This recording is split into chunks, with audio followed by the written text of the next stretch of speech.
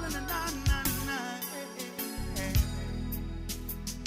wa o mana o ia Yesu ilo uola malo fatu wa o ilo along sise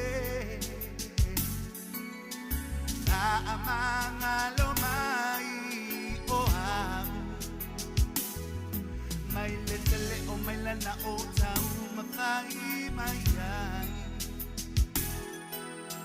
timu mala ai o tele I fa vai vai ai o te ono sa ipea ai tau tai mai oia tu lo matai lo ola malo fatu o iloa lo usise ta amanga lo mai oha pe ao o ipita olene iolanga wa oiani mana o Yesu lo matai o ia o tsuluma maluai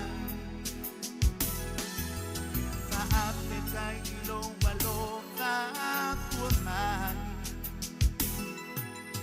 o aso umalele e ta aso mai ilo uola tau mawhai wa o iai tau tai mai o Yesu alo umatai o te manuia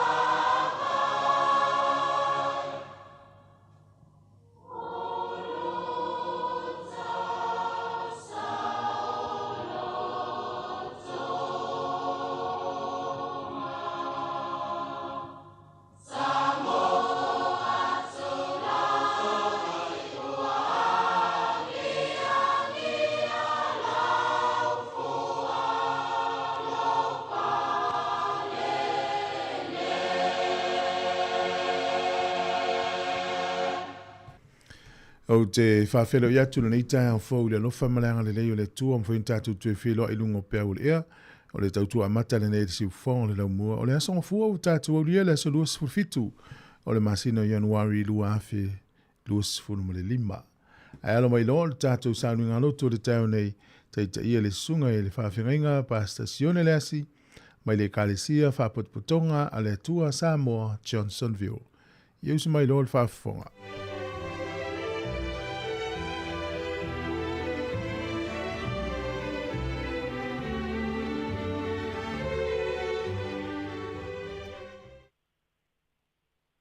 O rā tātou tāpua i atu i le atua e le nei asu fau. Ala whai mai e le nei tai au manuia Sāmoa. Se i o tātou ati whatasi māu. E si i le tātou taulanga o si luma le no whari ma manu o le tātou atua. E ala i le tātou tāpua inga whare a inga i le nei asu fau. I le swafa ma manu o le atua le tamā. Le alo ma le anganga po ia. Tātou te amata ina ai le nei tāpua inga. I au tau pepesa ma le leo tele i le atua lo tātou malosi. I au tau alalanga i le atua o Iakopo. I nā usu ia le pese, au mai ia le topa, o le kitara leo marie, a toa ma le napeli. Au ai sili i ova, e tusa foi o na matuavi ia o ia. E sili o na matautia o ia i atua uma. Tātou te talo. Lo mātou ta mai o le langi. O le atua siri ese ma le whaiva venga lava lau a fio. I atu maupea vi inga e whaamabau. Ma i a sanga whaamanu ina pea lo suafa mamanu. Leo wa whaalia lo wa lofa whaamaoni ta maa. Ina wae to e tai manuia mai lo mātou wola i le nei aso fau. A fia mai anganga pa ia i le menei. Li lingi mai lau wha unga mana. Ina ia pa ia ma mamalu ai la mātou tāpua inga a whaia nei.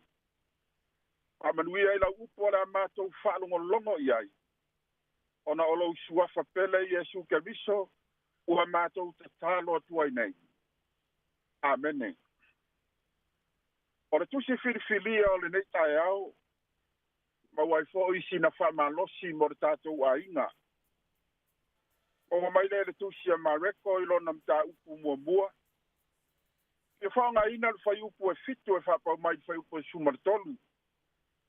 A o manatu ono tātou taimi. Ke whaita wina na o le whai upu e fitu e whai mo tātou matua. Pa whonga i la whionga pa ia lo tātou atua. Ua tala i atu ia ua whate atu. Olo o muli mai le tasi. E sili o ia i ate au. O te lea o ngā ue puna wifo matatala le no noa ona se vai. O rau tua mawhau whaunga nei aso e whapea. Ia whaasili ke riso i o wala uma. Olo o mori mawina i o ane le ona le tusi le nei. Le soifuanga o Ioane le papetiso o lo o ia ta uai. E le ngata o ia o le sabali. O ia o le teuteuala. A o ia foi o le leo o lo o alanga i le vao. O Ioane la le papetiso. E le ngata ina whaila na ngā ruenga tā lai. O le tala ina o le papetisonga o le salamo ina ia whaamangalo ina ngā sala. Aina whaatino fo'i lana papetisonga. E ala i le whaatofu o tangata i le vai. Pai mai foi tau ua whai nei mo tātou matua. Ua tala i atu ia ua whape atu. Olo o muli mai le tasi. E sili o ia i ate au. O te lea o ngā ue punou matatala le nono ona se vai. O sila fia le leia i Ioane le papetiso lo na tūlanga walawina e le atua. O ia o le naseri whiriwhiria. E whai ma sāvali. E whai ma tautewala. E whai ma leo e alanga. Peitai. E atangia mai upua i Ioane le papetiso. Na te leo i loa le tangata e muri mai. E leo ta ua fo ia Ioane so na ingoa. Paule mea mautinoa. O le tangata o lo muri mai. Fai mai Ioane. E sili o ia tia. A tonu ele tau fesilingia le so tanga o Ioane le papetiso ma Yesu. A wape a tatou va ai lo loto iai. E uso tina o tamane o Ioane le papetiso. A toa foi ma Yesu ke viso. O lona wingala e ka seni la wadi ia peitai. E tele taimi e tala noa ai ma mafuta fatasi ai Ioane ma Yesu. Ai natele oiloa. O ia le o le kaviso o le alo o le atua. A tonu foi e laina tutusa mauso moni o Yesu. Ai fata foi i so e to se fulu ma le lua o Yesu. La tuta mafuta fatasi, momoe fatasi, tala no fatasi. Ala tuta le loa o le mesia lea. O le kaviso o le alo o le atua. Lea lai maua ai Ioane le paptiso. Pe a fua foi ana upu na fai, ina ua whaafale pui ina o ia. Na ia awina ai o na soo ia Yesu. Ma fesilingi ai o ia. E longo atu ia Yesu, po o ia ea lea. E whaatali i se tasi e fio mai. O le tuta ua i le tūlai mai o Ioane le paptiso. Na ia whaatino lona walawina i lona loto talitonu ma lona whaatuatua. Ai le ngata i lea. Ua tūlei mai ai fo i lona fufonga na upu whawalo anga. E whaatatau i le o muri mai. Whai mai Ioane. E sili o ia tia. O le afuanga lea ua whatu ai se tātou au tū o le nei aso. E plei ona tā ua. Ia sili ke viso i o wala uma. O sili. Ai se aia o ai ona sili ke viso i o tātou wala uma. Mua. Awana o ke viso lava. E nate papatiso ina i tātou i le nganga pa ia. Whamai o ane le papatiso o au nei, o te papatiso atu i ate o tau i le vai. A o ia, na te papatiso ina o tau i le nganga pa ia. I se isi whaupunga whai mo fie, na o ke riso lava, na te mawhaia o na whai lea tūlanga, ma batu i ate oele mana, e te malosi ma e ngalue ai. O le papatiso ngai le nganga pa ia, o le mata whaioi whai tō tasi lea te riso mo lana whanau. O e ua tali aina o ia, ma whātua i lona suafa. O le mea lofa ua fo ina whātutoa, mo lana e kalesia. E tele maua mai se whaife au po o se profeta. E tele maua mai fo i se angelu po o se apostolo. Ia po ai lava. Ai ua tau tino Ioane le papatiso, o le muri mai. Na te papatiso atu i ate outou i le ngano po ia. Pa mai Yesu i lona au soo. Ai maua e outou le mana. Pe afio i fo le ngano po ia i lunga i ate outou. E fai fo i outou ma mori mau i ate au Yerusalema, ma Iuteia umalama, ma Samaria, e o lava i le turu inga o le lalolangi. I oi. Sili ke riso i o wala uma. Aua o ia e te maua i le malu si fau. Ma le ola fau i aso uma o lo wolanga. Lua. O le sili o ke riso i o tato wala uma.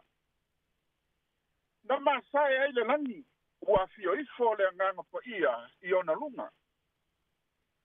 Mai le kenese e whapau mai le tusi a whalinga. Tātou tele i loa se mea whapea na tupu ai. Ua masai se langi. Ai a fio i fo le nganga pa ia e peise i se lupe i lunga. O se apostolo po o se o si taulanga po ai lama. O le tani, ele ai. Ai o se aso ese le aso. Ua ngungu ai o ane ua le manga ngana. ua ufitia le suavai ma lea o ngā ele i le mamalu ma le pupula o Iova. Ina ua ia vaaia le langi ua masae. Ma le anganga pa ia ua fioifo i lunga o ke viso e teise i se lupe. O le siu fafonga mai le langi ua whapea mai. O lo uatali i pele oe. O te fia i ate oe. O le winga ia upua Ioane le baptiso. E muli mai le tasi. E sili o ia i ate au. Aisea. Ele aise isi atali i pele. Ele ai po i se isi e fia i ai le tua le tama. Na o lona lava alo pele e to tasi. O Yesu ke viso le alii ma le whahola. A se whamanatu fo i lea mo tātou le whanau le atua. A tātou whaasiri siri ke viso i o tātou wala uma. E whai fo i tātou mātalii, ma whawhine pele i le atua. Ma bea i tātou o ni whanau, e fia ma i ai le atua. Tolu. E tā ua tele le whaasiri siri o ke viso i o tātou wala uma. Sa au auna angelu i ate ia. Wa tātou malama ma manino i angelu, na whaia ele atua ina ia au auna i ate ia. O la tau o ave fe aua le atua siri ese. O le langi ato a foi ma le lalo langi. Wa tau tino ma mori maula i o ane le baptiso. Ele i au auna ni angelu whapea i ate ia. A o le muli mai. E sili o ia i ate au. Aisea. Pa mai tātou tusi filia e pei ona whaita wina le nei aso. Namba vaele si ufofonga mai le langi. Ona avea lea o ia ele anganga i le vao. Ina ia whao so ina e satani. I po e whanga furu. Whai mai le mau. Sa iai manu fe ai i lea vao. Teitai. Sa au na foi a ngelu i ate ia. Ioi. Ia whaasiri sili ke viso i o tātou wala uma. Awana o ia lama. E ao o na tātou au na iai. Na o ia foi. E ao o na tātou vivi ma whamanu iai. Na o ia lama foi. E ao o na tātou to tuturi iai. Le lama foi wo o i angelu. Lātou te au na ia te ia. Ma lātou whaita ulanga ia te ia. E ala i vi inga ma whaanene enga i lea aso, ma lea aso. Tāua tele le nei masina a mata o le tausanga. Wa whau puina le toa tele o nisi o lau ke visiano le lalolangi. O le masina o lui tau ma tofu tofonga. O le tātou manu maloina lao nei lui tau ma tofu tofonga e fita iai ma tātou. O lo tātou whaasili ina leo Yesu te viso. I o tātou wala uma. A wawhai mai manatu o le nei aso. E afua mai i a te ia le mana po o le malosi. Tātou te manu malo ma whaato i laloina ai nei mea uma. E se fo i le manai o langona ma mawhauwhaunga o Ioane le baptiso. E ui na te le o iloa ma mautinoa le o muri mai. Atonu fo i le iwa ai ma whailoa i niai. Ai ua ia mori mawina le o muri mai i ana upu whaavalo anga. E whaamao ni aila na mau. E sili o ia i a tau. Mua, na te papatisoina i tātou i le nganga po ia. Lua, na masae le langi ai a whiaifo le nganga po ia i ona lunga. Tolu, na ave le nganga po ia i le vao. Na au na foi a nelu i a te ia. Ua tātou mori mawina foi le ngaluenga papetiso a Ioane. Na ai filo fatasi ai ma le atua le tama. Le atua le alo. Ma le atua le nganga pa ia. Ma fua aisea. E le fata uwaa i le sila le langi. Le ngaluenga le leia Ioane le papetiso. Ina ua ia fatofu le alo le atua. E ala i le papetisonga i le mai. Ma lona tau silina. O le o lo o muri mai. O Yesu ke viso lava lea. Le alo pele to atasi o le atua le tama. Samoa. O ati ute mawhai walo filima, o le awhenga iai ma le nei aso. O ngaluenga fo'i ma fe au ma sani o le aso, manatua, ia whaasiri sili Yesu ke biso i oala uma, tātou te sa o loto, ma tātou manui ai, ma tātou file muai. O la tātou vi atu i le tua, i lona vi inga ua Sāmoa.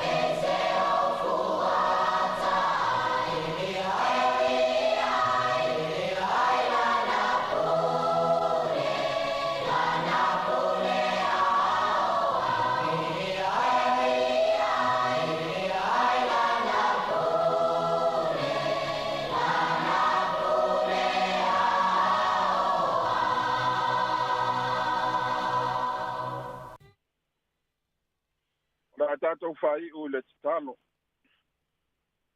O mai an ngaluenga ar tangata. A o mātou tuina atu le ngaluenga mana lo wa nganga po ia. E te ngalue ma fesoa soani loto ma fina ngalo o lau whanau. O lau upu sa lulu wina i le nei aso tama. Ia avele o se fatu e pa ule ele lei. Ina ia fua ma iai atili. Ina ia mato wilo ai o na whaasili sili o i te viso i o mato wala uma. Mato te manui ai. Paftai mele lei uma male au ngā wa e whaia pēr mo lau whanau. E ui lava iso mato vai ma so mato whata mala. Ai ua mato mauti noa male loto talitonu. E te leo tu la fo ina i mato i o wa ao anga le lei. I ia la ua fio i la mātou wholaunga a mata o le nei tausanga fau. O lau mātou la ngona ina pēr lo mawhana whana ma lau file mu. I le whata si mai o lau ua fio mo i mātou o lau whanau. Paftai mo lau wha o la tanga. Le tongi olana e saunia i le vāo le langi ma le lanolangi. Na tauta wailo walo pele to atasi lungo le sa taulo. Lea ua mātou sa o loto ma mātou wola ai. E ala ilona toto pa ia na whaamalingina. Ua maua i e tangata uma le sa o lotonga ma le ola fau. Mātou whāto e se atu le ali ie. O i mātou lava o tangata le anga ma le anga sana. E le lilo fo i o mātou tangata i lau sila whanga pa ia mai le langi. I mea se ma mea leanga mātou te whaia pēr. O le ala leo le mātou tangi atu ma le loto wha maulalo ta mā. Wha mole mole wha mā ngalo Sāmoa lo watunu pele. A foi wa mātou wha tamala i o mātou tiute ma tō whinga na e wala wina ai i mātou i lo whina ngalo. Ta mālo whai, ta lia maia la mātou te talo. Ma ia sausa wina i mātou uma. I le toto pa ia o lo walo o Yesu ke viso na whamalingi fuaina. Ina ia mātou wala ma sa o loto ai. Angalele maila ua fio ta mai fe au mga luenga. O lava singa uma le awhenga iai mau tangata i le nei aso. Tai tai ma tausi maila ua fio mo i mātou uma. Lavea i mai o a lofa i lunga o mātou tangata uma lava i le nei aso. Ia malutia pēr i mātou e le mana lofa o la ua fio. Ma ia lavea i mātou taito atasi e le mana o lo wanganga po ia. Pamanuia le tāpua inga na i o mātou matua tausi. Te tonu o maota malawa. Lau au fai ngā ruenga ngā lulua o le tala le lei. I la lato ngā ruenga te talo ma le tapua inga. Ina ia manuia u tangata. Tu mau pēr lau whaamalo longa mo i lato. E le ngata i le tino ma le mafau fau. A ia whasiri sili le anganga. Alofa ngia lau whaamalo longa mana i se o mai ma mafatia i le tino le nei. O whea lava sa mea o tāo oto ane ai. Ia pai atu iai le mana o lau whaamalo longa pa ia. E ala i le suwafa i Yesu ke viso le ali i o le ola. Pai atu o ua ao whaamafana whana ia inga whanua noa le nei asu. Ona o pe lengo mafutanga ua whaamuta ina. Ona o le malanga le maliu ma le oti. Pamui atu i sio mātou malo Sāmoa. Iona taitai ma le whainga malo. Ai maisa le nei atu nua ni sila ua mātou whai malo ai. Ia malutia i mātou uma i lo mana lofa. Amanuia le ofisa whasala lau nei. Le ali pule ma le au whai ngā luenga. Ia manuia ngā luenga le lei uma o lo lātou whai apea. Au wale tautua ina o mātou tangata Sāmoa. E le ngata i New Zealand nei. Au a whapea fo i le lalo langi atoa. Tuba mai o mātou lunga o malava le manuia ma le file mua oe le atua le tamā. Le lofa siri esa o Yesu ke viso lo mātou walii ma lo mātou whaola. Mai a mafuta ina pēr i mātou i le mafutanga vāvala lata ma oe nganga pa ia. Nei tae au. Maaso umalava o i le whaavavau. E whaavavau lava. Amene.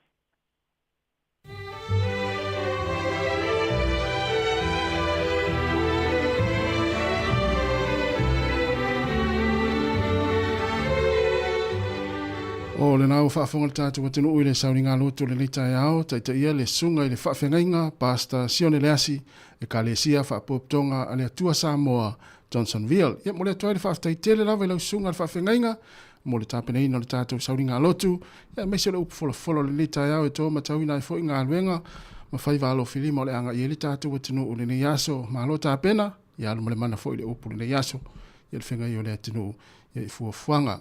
Pamni atu le yaso i fuafuanga le awhenga iai, aftai fo i le tapo inga le whaletua ma le nofalo, ia whaapele pa i o le kalesia whaaftai tele lava. O le inga le tua ma le kalesia Peace Chapel, o le whangasa loi leo le tātou poklami le neitai au, tālo whalawa.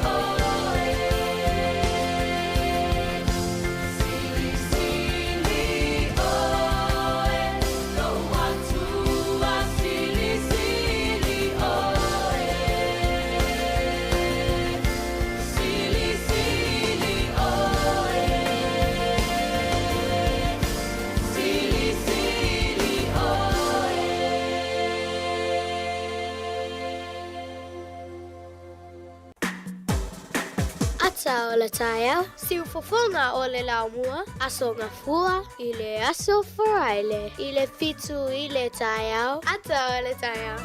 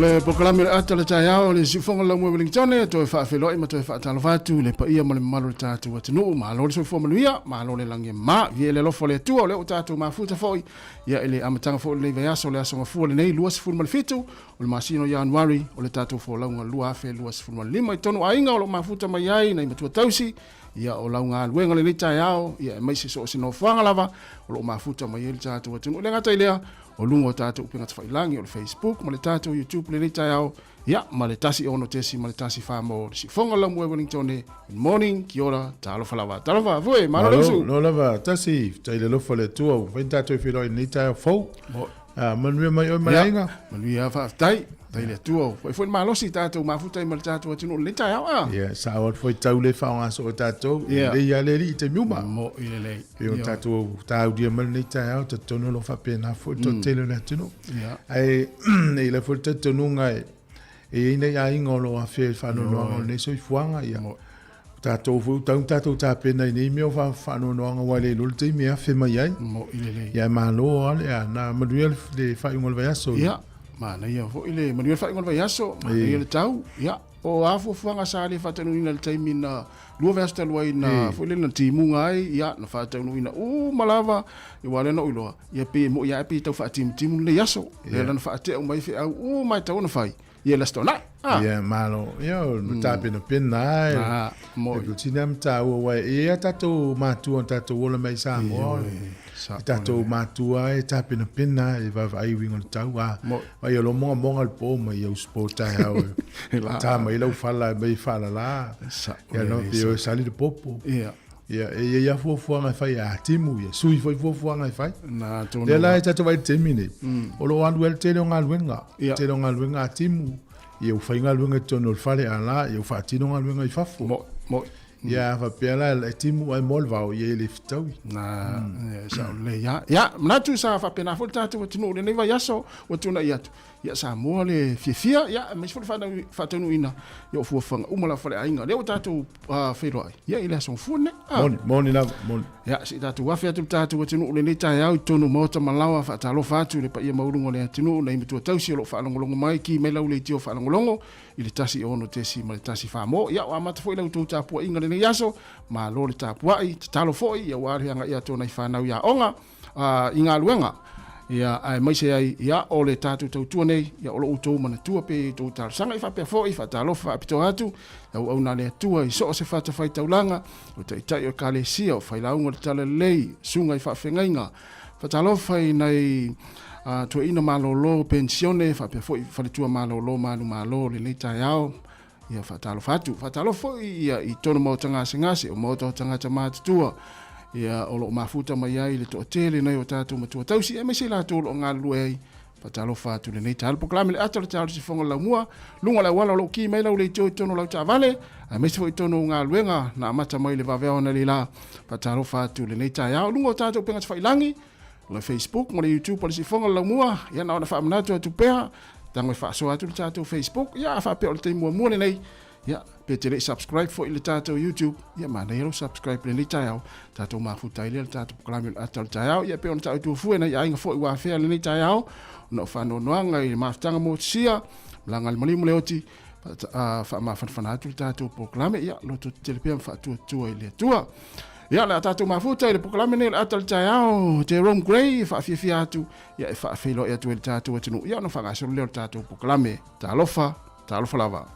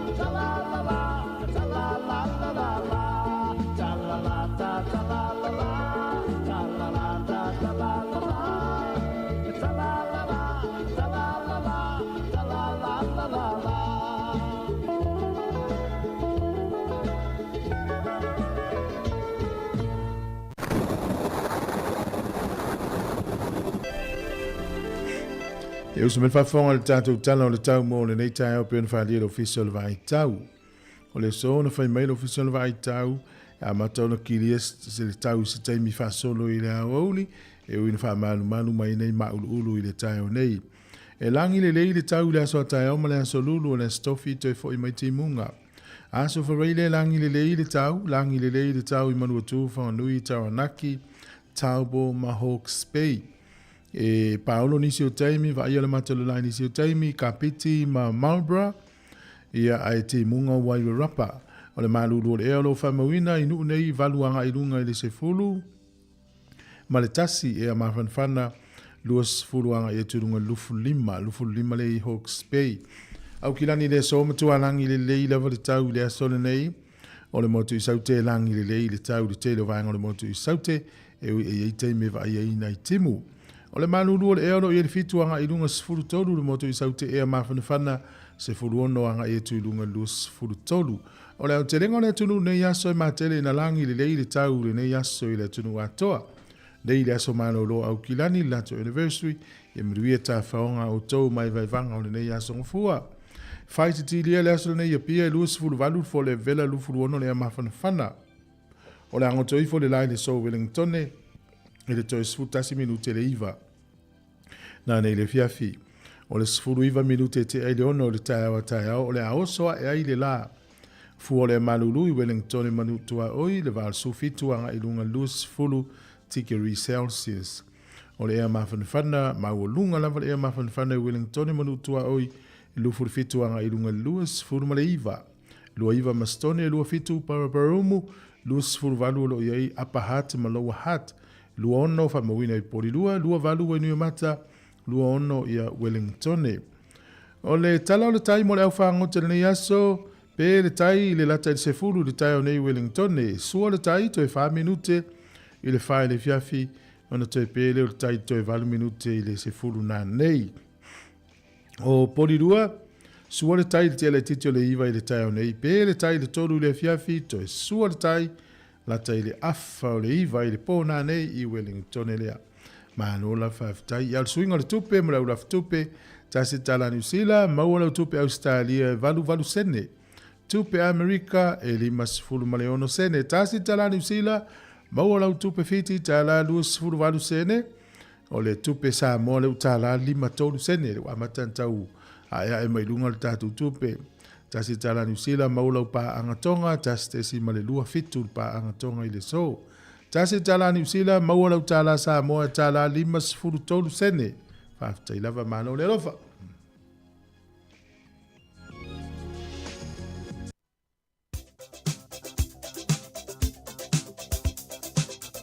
O whaamurianga wa soifua, o asa whanau, tatu i meri masani lava nila, asa whanau e samoacapitalradio.co.nz, manu ia te le lama utou wa soifua, po o se asa whanau, o se isi whanau, le asa uruas fulfitu le ia masino Januari, ai whaamuri atu o le tatu poklame, ia te utou umlawa fo i pele atua le malosi, ia fo e whaapopo nisi tau sanga stele mo utou, ia awalwhenga e au mga luenga, o le tusi whaitau, mo maile le tusi o Mika, o lona mata upo e fitu, a o lona fai upo e fitu. Mika e fitu, a o lona fai upo e fitu. A o au, o te wha talitali i a Yehova. O te wha moe moe i le atua o loo o la tanga. E wha afafonga mai loo atua i a te au. A o au, o te wha talitali i a Yehova. O te wha moe moe i le atua o loo o la tanga. E wha afafonga mai loo atua i a te au. Mana ia tele le upo ni tai au i tātou as whanau. Familia tele lava le atua, e al pesa nei moto.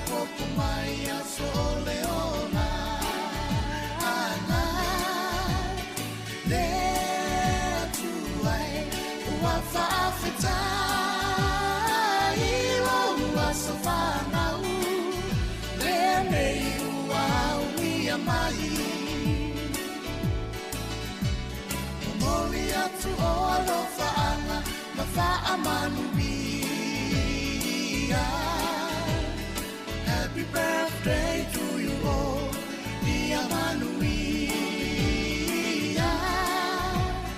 No wasafana nene wa e auni. Ata tofa afetai, ole atu alava ia via. E atu ai fa afetai lo alofa winga e. Kwa efo a imai ai nei a sote alofa angalo ai ngalo a soifu ai au ngalo mola o ai nai mai sele atua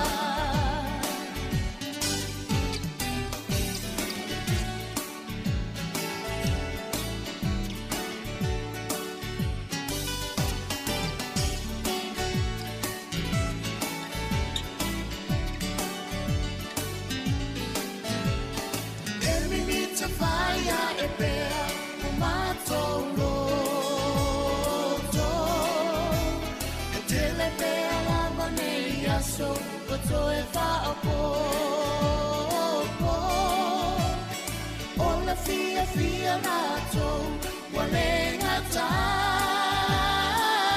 lo wasofana le nei ua ulia mai fa amanuia me atua lo wasofana fa au mai na lo soi fuia na fe Popolina Beanicia Societe Lelo faanga mo ole Ele umayo aina pele Lea tu ai faafetai o alo fawinga ese Kwa efo a imai aine ia sote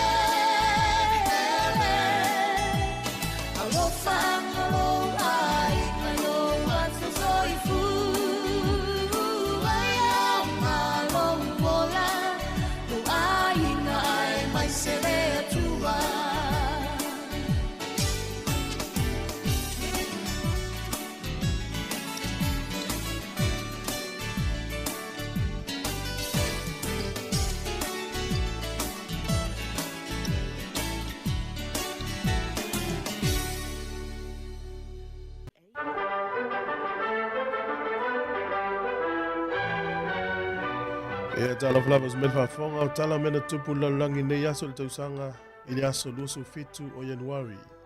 O le aso nei le tausanga e tasi valu tolu fitu i ana soifua mai ai Sāmoa i sifo i le sunga i a tui maleli i whanu siu po siu i a o ia lesa avea ma teitai o le mau i le lumatusa o lena valo ia temina o ia avea ma teitai o le mau.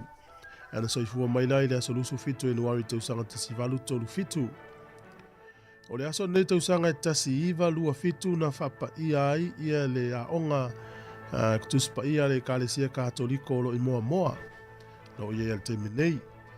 O le aso nei tausanga e tasi iwa valu tolu na whapena o na tatala ai le hala poletano fo ile le hala i lalo. O le palpala pitosili na umi lalangi i tonu lea o le atunu o Japani e feso o ta iei motu i e lua o Honshu ma Hokkaido. E tolu sfuru tolu tesi male 5 maila le umi pe 5 sfuru tolu tesi male 1 kilomita le umi o le ala nei. Whapea mai o le ala pitosili nei na umi lalangi e alu i lalo le palpala. O le aso nei i le tausanga tesi iwa ono lua ia na mua i le tangata nei o Peter Snell ia o le tangata nei ia sa halu fo i le Olimpeka i Roma i le tausanga tesi iwa ono sfulu ia le fo i sa maua i fo ia lana pine. Ia o le lanta tae ia le koti New Zealand i le taalonga fo i le valu se lau mita e tolu ia minute ia ma se kone 5.5 o le koti ana New Zealand taalonga se fai le so e te tonu o le nuu lea o Wanganui. E whapes whamtalanga ia o le tausanga e tasi iwa fitus fulu na malanga i loa ia Peter Snell i tonu Amerika ia ma avea o ia ma director ia o le isi vaanga le tau le Human Performance Center i te tonu o le University of Texas i Amerika. O le tausanga tasi iwa sfulu na ofia tuai o ia i le New Zealand Sports Hall of Fame. Ia o le tausanga i luafe na palo taina i le ingo Peter Snell e avea ma tangata ia po o le tangata taalo o le senaturi i lua sfulu.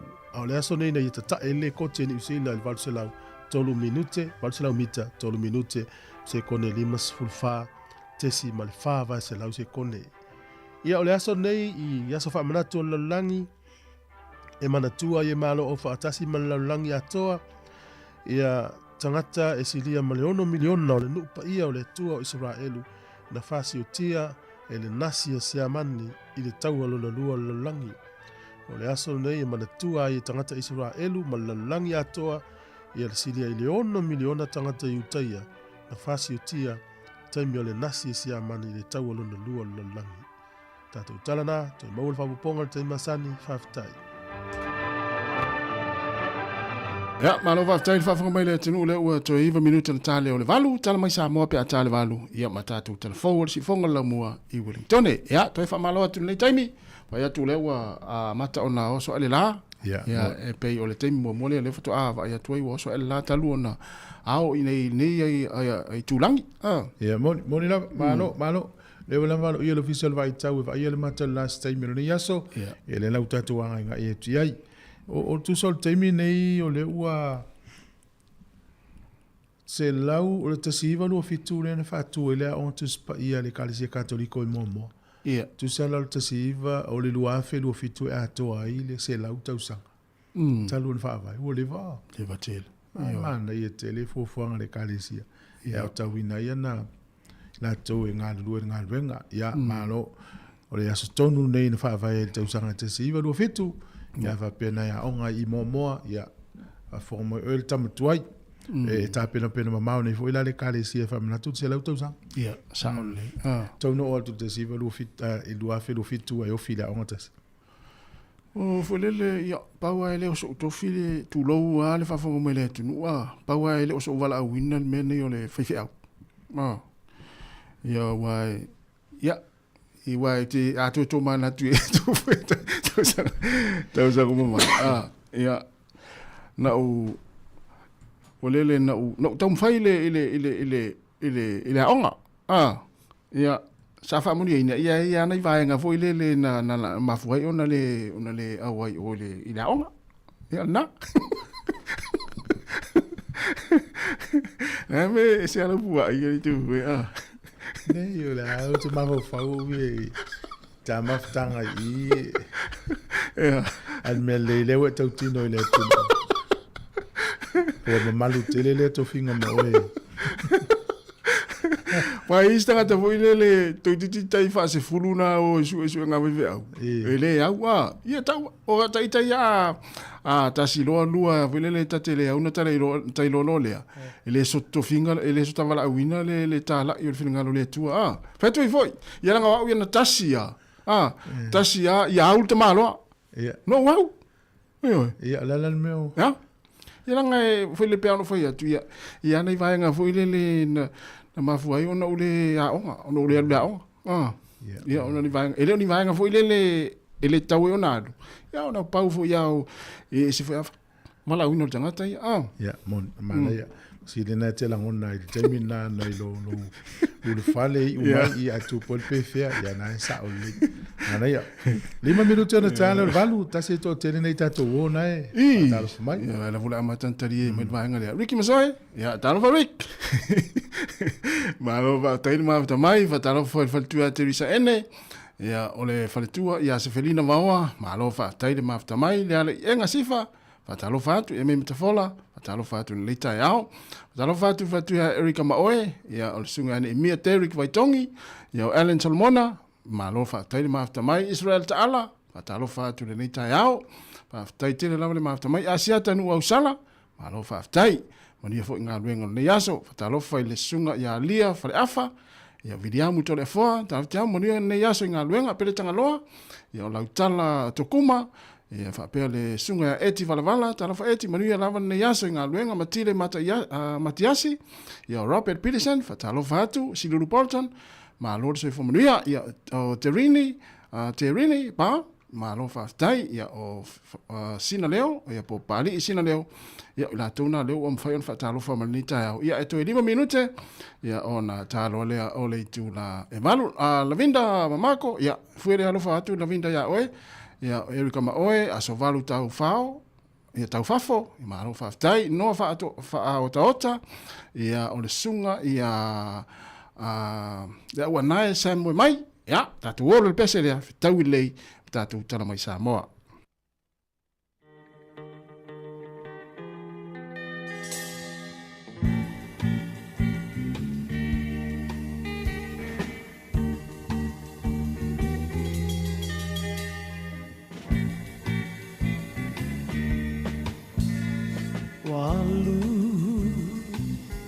Ole po ato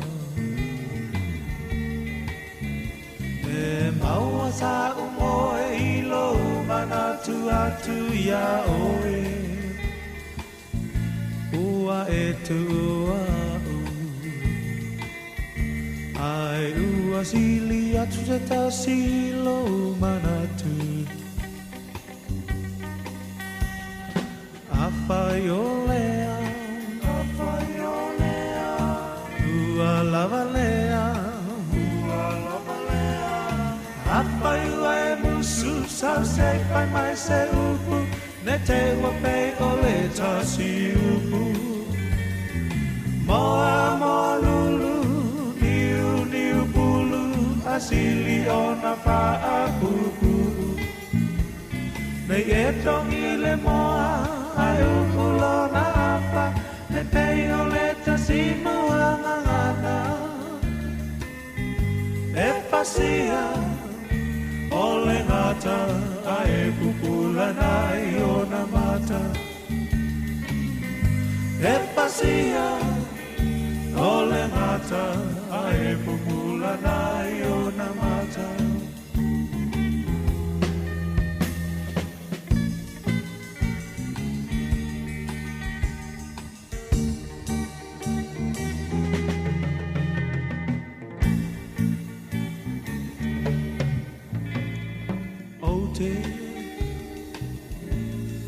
Mana tuaina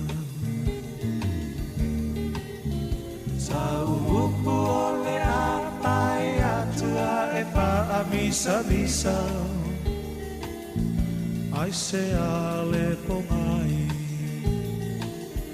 o amafu ai no fuli tua mai apai olea lavalea, apaiua e musu, sa se pai mai se upu, ne te wapei o le tasi upu. Moa moa lulu, niu pulu, asili o na paa pupu.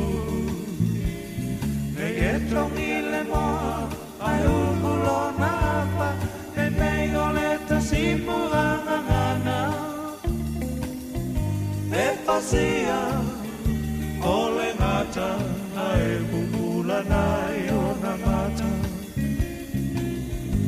E pasia, o le ngata, ai pupula nai o na mata.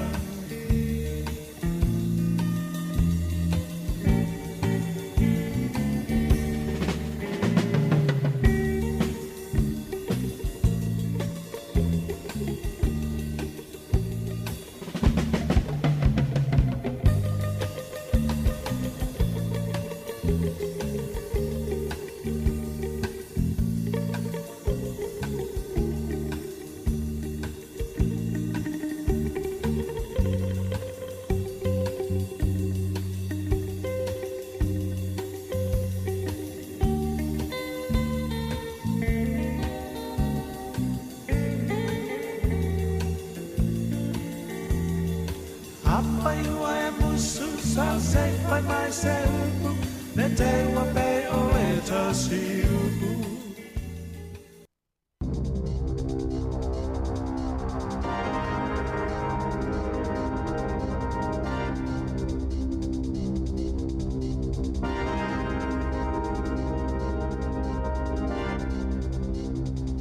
Talofa lava i le nei foi vaenga o telefou o le si ufonga o le lau mua i Wellingtone. O le talo mua sa i longa o na mafatia i le nuu o manga whai i le tu malo Northern i le Paulest o na ai i se asio malosi na tai ai le vaenga o le tunu le ana whaalenga i nai le te leo whale pa uai po moli ngau i lalo la au ma whele le solo ai tau o lunga o whale ma fōlinga ai e pei o se taua na whaatama ia i se vaenga tele o le nei a ai.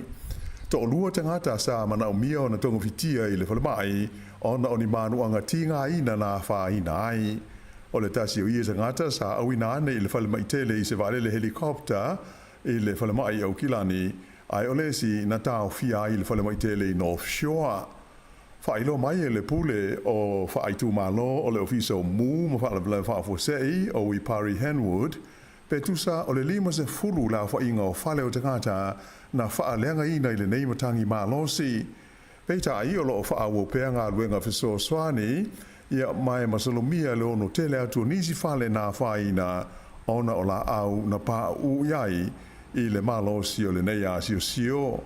Whailo mai fo i le company e le tise le North Power, e te le vaenga au fi ai le awala tuai le Old Waipu Road, sa motu si ai le tise, mai a tonu e whaato a mawhai una to e whaola i a nisi whale i se taimi o le so. O lo o fuafuaina e o tu lava i le lima afe, le a whainga o whale na motu si ai le tise, i le nuu le nei o manga whai, whape ai le Langs Beach, ma le manga whai heads, ona o le asio sio le nei. O le whai unga le vai aso sa ngā lue ai ngā sa whale ngā ina o la tau whale a toa i fo i maisi tangata o manga whai i le tau wha ma ina lea o le ala tele mano la tau ai mai whale tonu na mafua mai i lea matangi ma losi.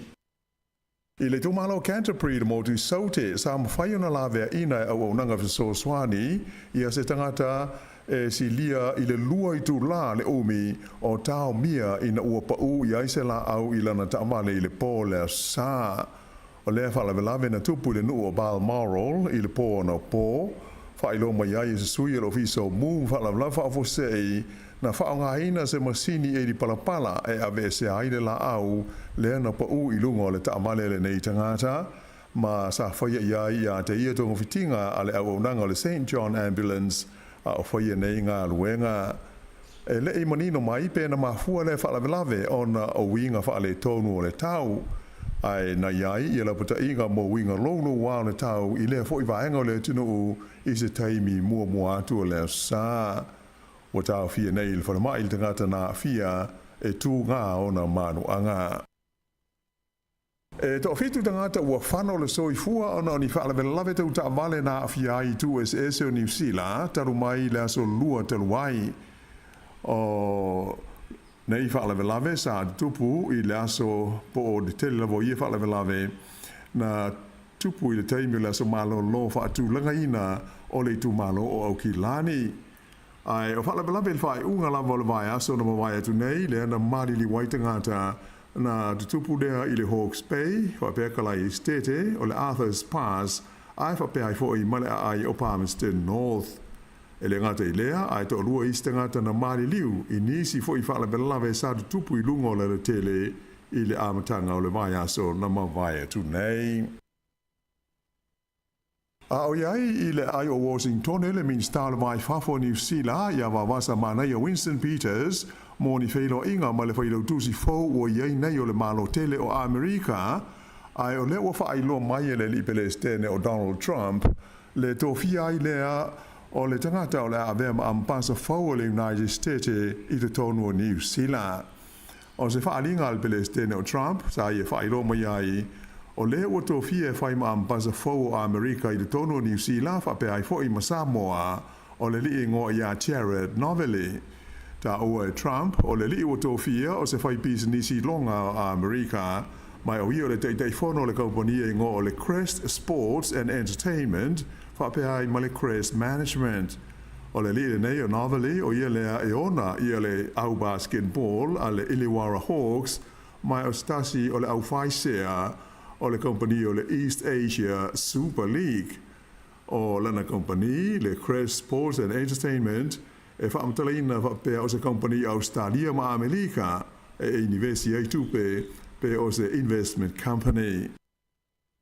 Lipotia mai le whaafia ina o lau whai businessi le nuu lai titi o Hakune, ona o le tapuni ai o le tele le Desert Road i le nei vai taimi. E tu sa mo le lua masina le umi lea o lo tapuni ai le au le tele le nei numera tasi, State Highway 1, i le vale o Turangi ma Waiuru, lea e au fi ai le Desert Road, ona o ni ngā luenga o lo whai ai le taimi nei. O le asas futolo o Januari lea na amata mai ai o na tapuni lea vaenga o le tele, ona o ngā luenga e au fi ai le toe whaataina ma le whaale lei o le se fulu kilomita o le tele, ai whape ai ma le fausia o ni ala vai fau. E le ngata i lea o le asuia i fo i ma le fola o le ala papa i le manga toe nui bridge.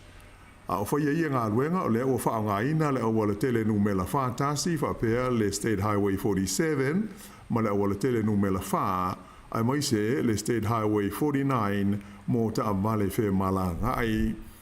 O le tui saute o le ele whaasauina ho i le nei ngo o le Tongariro National Park e iai le nuu le titi le nei o hakune lea e uia le awala tele nu me la whaiva. E ui ina whaatoa lua vai aso talua na tapuni le Desert Road, ai lipo tia mai e le au whaiva le einga i o hakune le matua le lei lava wala tau pisi nisi le nei taimi. O le whale einga ingo o le Utopia Cafe sa la tau whalia, ua o tu nei le iwa se furu la whainga o la tau ainga e tau dia i la so dasi, o le tele o taawale e uia ma malo loa tu iai. Whapena fo i Malaysia whale ainga la tau te whaafsanga ai e ngo o le Mountain Rocks, e talu na tapuni le Desert Road, ua i longa lava o na pisi ma to tele i la tau e a whea e malo loa ai. O le whaiunga le vai aso, sa whailonga inai le taurus furulima tau sanga talu na amata le tau tua ale wales whaasara lawa New Zealand mo atu motu o le Pasifika. O le au nanga le nei le Radio New Zealand International po o le Rinzi i le whaapupu na amatalia i le aso luas fulfau Januari le tau sanga ia iwa se lau iwa se fulu o le aso tonu lea na da tala i alo ia i ta longa a malo le tau pulenga po le Commonwealth Games i le ai o au ki lani. O le masini whaasara lau po le transmitter i se lau kilomita i le kilowati i le malosi le sa whaonga ina e whaasara lau ina ai po le kalame a mai se lama o telefou o le RNZ e hanga i atu motu o le Pasifika. Sa to e whaingoa ina le nei au nanga le malo New Zealand o le RNZ Pacific i le tausanga i luafe se fulfitu ai e le isui ai na wha moe au tu ina ia tāpena ina telefou o pito i silio na lelei ma ia vea o se wane isi whaasara lau wha moe ina ma wha tuatua ina le Pasifika. Ai pei o na sila fia o le tausanga ia whi se lau wha valu le ana mua ai amata ai whaasara lau nga nei le wane isi whaasara lau a New Zealand a nga ai ia tu motu le Pasifika. Ai audia mai la whi se lau iwa se fulu lea na manatu ai le malo New Zealand e te tau na sanga whaale lea tidi lea au nanga ma i e whapeo na wha malo sia o na o le taua male au ngā i le Pasifika mo na ta ngata la lea na mafuai na whaavaina lea au nanga lea ua iei nei le Radio New Zealand International. O le taimi nei e tu sa male lua se furu la wha inga wales whaasara lau i le tonu o le Pasifika lo la tu e whaasara lauina polo kalame male au nanga le nei la RNZ mai o le whapeo na ngā lulu ai le nei au nanga i le tonu New Zealand i nisi o halo le Pasifika ai mai se lava o le tātou tunu o Sāmoa. Ina i tala mai whafo i Amerika o le pola stona ai na whaatoa whaamauni ai le Senate le United States le whiliwhilinga o le liingo i a Pete Hegseth e a vea ma whailau tusi fau o le puipuinga po le Secretary of Defense a lea fo i malo tele. Whailo mai se ripoti le newspaper le Washington Post e whapea sa tutusa le taunu unga o le palota le Senate i lea tofinga. Lea na whaao ngai na ai le sui Palestine o J.D. Vance i elana palota na te lango i na ai le tofinga o le tangata nei o Hegseth e a vea ma whailau tusi fau o le puipuinga le United States. Ua i oe le malo i Apani e wha amatu atu i le malo Indonesia i a seisi ai talafu wha ao popo e valu se fultoru tesi wha piliona yen po tupe i Apani. Pe tusa lea o le lima se lau toru se furu miliona tā la mo le ngā ruenga o lo whaia i le fausia o se wafu ma se tau langa fau wha le vao malo i se sae o le ai o Jakarta le lau mua o Indonesia. Whailo mai e whapea o le ai talafu wha ao popo a Indonesia ua whaamatu ina atu e le malo i Apani, ini tuutuunga mani aia inga e maua lalo le fua o lona ulua ai vaenga o le tului po o lona interest. O le whaiunga le vai aso lea na whaailoa ai se tūlanga aloa ia, e le minstalo se fua malolo ina le malo fiti, le matua pepesi ai o le whaamai whainga tā, le HIV AIDS, i le tonu o le fo ia tunu tele o le Pasifika.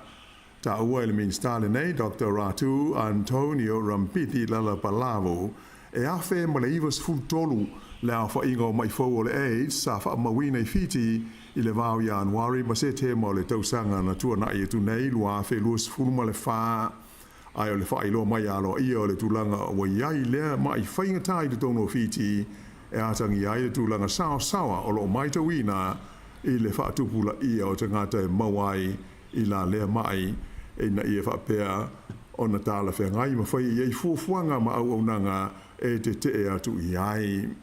I ta alonga soka le ei lika au se talia o lo whaanga solo o le toi minute lava le na mawaile sikoa la au soka au kilani ma manu malo ai le la ta alonga na po ma le au le Western Sydney Wanderers o le malo o whaatu mawinai le tūlanga mua o le au le nei le Auckland FC i le ei lika au se talia e pei ona iai. Ai o le ta alonga le au le Phoenix o Wellington ma le Central Coast Mariners na tutusa e uma le taimi whaatulunga i na iwa se 4 minute e le ai ni ai. I ta'alonga tenisi whaalewao malo ua whaamuta e le tamaitai a Amerika i ngoa ia Madison Keys i le taunga whai le nume le tasi e le lalolangi le tamaitai o Arena Sabalenka e ave ai maunua i tamaitai e se soto sanga tolu o siampini le ta'alonga tenisi o le Australian Open i Melbourne i le vaenga o tamaitai. Pe ona sila fia o le tamaitai le nei o Arena Sabalenka mai le tunu o Belarus ua lua te usanga so o manu malo pe le siampini o le tausanga le Australian Open. O le tamaitai o siampini nei o Madison Keys e lua sefuluiwa te usanga o le soifua e tūlanga sefuluiwa i le whaasalonga o tamaitai tenisi o le lalolangi i le nei whaanga tama. Ai i le vaenga o li e pe ona sisila ma mai mo ia i le TV o te siampini ai le Italia o Yannick Sinner i le Australian Open na su e fusi o ia ma le siamani o Alexander Zverev ma manu malo ai e ono tolu fitu i le ono ma le ono i le tolu o le Sinner o le Italia mua le nei o manu malo ni siampini se tolu po ni Grand Slam so e tolu i ta'alonga tenisi whaaleva o malo. I ta'alonga a wheleti o le taulelea ingo ia Chan Thalton mai Canterbury ua ia whaatuina se matati a whaua New Zealand i le tuunga ta moe o le ono se furumita i lona taimi e ono tesi ma le 5 se kone le ana tu langa luai i le suenga siampini a le ACT Championships i Canberra, Australia i le whaeunga o le vai aso. Ua tolu se furu tausanga o tu lai le matati ia po le record le nei a New Zealand i le ta'alonga lava le nei na whaatuina le li ingo i a gas ngititia i lona taimi e ono tesi 5 se kone sa whaamauina i le tuunga na taumaha i Barcelona i le tausanga e a whiwa se lau iwa 5. O le matati a whaule ua i nei e ono tesi 5 se kone le li nei a Fapton ua mawai malona vanoa e tauwa ai le suanga siampini le lalolangi le World Indoor Championships le whaiele ai o Nanjing i Saina i le masino mati. I o le whaiunga le nāle nei vai ngau telefou.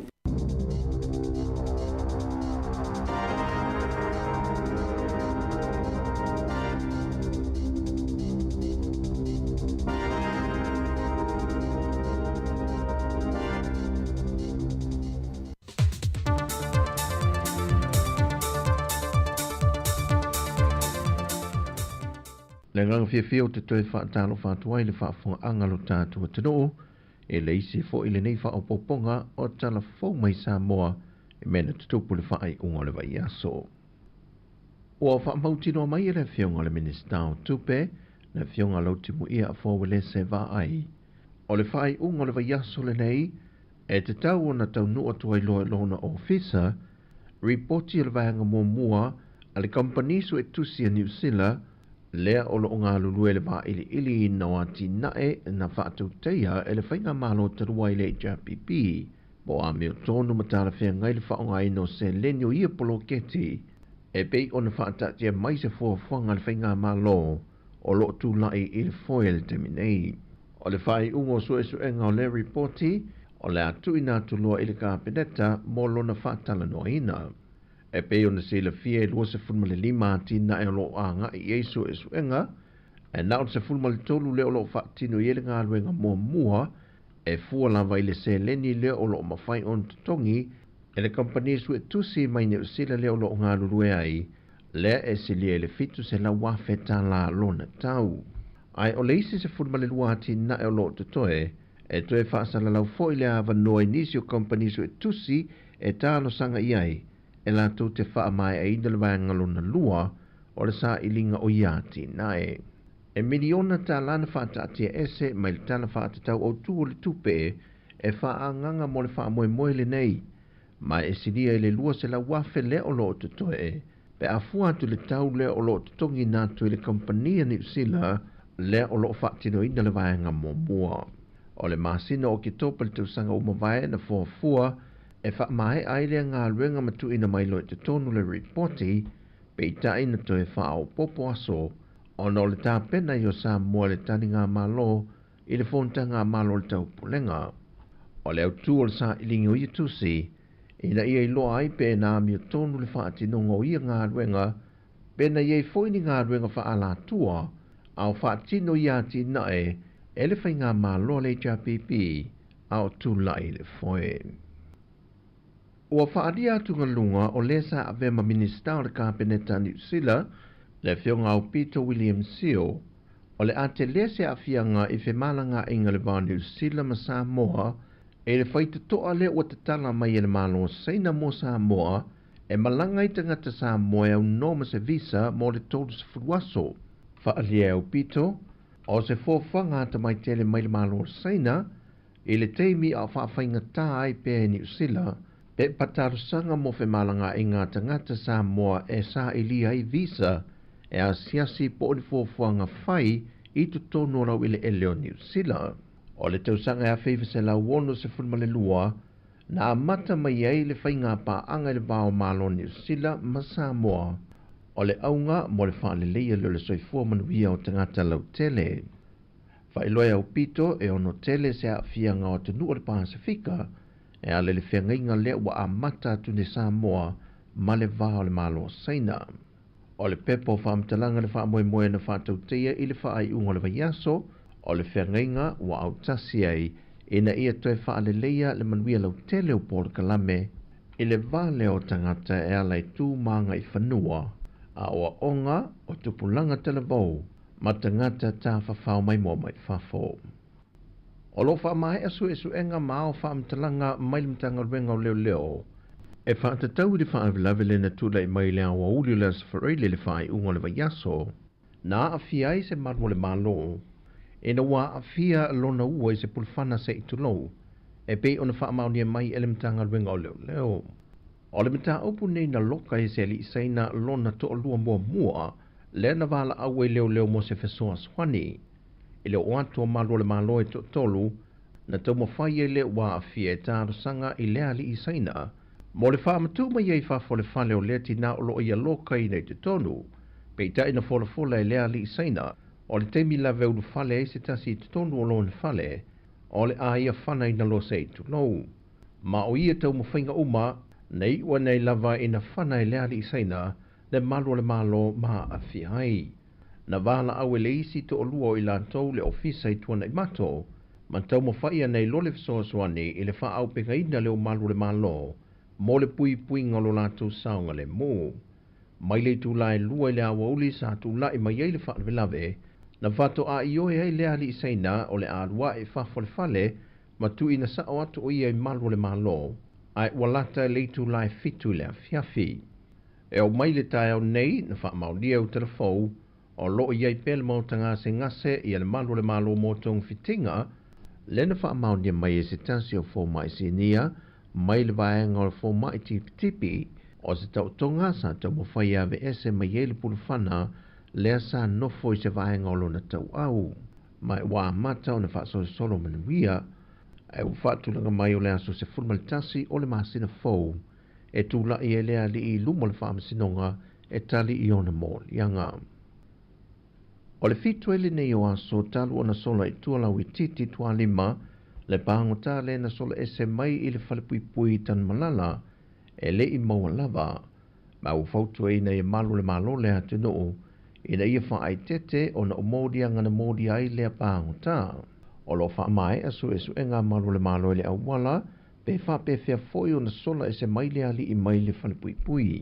O lau i titi e se fuma le walu tausanga o lo o wha whalepui nai ma e le i mai au na wha asalanga au lea foi watoe sola i tua e le mo se teimi mua mua mai tele mōdianga o lo mōdi ai lea li. O le tausanga e lua fe se fuma le ono na ia wha malo si ai se turisi ta mai tai mai au se tā lia sa hasia si mai lo tātou atu noo. Mai na molia e foe i le whai o winga māta ngā, o winga tau whaamatau, ma le umia leo se au penga matau tia. O whautua i ne malo le malo le atunu o, ia wala au le ofisa o leo pe a whai e loa i se vaenga o le atunu o. Mai whautua i na foe na ia awane o lātu tau whai e pue, ai longo vave malo le malo. O tala fawia mo le ne aso, whamanuia le tuai fōwhanga o le awhenga iai.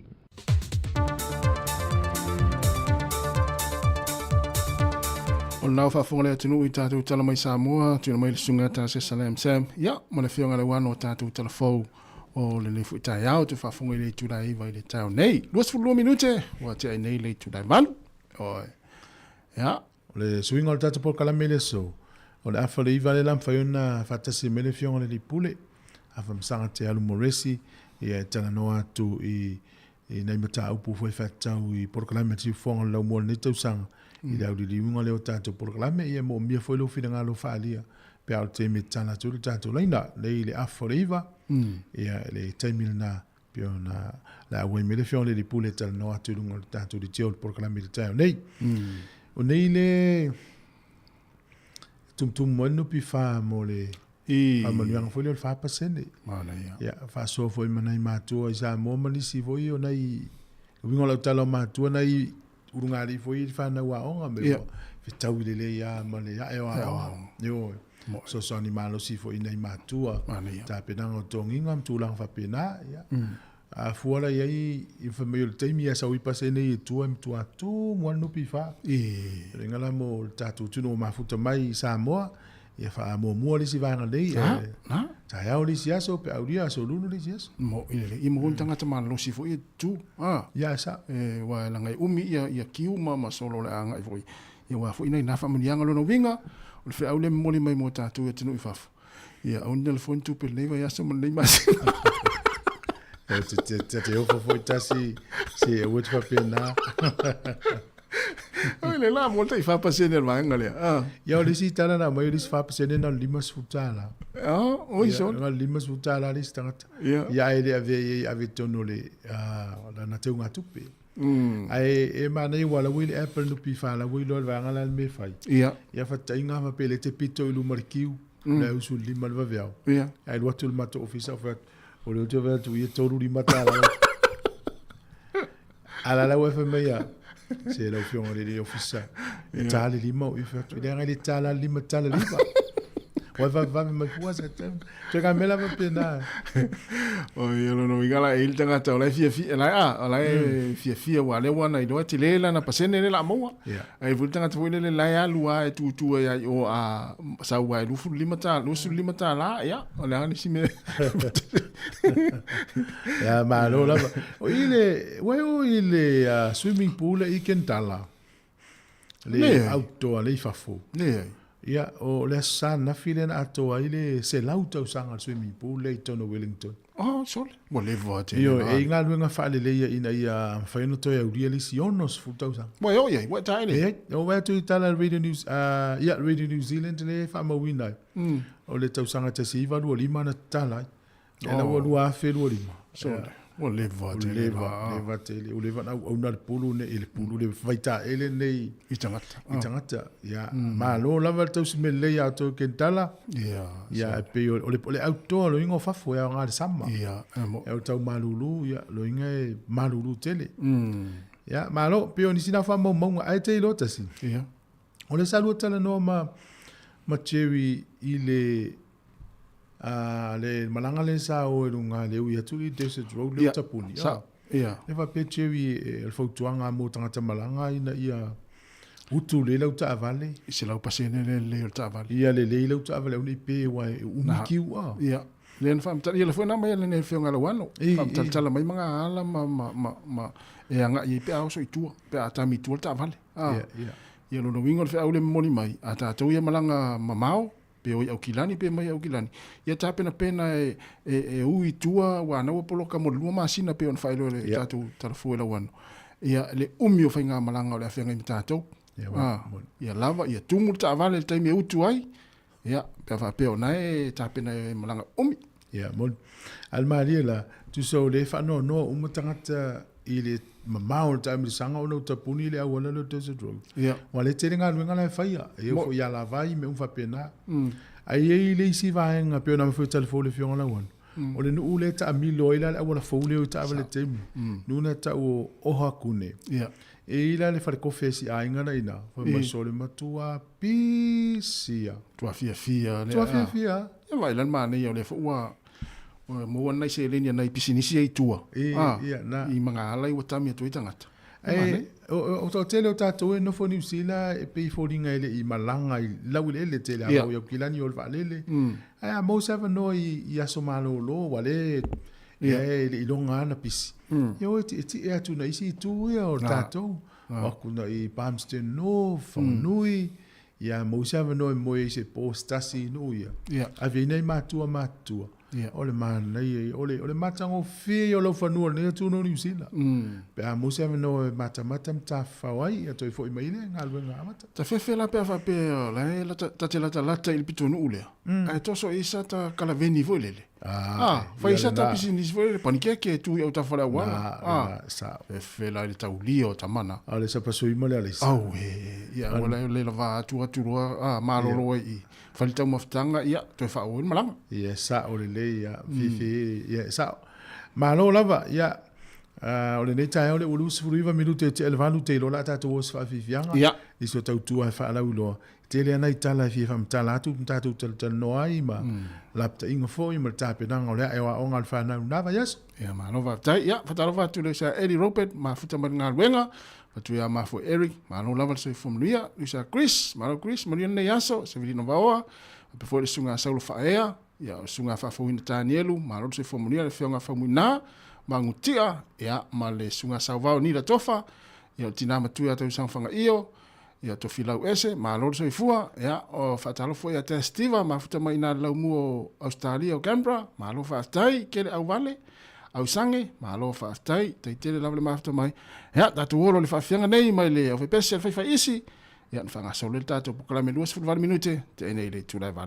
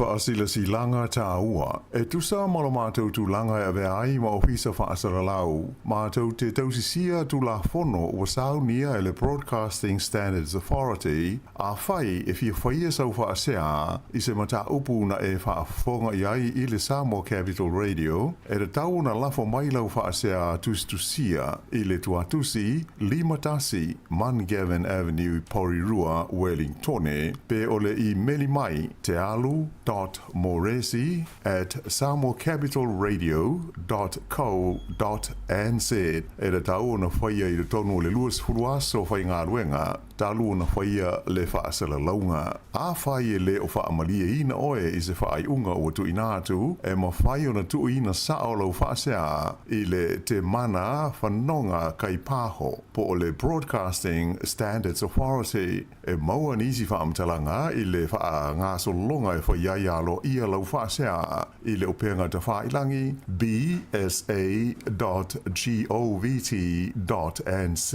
whaafitai. Malo whaafitai, doi luas furona minuti o na tālea o le tula eva. Ia, malo lawa whaamafta mai tātou atino. Ia, nei tau maftanga fo i le tai ao. Ia, whiri lepo le ale. Vaenga e tau na inu ele piti le to ina maralo mtua whaamanatu la fuala au o le tai ao. Ia, moni, niswai malanga tau tō nā maoe. Ia. Whailo tui o le whooping cough po le tale vivini e tere i alu. Lo pesi al whaama i Sāmoa. Ia, e whapena fwoi tātou i nei, a ua no fwai. O le tele au tui lau whai whale talavai. Ma na ele fsili pe whale talavai, pe whai ala tau tui. E ona whai ele o lau tui. Au ala te whata mala. Pe ona i mea na tupu e nisi na malanga i Sāmoa, a whai na mai ai i le tale vivini. Ia, po ni whamtalanga winga le tale vivini pe whamtala so atu. O le tale vivini e matua toi ale toi fo i mailau manawa. Ia, o le a whaina na ia ua le whata mala i tātou. O le sofa radio, sa tala ele leina le tātou porkala me tuatu lewa noa i nisi oro i tongi ngā o ngā lantou whanau le o toi whaonga ina. O na fo e pim whaiuna fo i fua manisi o le tuno. Ta sistina sa wala umai, nana umana wala umai tina e vai minute lima to e vili mai i ala ua watu le stina e piki e tongi ngā onga. O le pepa lau le taio nei, o lo iei le tala e whaatau se tamai titia onga. E suafa ia Hugo Moffat. O le tama lea e nofo i le nule Hawke's Bay. E lawa i lo le tamai tia onga le tangu taha te le ofua onga temine. Nofo lo i ma whaile website e ta ua le Get Uniformed website. Ia o le whaingala le tamai titi le e whai vaenga fwoi wha categories. So se mea New Zealand. E ma whaina alu le vale pahanga ka o le Sage. E so le region po le nuule te nofo ai. O le size o le toinga uniform po o le tongi ngā porirua, po taua, Aotea. Ia ma le size e te mau ai. Ia, ai o le mea mānei ala, na whaalu ai le awhi lima se lau o le tamai titi le whainga o le website. Ia ai oso tu Lord Whaipisi nisi nā le tangata e sua whai a Rod Drury. O ia ngā le founder po o ia nai anga le software po le masini le whaonga e le tele o tangata e tau le Zero. Ia, o le nāla o lango mālo si le website. Ua tolu se lau la ia tō nginga i le tele o i tū o New Zealand. Lau o lisi ai runga. Lo winga le taimine le i le tala le pepa. I lopo o fia fe le taimine nei. Ia, va ai ane la le website ina na o le Get Uniformed website. Pe le mau tō nginga tau ngō fie moa. Onga nei si o walo le tausanga le nei. O mai tau ina. E le so e ngana vatu fo i runga le tātou o le pesi professor mai o tāko. Sai runga fo le tātou Facebook, ma le tātou website le talana. Ia, aio no le me foi lele o le wha fancy po le wha whamanaia foi lele tongi ngau tau ngata ai. Ia, ua ese le skirt, ese le pelau, ese le si ofu tonu, ese manfusi ua, ese maisi a. Ua tele ano noa. Ia, o na afe mon tupo i lole tau le tongi. E a wha ngofie ana whai. Ia, e tau ngofie fo. Ia, a e whafonga mai teimine fie fo inyo fua ongo lo walu. Nai tala tato leina le o wha tolu walu lima le o wha tasi. Whaina vili mai ei. E le lai fau le website le tasi. A wa levan whai le tato li ti ol mele. O le tala le avanoa to o tele matua sa fo ai o fua onga. Tusi a onga. O computer se le toe whaonga ina o lau lau o kesi. Ia ona ua mau wale leia onga la tu whana ula wai. Whainga luenga. Ia la lau fua. Nei a tele. Ia, o tala tato leina. Pe fia wala o mai tua e. So ni foi nei ai ngala ai au ngana whanau. Ia, ena. Ia le so enga na ufai tau nei lungo le staff. Ia na talu ia no tatu tunu o fi sa vali. O lo o ta o ia fa pe ile la lui fo le onos fu minute te sa vali ai. Ia. E mana ia le tau foi ingu sa vai pe to e lua pe to tasile tu la na lu sa vali. Inu vai. Oh. Ia la vale vai lo tino. Ia mo tino alu le fu ala la vale vai lo tino. E fa pe ivas fu minute pe tu la ma fa sa vali malunga atu. E mo mia pe to e lua i tu la e tasile tu la tau mafai. Ai te li sa vali. Ai te li sa vali. Oh. Na ia mau ele malo si lo tino la te sa vali ia. Na i vai nga mana ia na so soni foi la sa vali. A pe a faina na tanga ta foi le o mau fangu vai. Ele a faina. Alo mainu. Io e fai mainu la fangu vai. Ma tau dia alu lo waf. Ia. E tau na alu se vai tono lo tino to sui le vai le wa se mai le afu. Ia e pe o le sina fa mana tu mana ia mo la sa vali. Ia. A va al tols fu minute ile tasile tu la sa vali ai ile aso. Ma nei le inu sa vai pe to i tu la e sa vali. Ia a fa pe lunga tori i tu la ma a fa solo to lu fa tu la sa vali ai. Ia. Umina exercise. Tau mafa mo to i lu i tu la fa sa to maftanga, fa sa snack ile vana to a fa tu la. Ia na no sa vali. Ia mana ia e te sa vali voi le pak tu to no la ta vale na I fa pula pe sa nuisi ma pe atu ma lo fong vai. E te fo I me lo sa vali ngalo e vai. E a patu lo fa pula po lo moli le ta sa milo. Na ia. Nei fa mala o le foi tala na fa tau e lungo le newspaper na le Times of India. Ia. O le la le fa to a so el tao. To rio le la le mai le vitamin D ta tutino. Ia. Mai ma nei o le la fo o le to a so el tao. Ma nei o le vitamin D na mo na. Pe a fu le la le umile aso. Ia. Ia pe ia fa ina fo tino le tangata ile asatele. Io il ca nessa o pa o me fa pena. Pe a tutulia la le tao po ai o so le la. Ma wai la no tino. Mai ma nei a tele le vitamin D na. Tele lo la pe ta wil te mile mas no walo I fa fo vel te mile tu mai fa fo pe a ta tu pes. Ia na ma nei. Por te o se fulu, por te sultas. Na e bon mo se singa mai fa fo vele. Well, I tu fa fo to ba pe o le la le o so mai le tu le ia ele ai. Ta singa le titi ya. No va ai fa pulo. Langa singa mai ton ta office. Le la o la le ngana o sa o le la ia uftia ia fo le ia mo wa tortino. Langa sa o le la fe pulo ia ele sa nga tu e fa. Ia wa le pa il meio lo tino. Le ta fo na pa ile ulu le po le ulu. Ah. Ele le fine il le okoa. E fa mai I tonu le fitu aso. To a matal tau sanga nei. Tonu le fitu aso to ti a valu se la una ville fine le ambulance. Ola. Ia. La ma fo. Peto fa lili. O sole. Le la na mawal fine wala mawala no mela na ville. Ia. Ja, o le aso an sauni e tu la il fam sinonga ele district court ko. O le aso an ave mo le ambulance per mai. E to iti fa valu se la una vili le ambulance ele ise mafu anga ele na vili fua. Ya la mo il fam sinonga. O le aso pe o nei tu la il fam sinonga. O le aso an ave mo le fam. Il fa mai na ave le ambulance. Ia uma tua se não tua talo fa. Ia. E wai ele o se e volele tate fa taia ele ine tatu ainga. Ia. O le melo no fto tasi o se mele lei. Ia. Ele a final no fto tasi al melo le lonely a. O le ma se tala no ia ile se tu. Ia. Ia e me tawina fo tu lo wala ngana. E ni tatu ainga e vil fa mai. Ia. O le to tele no tatu e kalisia mo le tangata siasi. Ai to tonu o le potu. E se tangata ele ai a man tangata asiasi. Ia. Ia fa no ia na tangata ele se le tu asia. O le tau foi na tatu fa mana tu ina a inga me se fa na. A to fa nga luenga ki le ti o to ina mal po na tua. Ya pe ki na TV te le ana. Ya na mata utal tal no na to ora to fa nga luenga. Ya fe taria ma tu fu en fatal no to ina mal lom tu al fali. Ya la ki o TV te le ana. Ya ata me ale lo matu mai wai se au le le au po la. Wala sta mana le vai. Te le no mai me le mati fa ya. No te tala no ma nei matu te mi to fa nga luenga. Ia, moni le lava tasi. Ia, la tātou espese. Ai whatalo whatuene nei tātou mtua tausi le mafuta mai ainga. Alo whatele tu lava mo utou. Ia, te ua misi se suafa. Ia. Alo whatu mastina mtua tau a. Ia. Sta mai a lea ia, sta mai matua. Stina matua ia le I Island Bay. Ia, mala. Rosalia, alo whatu mo tina ia ita kasiano. Ia, o... Nei tina tama I whano sta mai matua ia funga. Ia, mas tama matua ia awelua. Awelua. O matua awelua, peto ina awelua pele. Ia, vai short awelua la ofisa. Itemi wa tu I Sāmoa. Ia. Ne feru male short male ofu lima po. Eu te dei no la po matua pele. E mo lo ta awelua pingi ta. Ia nei ta mama tua o mawale mo to suafa. Ia fa talo fa tu ta to proklame le ngate tono mo tanga sengase mo to tanga ta matua. Me se fo ia inga ni ta yao. Sta ma fo ia tu pai. Ano te mo oe ia no lava. Malo nei fa na to singo matua. Ia tina ia nofo le I polua.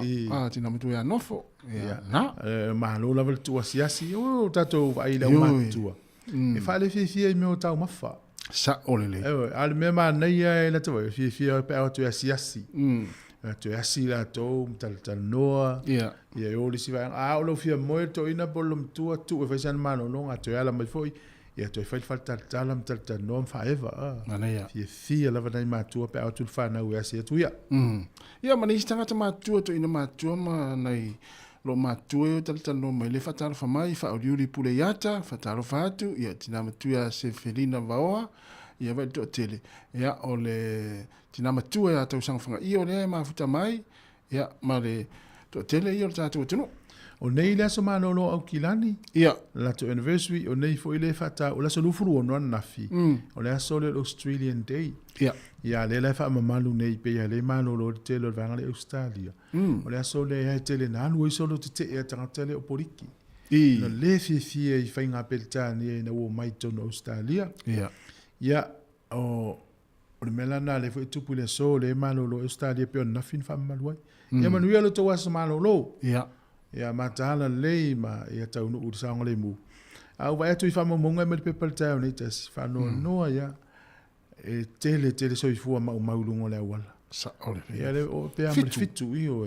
amato me so lua le vaso le te sa le weekend le tu sai fa le vai mai mauola ia pasika o ta vale ia fa ma lo la fa uta I ta vale uma lava ma lo fa uta tu na ma o isi uso ma to fine ma fa nau ia ole vaso le nau I Sāmoa ta si o fa tuanga mo le tunu ia sa va ai o ta vale Sāmoa fai tete aso o la ta lu peta lu apela ta vale ia relax a really amor ma tu ai pile ma tu e pula le wala te ile ala mu no se me yo luma o se awala e te alu ai e matua e mata ala le lungo la wa pe no fa tu lata le mala vale ia ola la te vai mamma to sole ola mai tu sole le ngata vale le mai ala sa mo le loli ale o tipi le loli ta vale to pe fa ai la wali tua na wa fele e tu ai fa sa loli wa no wa lu pe tu lo sa o fe to ai ma uma loli pa se fulu la za ya wa fele tu ai fa sa le loli e alu fa beso o ko te dio fa le to na ya na ta sa to bes le vai fo ne taimi e fa fo mel ta tu no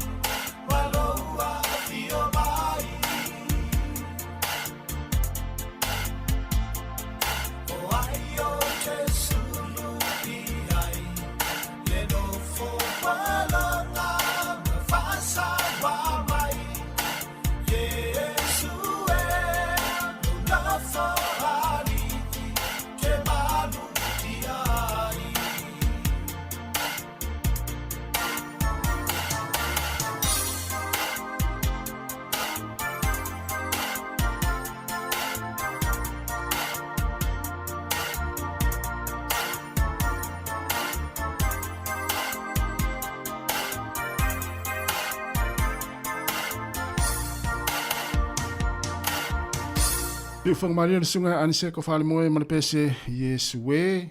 Ia e la vea ia tu maa ua. Ia e li nita e au. Toi wanu minuto na tale o le tula eva. Ma lo lava le mafta mai tatu o tino. Ia lele.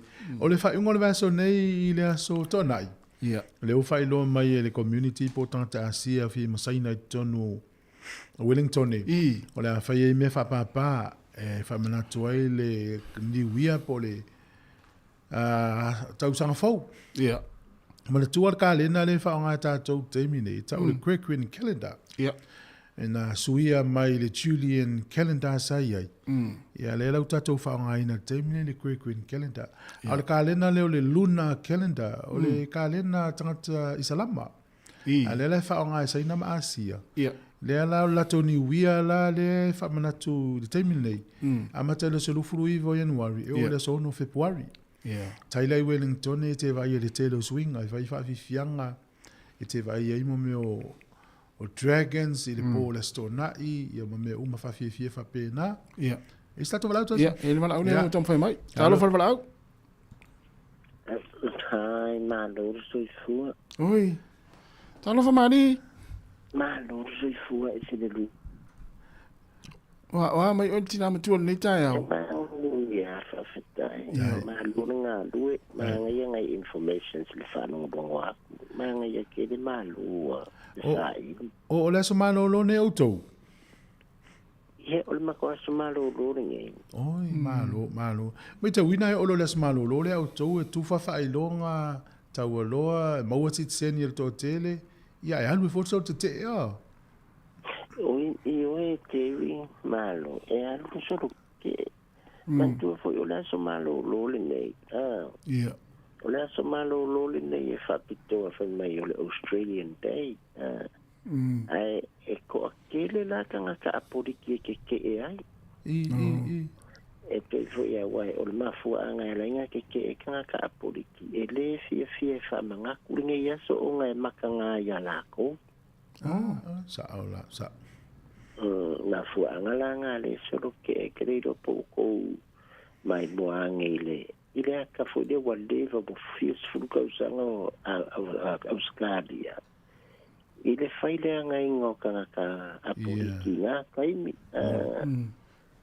Tupulanga le nga o ia. Ia, nga de Stolen generation. Ia, nga. De la e manga kuisi ka nga ka apoliki.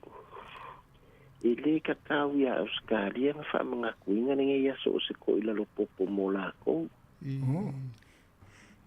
Na fuanga la lenga le ya lo soro ke isi baenga ya ai langolango isi baenga o ngai fai mai la ko is a bright day for Aboriginal. Ai ke manku foi o ngai ya ku ele ku kusa Aboriginal ngai ma maoli. Maoli e kasi ale la ko nganga. Apoliki ngai e kofule tribe mananganga. O le whainga kāra le nganga o le nganga apoliti ngai o ngā e alu i Queenselangi e se fwoi le nganga i se fwoi Aboriginal i Queenselangi o le mafua angana ngā e whike ngā i ai. O alan tau whamana tunga o whai nei teimi le tau pitonu?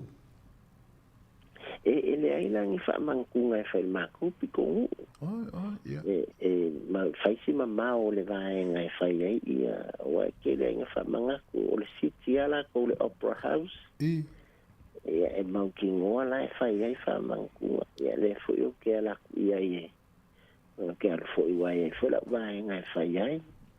Ai vai fwoi la whamankunga o ngei mea yaso ngei. O ngei yaso e ke wa ai e loa i le traditional wear apoliki.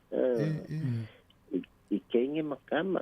Ia e fwou isi ka ngaka ia wai e kulou fo i alfa foanga. Ia ianga i ka ngaka e kere ngoa ma.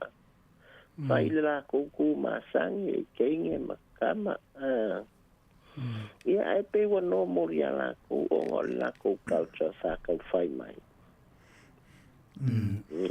E le taimina wai atu ai o tata noa le NRL ma isi ta alonga la le toi whai le welcome to country. Pe te le lopo pasia.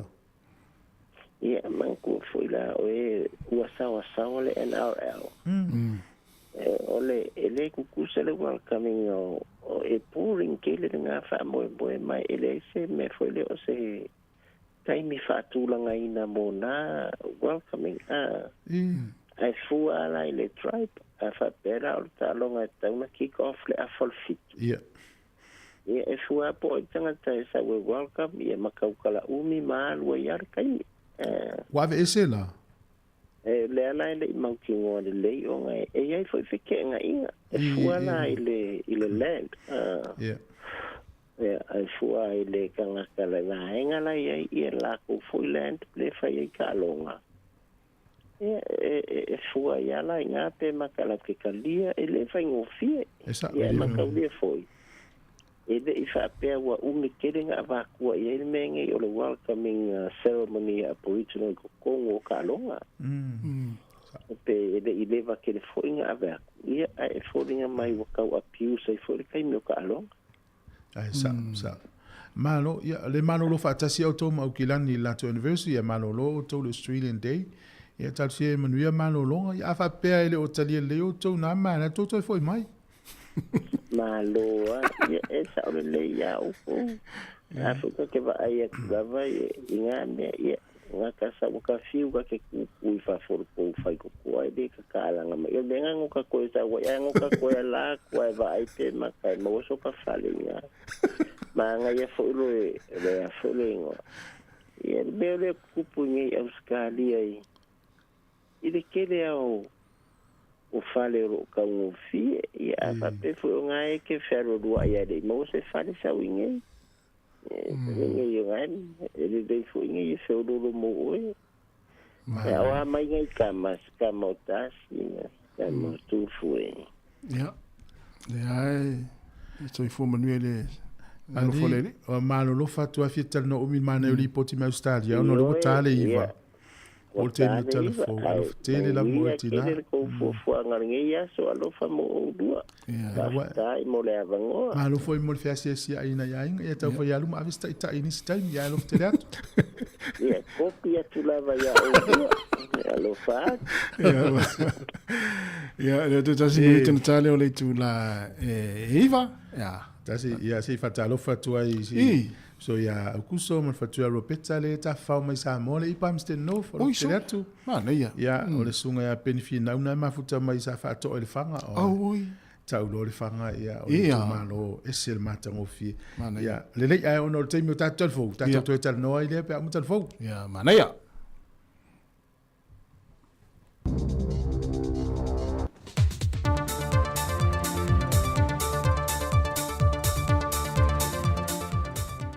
Le ngang fia o te toi whaatalo whaatuai le whaafonga lo tātua te noo, e le isi fo ile nei whaapoponga o tala fau mai Sāmoa, e mena tutupu le whaai unga le vai aso.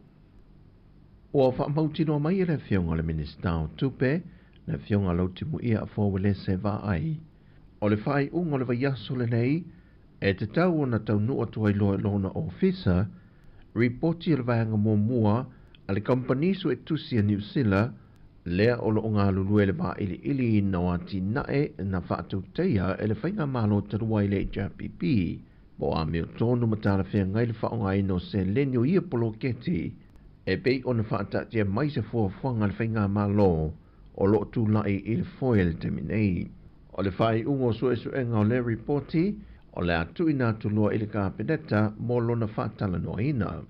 E pei ona se la fia e lua se fulma le lima tina e lo anga i eiso e suenga, e nao se fulma le tolu le o lo whaatino i ele ngā luenga mua, e fua lava i le se leni le o lo mawhai on tutongi, e le company su e tusi mai ne usila le o lo ngā lulue ai, le e se lia le fitu se la wafe ta la lona tau. Ai o le isi se fulma le lua tina e o lo tutoe, e toe whaasala lau fo i le ava noe nisi o company su e tusi e talo sanga iai, e la tau te wha mai e ina lewa ngalona lua o le sa ilinga o iati nae. E miliona ta lana wha taatia ese mai le tala wha tatau o tu o le tupe e wha anganga mo le wha moe le nei. Mai e sinia i le lua se la wafe le o lo o tutoe pe a fua atu le tau le o lo o tutongi natu i le kompania New Zealand le o lo o wha tino ina lewa nga mua. O le masina o ki topa le tausanga umawai na fua E wha mai ai lea ngā ruenga matu ina mai loi te tonu le reporti, pe ta ina to e wha au popo aso, ono le tā pena i o Sāmoa le tani ngā malo, i le fonta ngā malo le tau pulenga.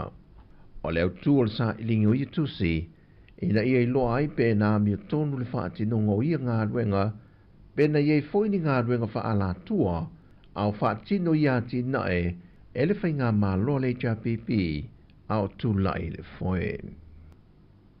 Ua whaadia atu ngā lunga o lesa a vema minista o le kāpeneta New Zealand, le whionga o Peter William Seal, o le ate lese a whianga i whemalanga inga le vā New Zealand ma Sāmoa, e le whaita toa le o te tala mai e le malo seina mo Sāmoa, e malanga i tangata Sāmoa au noma se visa mo le tolu se furuaso. Whaalia o Peter, o se fōwhanga ta mai tele mai le malo seina, i le teimi a whaawhainga tā ai pe New Zealand, pe patarusanga mo whemalanga i ngā tangata Sāmoa e sā ilia i visa, e a siasi po o le fōwhanga whai i tu tonu rau i le eleo New Zealand. O le tausanga e a whiwha se lau wono se fulmale lua, na mata mai ei le whainga pa anga i le vāo malo New Zealand ma Sāmoa, o le aunga mo le whaale leia le soifua manuia o tangata lau tele. Whailoa au pito e ono tele se a whianga o te nua le Pasifika, e a le whengainga lea wa a mata tu ne Sāmoa ma le vāo le malo saina. O le pepo whaamtalanga le whaamoemoe na whaatautea i le whaai unga le vaiaso, o le whengainga wa au tasi ai, ina ia toe whaale leia le manuia lau tele o Port Kalame, i le vāle o tangata e alai tū manga i whanua, a oa onga o tupulanga televou, ma tangata tā whawhao mai mua mai whafo. O lo whaamahe asu enga mao whaamtalanga mai limtanga ruenga o leo leo, e whaatatau i whaavilawele na tūlai mai lea wa uli le safareile le whaai unga le vaiaso, na a fiai se marmo le malo, e na wā a fia lona ua i se pulwhana se i tulou, e pei ona whaamaunia mai ele mtanga ruenga o leo leo.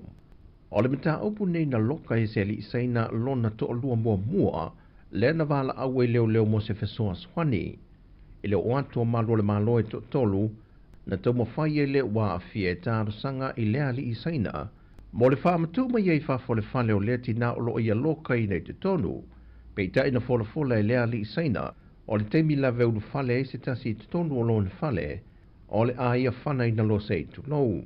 Ma o ia tau mawhainga uma, nei ua nei lava ina whana e lea li isaina, le malo le malo maa a fiai.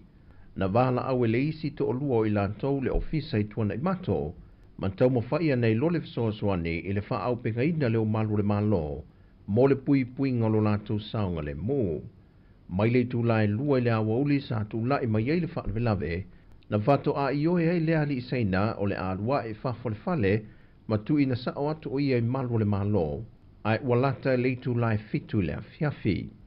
E o mai le tae au nei, na wha maulia o telefou, o loo iei pele mautanga se ngase i le malo mo tong fitinga, le na wha maulia mai e se tansi o fo mai sinia, mai le vaenga o fo mai tipi, o se tau tonga sa tau mo whai ave ese mai e le pulwhana, lea sa nofo i se vaenga o lona tau au. Mai wā mata o na wha so solo manuia, e u whaatulanga mai o lea so se fulmalitasi o le masina fou, e tūla i e lea li i lumo le whaamasinonga e tali i ona mō lianga.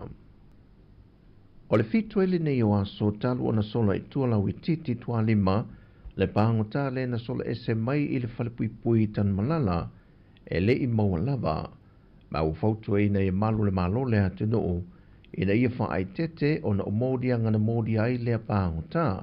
O lo wha mai asu enga malu le malo le au wala, pe wha pe fea foi o na sola e se mai lea li i mai le whalepui.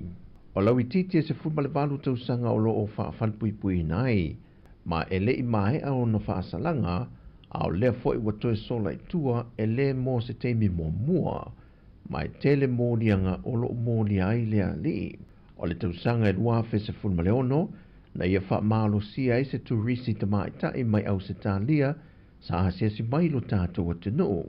Mai na mōlia e foi i le whai o winga māta ngā, o winga tau whaamatau, ma le umia leo se au penga matau tia.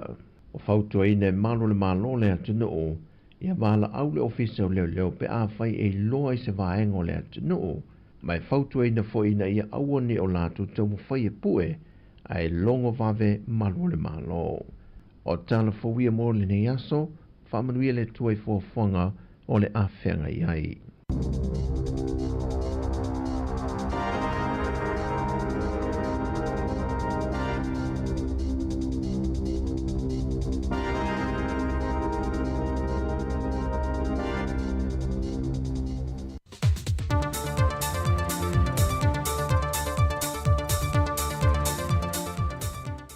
Alofa lava i le nei foi vaenga o telefou o le si ufonga o le lau mua i Wellington o le tala mua.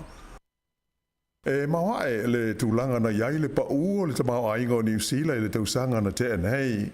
Pei ta aina whaalia e stasi o to mai whaapitoi ma ta aupu tau tamau ainga. O se tūlanga mau lunga sa iai le tamau ainga o New Zealand ona o le lei ma le malosi o tau mwhainga sa whaia i le tau whaayu i unga o le taimi o le wha mai COVID se fuluiva.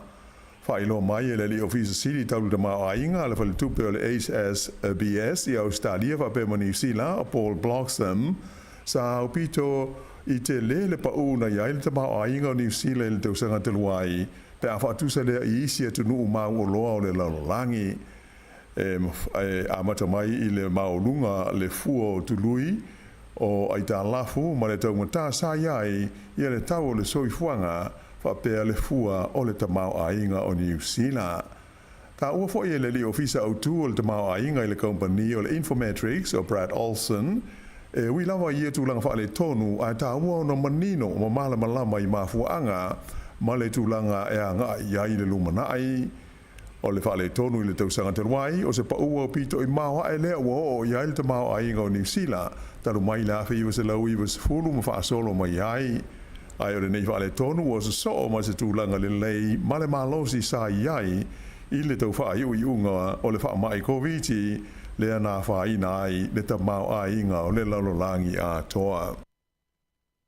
Ua wha mahania i se lipoti mai le wanes wha sa lau New Zealand le whanga solo i leo talanoanga i le vao Sāmoa ma New Zealand e tūsai o se taui mai a whianga o le ngoto ai o le vaa o le malo New Zealand le mana wanui i ngata i whale o Sāwhata. Ta ue le nei ripoti e le whaatonu o le mtanga ruenga o ngā ruenga ma awalo whela o inga le malo Sāmoa o fui tupa ai mau si manu e whapea. Sa whaatalo sanga ina e nuu matangata i le tala whaatai sau te sifo upolu ia na fia ma whaina i le ngoto ai le nei waa i sau te sifo upolu i le masina o ke tōpa i le tausanga ua mawae ia se taui mo wha le tonu na whea ngai ma i la tau.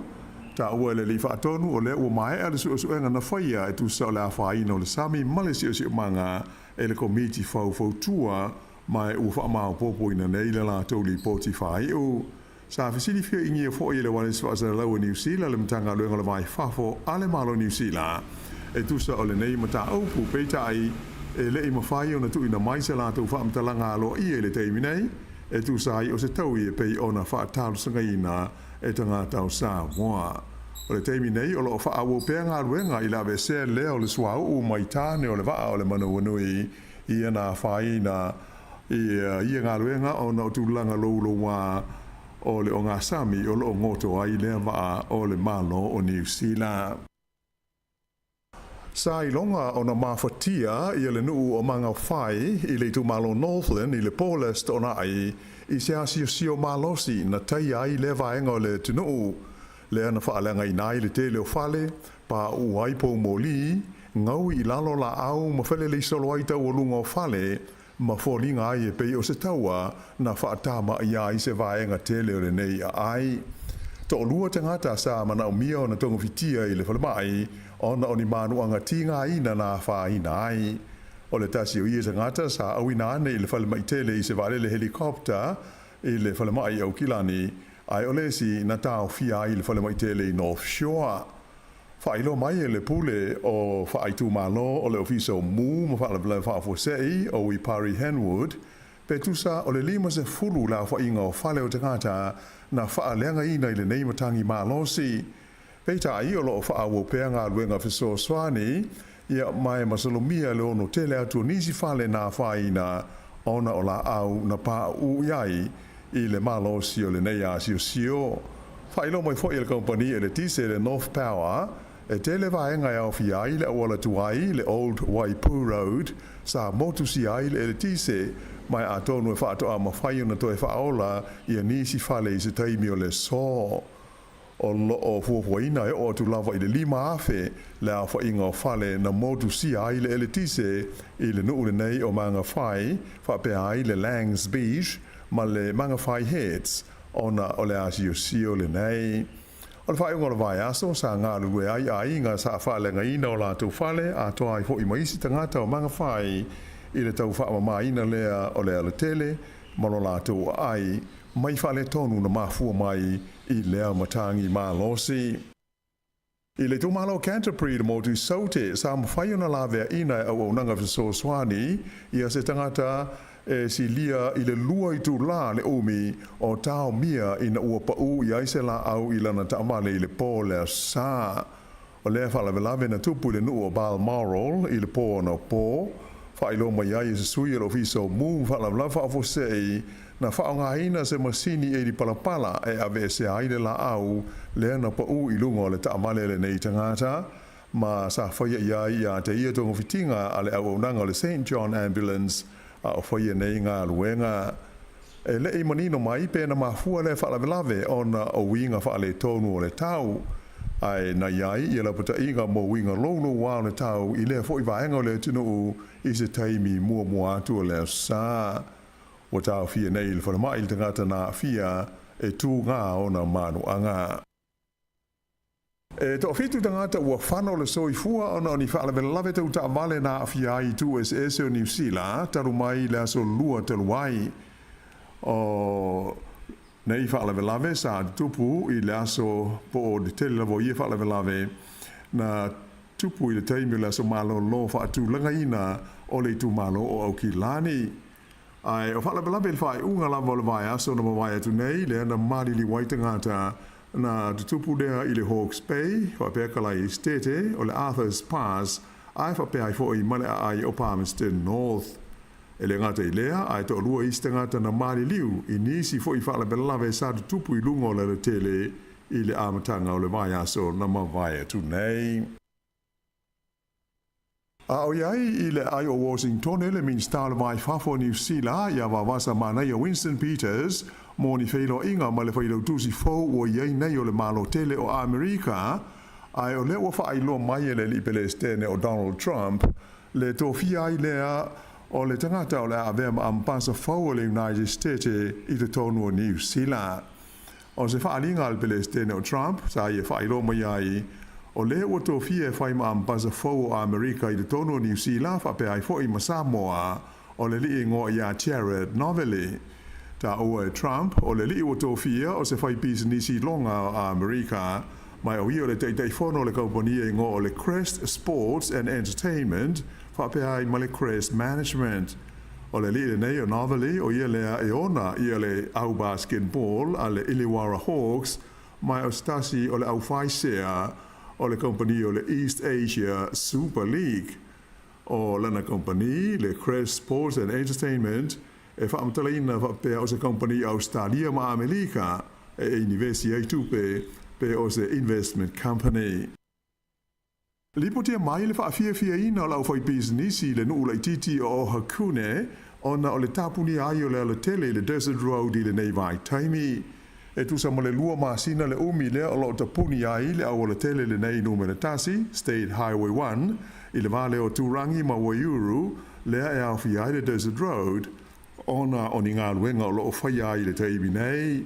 O le asas futolo o Januari lea na amata mai ai o na tapuni lea vaenga o le tele ona o ngā luenga i au fi ai le toe whaataina ma le whaale lei o le se fulu ono kilomita o le tele ai whapea ai ma le fausia o ni ala vai fau. E le ngata i lea o le asui ai fo i ma le fola o le ala papa i le manga toe nui bridge. A o whaia ia ngā luenga o le ua wha ngā ina le awa le tele nu mela wha tasi whapea le State Highway 47 ma le awa le tele nu mela wha ai mai se le State Highway 49 mō ta amale whe malanga ai. O le tui saute o le ele whaasauina ho le nei ngo o le Tongariro National Park e iai le nuu le titi le nei o Hakune lea e uia e le awala tele nu me la whaiva. E ui ina whaatoa lua vai aso talua na tapuni le Desert Road, ai lipo tia mai e le au whaiva le einga i o hakune le matua le lei lava wala tau pisi nisi le nei taimi. O le whale einga ingo o le Utopia Cafe sa la tau whalia, ua o atu nei le iwa se furu la whainga o la tau ainga e tau lia i la so entasi, o le tele o taavale e uia ma malo loa tu iai. Whapena fo i Malaysia whale ainga la tau te whaafsanga ai e ngō o le Mountain Rocks e taru na tapuni le Desert Road ua i longa lava o na pisi ma toa tele i la tau e a whea e malo loa ai. O le whaeunga le vai aso sa whaelonga i nai le tau furu lima tau sanga taru na amata le tau tua ale wales whaasara laua New Zealand mo tu motu o le Pasifika. O le au nanga le nei le Radio New Zealand International po o le Rinzi i le whaapupu na amatalia i le aso luas fulfau Januari le tau sanga e awhi iwa se lau iwa se fulu o le aso tonu lea na da tala i alo ia i e ta longa a malo le tau pulenga po le Commonwealth Games i le ai o au ki lani. O le masini whaasara lau po le transmitter i se lau kilomita i le kilowati i le malosi le sa whaonga ina e whaasara lau ina ai po le kalame a mai se lama o telefou o le RNZ e anga i atu motu o le Pasifika. Sa to e whaingoa ina le nei au nanga le malo New Zealand o le RNZ Pacific i le tausanga i luafe se fulfitu ai e le isui ai lo na wha moe au tu ina ia tāpena ina talafou o pito i silio na lelei ma ia vea o se wale si whaasara lau wha moe ina ma wha tua ina le Pasifika. Ai pei o na sila fia o le tausanga ia whi se lau wha valu le ana mua ai amata ai whaasara lau nga nei le wale si whaasara lau New Zealand a nga ai ia tu motu le Pasifika. Ai audia mai la whi se lau iwa se fulu lea na manatu ai le malo New Zealand e te tau na sanga whaale lea tili lea au nanga ma i e whapeo na wha malo sia o na o le taua maleo ngā i le Pasifika mo na ta ngata la lea na mafuai na whaavaina lea au nanga lea ua iei nei le Radio New Zealand International. O le teimi nei e tu sa male lua se furu la wha inga wales whaasara lau i le tonu o le Pasifika ro la tu e whaasara lau ina polo kalame male au nanga le nei la RNZ mai o le whapeo na ngā ruru ai le nei au nanga i le tonu New Zealand i nisi o alo le Pasifika ai mai se lava o le tātou o tunu o Sāmoa. Ina i tala mai whafo i Amerika o le pola sto na ai na whaatoa whaamauni ai le Senate le United States le whiliwhilinga o le liingo i a Pete Hegseth e a vea ma whailau tusi fau o le puipuinga po le Secretary of Defense a lea fo i malo tele. Whailo mai se ripoti le newspaper le Washington Post e whapea sātu tusa le taunu unga o le pālota le Senate i lea to whinga. Lea na whao ngā ina ai le sui pele stene o J.D. Vance i ela na pālota na te lango ina ai le to whinga o le tangata le Neo Hegseth e a vea ma whailo tusi fau o le puipuinga le United States. Ua i oe le malo Japani e wha amatu atu i le malo Indonesia i a seisi ai talafu wha ao popo e valu se fultoru tesi wha piliona yen po tupe Japani. Pe tusa lea o le lima se lau toru se furu miliona tā la mo le ngā ruenga o lo whaia i le fausia o se wafu ma se tā ulanga fau wha le vao malo i se sae o le ai o Jakarta le lau mua o Indonesia. Whailo mai e whapea o le ai talafu wha ao popo a Indonesia ua whaamatu ina atu e le malo i Japani, ini tuutuunga mani aia inga e maua lalo le fua o lona ulua ai vaenga o le tului po o lona interest. O le whaeunga na vai aso lea na whaailoa ai se tūlanga aloa ia, e le minstalo se fua maloloina le malo fiti, le matua pepesi ai o le whaamai whainga tā, le HIV AIDS, i le tonu o le fo i atunu tele o le Pasifika.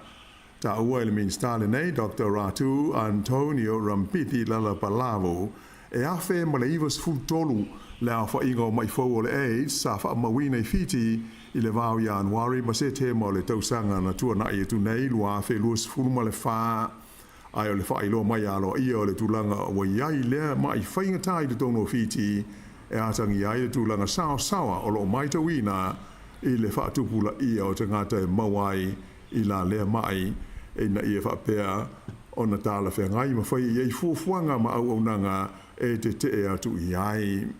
I ta alonga soka le A-League au Italia o lo whaanga solo o le toi minute lava le na mawaile sikoa au soka au kilani ma manu malo ai le la ta alonga na po ma le au le Western Sydney Wanderers o le malo o whaatu mawinai le tūranga mua o le au le nei le Auckland FC i le A-League au Italia e pei ona iai ai o le ta alonga le au le Phoenix o Wellington ma le Central Coast Mariners na tutusa e uma le taimi whaatulunga ina iwa se 4 minute e le aini ai.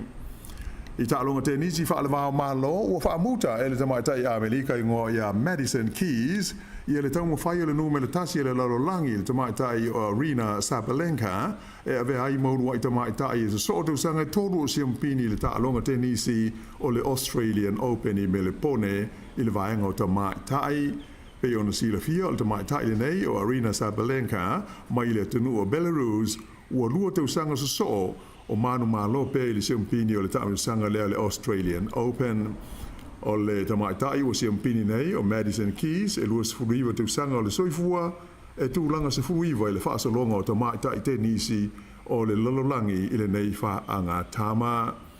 Ai i le vaenga o li e pe ona sisila mai mo ia i le TV o te siampini ai le Italia o Yannick Sinner i le Australian Open na su e fusi o ia ma le siamani o Alexander Zverev ma manu malo ai e ono tolu fitu i le ono ma le ono i le tolu o le Sinner o le Italia mua le nei o manu malo ni siampini se tolu po ni Grand Slam so e tolu i ta'alonga tenisi whaaleva o malo. I ta'alonga a wheleti o le taulelea ingo ia Chan Thalton mai Canterbury ua ia whaatuina se matati a whaua New Zealand i le tuunga ta moe o le ono se furumita i lona taimi e ono tesi ma le 5 se kone le ana tu langa luai i le suenga siampini a le ACT Championships i Canberra, Australia i le whae unga le vai aso ua tolu se furu tausanga o tu lai le matati ia po le record le nei a New Zealand i le ta'alonga lava le nei na whaatuina le li ingo ia gas ngititia i lona taimi e ono tesi 5 se kone sa whaamauina i le tuunga na taumaha i Barcelona i le tausanga e awhiwa se lau iwa 5. O le matati a whaule o ie nei e ono tesi 5 se kone le li le nei a Fapton ua mawai malona vanoa e tauwa ai le suanga siampini le lalolangi le World Indoor Championships le whaiele ai o Nanching i Saina i le masina o mati. Ia o le whai unga nāle nei vai ngau telefou.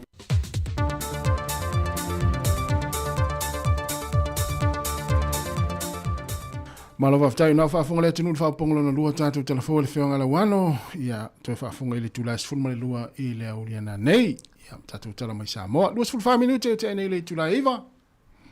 Malo, o nei le afale iwa e peonu whaino atu tātou porkalame le suinga o le saunu atu le whionga le pule a waia tūlanga o porkalame le siufonga lau mua le tausanga.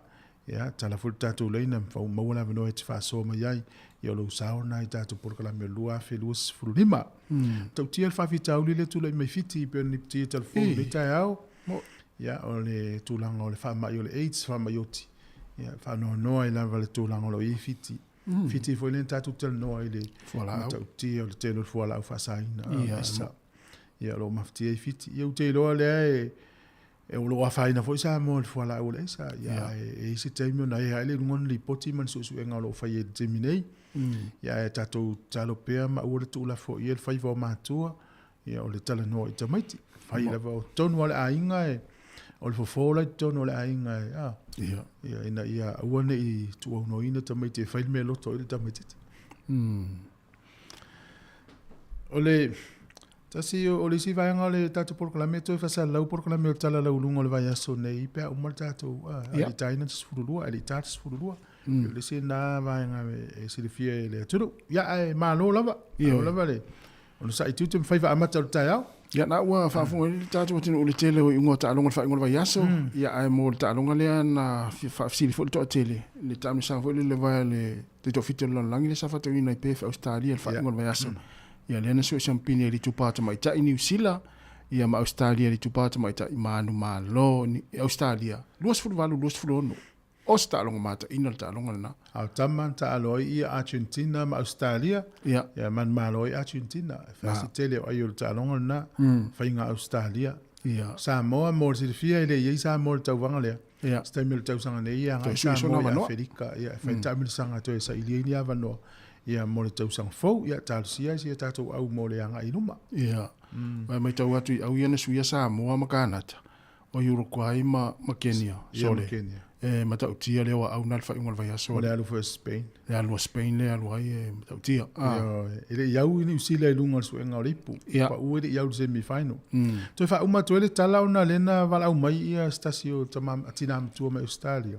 Fa ungal vaso nei le fa mana toele luna e tau o le luna New Year. Ia Wellington la na fa me fa papa fa ungal vaso le Polesto na.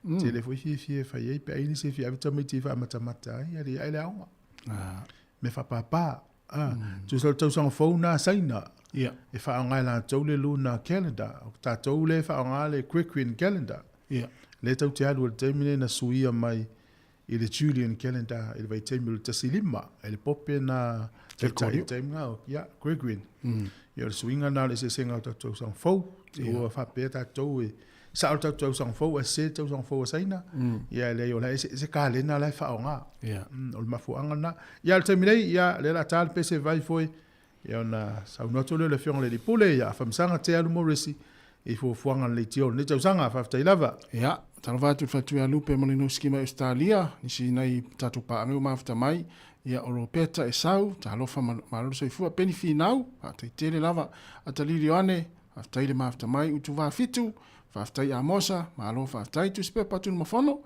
ia ma le sunga ia waina afuwai, mahalo whaftai e penesa whamau, mahalo whaftai le mafta mai seka, le whiunga le lua eli seka e lupo, mahalo lava seka, manuia ne aso i ngā luenga, whiau i tirali, nisi nā nau a whatalo whamai, 2 minute, te ainei le tulai valisi whonga o le lau mua i Wellington. Say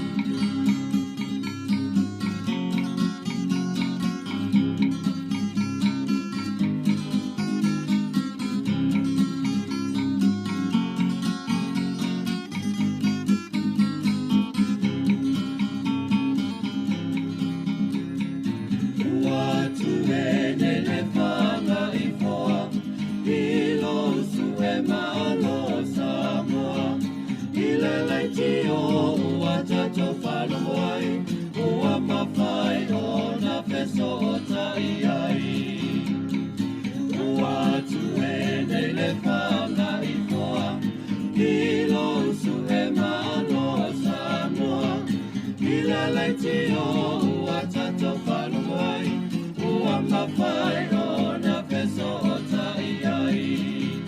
O le tai au le tala lele, walai o le tato penei, i aso e pongisa o mea umana whaingata, o nei tau sanga ua tato au lea mai, i nei manui a ua tato maua mai.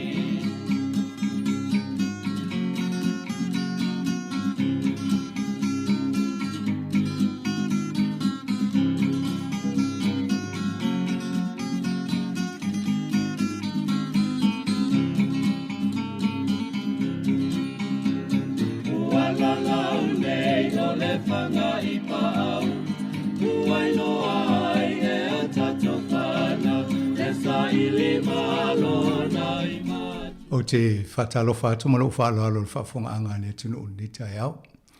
Ia o nita e au whitata noa te tuso le whaaringa fōina matul vai aso o mawai. Ia male masino te se mal whamoe mo le tato le tio. Ina ia to ilo ana polkalame I whaasara launga ia staitasi. O le vaenga le tāua te le whaatulanganga Paul Kalame si ufonga lau mua. Ina ia wawai a tili le whaale leino o Paul Kalame, whaale leo Paul Kalame mo le anga I luma o whaasara launga tātou. Atonu o le teimu mua na whai se ilonga o Paul Kalame awit ili. O le tausanga I lua afe ma le whaa. E se furu walu ia fesili na tusi I pepa. E lua se lau pepa na ave tufai ni ainga I loa hat. Lua se lau na ave I moporua. E lua se lau na ave I Wellingtoni.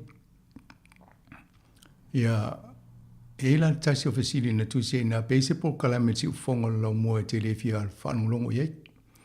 Ia o e la tangata na tali mai. Ia nana ine fisua inga Paul Kalame. Paole susuenga nana amatai lona toi whaatulanga mai whaasala launga ali si ufongo lau mua. Ina ia whaie Paul Kalame au ngā mo tātou. Soi fua atia e tonu Aotearoa New Zealand nei. Ia ma Paul Kalame au ngā mo tātou soi fuanga a ngā iluma. O a onga soi fua maloloina o ngā luenga. Ia o nā susuenga. Na whaasolo mai le tausanga taitasi, 5 tausanga I tua ma le lua whema le, o le lua whema le lua, e le lua whema le wha. I le whai onga lua whema le lua nana whai Paul Kalame mumuana, susuenga mumuana. Ia na whai rola ia maisi longa I tausanga taitasi e 5 I tua mai. Ma wha mautu wa tili ai nisi o fisuia inga na maua mai I fisuia inga na I whinangano whaalia. Ina sawa lola ia va taitolu pe tailua tausanga ma whale tatu review. O le review muli lana whai le lua afe lua sifulu matasi. Ia leo tato o mai lua afe lua sulima. Ia whai e fo lesi tato whalinga o finangalo. Ia ona tu whaatasi fo le mātou fitu nai pe talwhea ngai po lal whaatinonga. Ia ai whalangolango fo I tupe whaatupe itanga te o mai e whai Paul Kalame. Ia ona tu whaatasi lola ia wale anga I lomo si ufonga la mua. O le tūlanga lana ia I mol tato wha ngā solonga Paul Kalame nei. Ia o le wasui fo tato o wha fonga nei vai I tau soi fuanga. O te tele, uto tele la to e whalongolongo mai lungo ale o le Facebook o le internet. I lungo le YouTube. Ia al mena I male amatanga. Ia na o le ala leo o le fitu walu tolu amo sa whaasala lau si ufonga lau mua. O le si na frequency po le ala leona e pito I te le ina I New Zealand. E maua mai whaasala lau ngā le tio I taupo e o le lo I motu in matune e o le lo I kalaistete. A le tausanga I lua festival ma le ono na whai e lole fisuia inga wa o le ala leona sa wa ai le Access Radio, le Wellington Access Radio. Ia ona sui lola I o le Wellington Access Radio le tasi o ono tesi ma le tasi whamo o le la tatu e nei o le whale velave. Ina ua a mai lunga le na usui le ala leo lea. E la titi ale vaenga o le motu nei I mātu e mau le whaasala launga lea. O lo tau mau mai fo I le vaenga I lunga le motu I lalo I saute I Nelson. Ai de te lepe o le tūlanga nei ele fitu wale tolu amo O le mafuanga la na fuli lo tato au onanga ni tamu fai ala leo fai awala ina ia mawai whaasalalauga si ufonga lau mua i longa le Sāmoa Capital Radio app o te sanga lua fesfulu ono ia te sema na amatai o na mo whaasalalauga tātou le i longa le Sāmoa Capital Radio app e mal te mina wa amatai lona whaalongalonga mwala au maini si mai Australia mai si vai ngai tua to Wellington. O le tausanga lua fesfulu lona amatanga na si tia mai le tato o le lua fesfulu matasi tato o mai ele i nei le vaenga nei ia ma tato whaasalalau atua ia. O le taimi o le COVID o le lua fesfulu toi whaasa ola o tala lea o le masino i ulai lua fesfulu na amata whaasalalau o toi tato le tio nei pōrua ma whaasalalau o lunga le Facebook i le taimi mua lea. Ia ma wawa ai e loa i le whaanga solonga o tatou whaasalalonga i lunga o interneti. Ia ma le taimi fo i le na mua na mato a taltanu atu le malo le atunu. Ia ma tau atu le whaatulanganga o polkalame, le anganga i whai polkalame si ufonga le lamua. Ia mato tala no atu maungani atu. O le Sāmoa Capital Radio e whaia ana polkalame il whaaloalo. Ma le awa whatawhata. Ia mato talo atu ina ia tātou ngā lue whatasi tūlanga le tāua e mātou le whaia polkalame. I le tala noa atu ia te utou, ai tala noa mai fwoi whapea. Ia o alunga o le Facebook ma le YouTube, ia e vawe a tala tangata sona tūla fwa inisteini. Ia a tātou whaia lawa le nganga o le whaaloalo. Ia na maa nei a le solonga le tātou ngā luenga whai whatasi.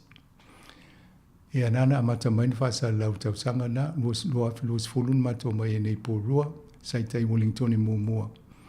Ia ma amata to e lo tātou le Facebook, o le masino November le lua sutasi. Na amata e lo tātou whasa lau atu, mato whasa lau tulunga le YouTube, whai le YouTube channel.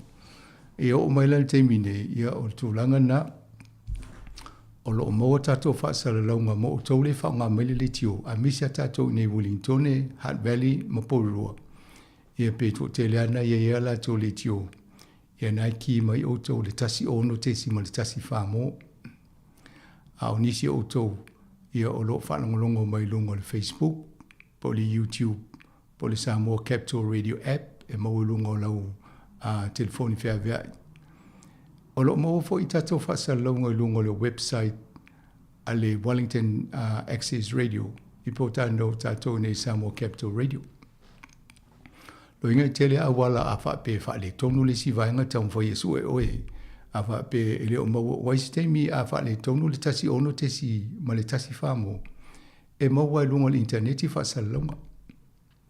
O le mena a te ua pele le tio i a so se si esan telefoni e whai post TV e pem fain fa longo mai lunga wa le ma wa ia fa salong e nga foi na ai ni me tupu ai pele le tio le tasi ono te simaltas alai ma wa fa salong i lunga le internet ia pele internet ia tau si o lai ola fo tasi ono te simaltas ia lai ma wa fa salong ia o vaenga na lo ia ava no e ma wa fa salong al si ufonga la mo te minei ole tūlanga la ia whasolonga lwa ia sonei, i tono i tūla ia whaile tato atol tai au. I o la whiwhiri lawa ia tū fue matasi mai la tō whai tupol kalame ia. Pe whapitoa se vaenga, po le i tūla mulimuli, po le i tūla mua, pe whai ia whasolo a toa a fie ia se si whiwhaali son whinangalo i temi mai le amtango le atol tai au i tau whai unga. I o na tala noa mai le i pol kalame. O le anganga maulunga i fie maua, ai misi ale tau wawa ai o tātou mo lumana. O tātono i ese taimi le tō tāu wale frequency. E whaasolo solo ina o tangata whao ngāle interneti i taipe o le Facebook o le YouTube po afo inisi whainga fōwele i loa mo le taimi nei. E whaasala lau i tātou. Ai o lo tāua tele lau wa ai le frequency le taimi nei mo le si se fulu tau sanga lumana. E te tau alane tātou wawa ai pia nisi awa no whakpena mo le a mesi ale fitu wale tolu le a mo le sei mua. am fainto e mo le frequency na mo tātou mana i tele o le masino te sema no email ele ila fo le Ministry of Culture and Heritage fa mo le to vai po amano ana e fia mo le Sāmoa Capital Radio man fa sa la nga iluma wai e to telefo inisi ele nga fatia le tongi o le tata e mo i fa sa la nga ilunga le Facebook ia am fai ona mo lunga le tio wa adwala ale le ale le frequency ia am fai ona mo so se me a te alu lo ta vale mai fa no lunga mai wai te ele mo ni terminate te lo ta vale le ni Facebook me va pena i lunga ta vale au te tonu e isi taimi mua e fa ta mo lo ta vale u sa u ye uma vai nga na am fai ona alu lunga le YouTube por fa la ele am fai na e matamata me na am fai na fa no lunga ye ai pe ol va ingala nga ilumo tato ai fie mo le terminate a misi o to le fa no longo mele le tio pe fai ai vala au mo fa pe mai o o fa no longo atu ilunga o le tio tasi o no te si mal tasi fa mo ina ia mato lope to fia tato a misi ai ngai nei Wellington Hunt Valley mo porua ia mo to le Lloyd Nelson Blenheim o mo mai fa sa longo ilunga o le tio ina ia whaingo fie fo ina whaisi fōwhanga mo lisi lima se furu tau sanga ngai luma i le me tau na ngai e lisi ufonga la mua i te oma to tinga ine fi na watu i frequency ia e le nisi o toi whaongani le te oi whanonglongo mai ai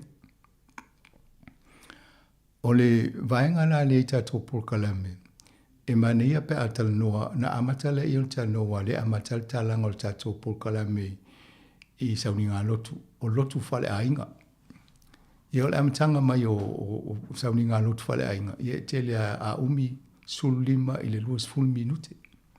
Pe o le nganga al porkalame o le lotu fale ainga taiao. Ia e istemi o le ova ia tua mātou ni o whaisina ovala i titi mala a whaitula. Ia tono vaenga le a talot foi le au whailotu i tautu o nā ia tato o porkalame i whaatula nganga o taimi o porkalame whapea. E foi ma ista to por kalame e fai nei taia fa amata tu lo le atol taia o le atol taia na le tasi ale tu la amata e pe ta i talua ta u mai fai review e mana o ata to e to fa popo istula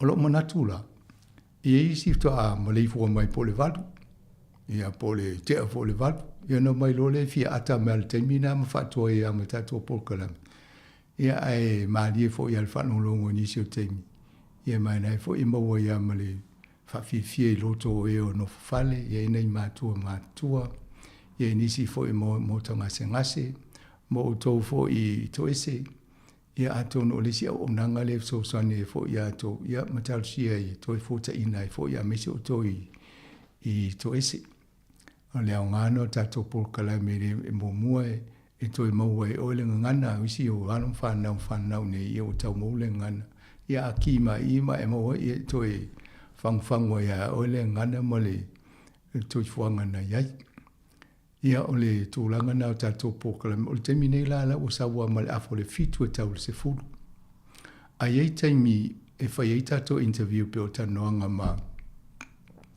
papa i o po pesita e tal no te mina ia e se mi to e a fa solo to le anga iluma ia o le wa tato o mai to titi o le nga to no le pa ingale eni ia matana mai ni si o le malo minister malo le ni le fale to le no fotolu le eni e tafutolu le ni e tato fa yetu ni fatanonga io to tele o la to e ava no le taimi le ale o se furu ele o le taimi tawa fia le pan mini o lona winga o nisi o taimina le tae awe mo wai po le tae awhai tu la mwhaina interview nisi o minister le malo i whaasolo tato porkalame anga i luma. Ia ai whaongaale te leo lisi taimi o le atal tae au.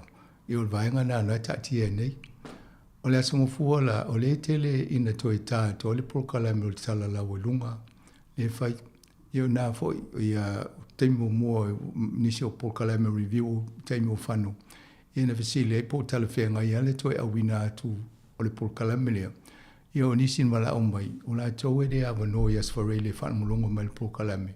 Ia wa amata le afoliva, tau le afolisfuru.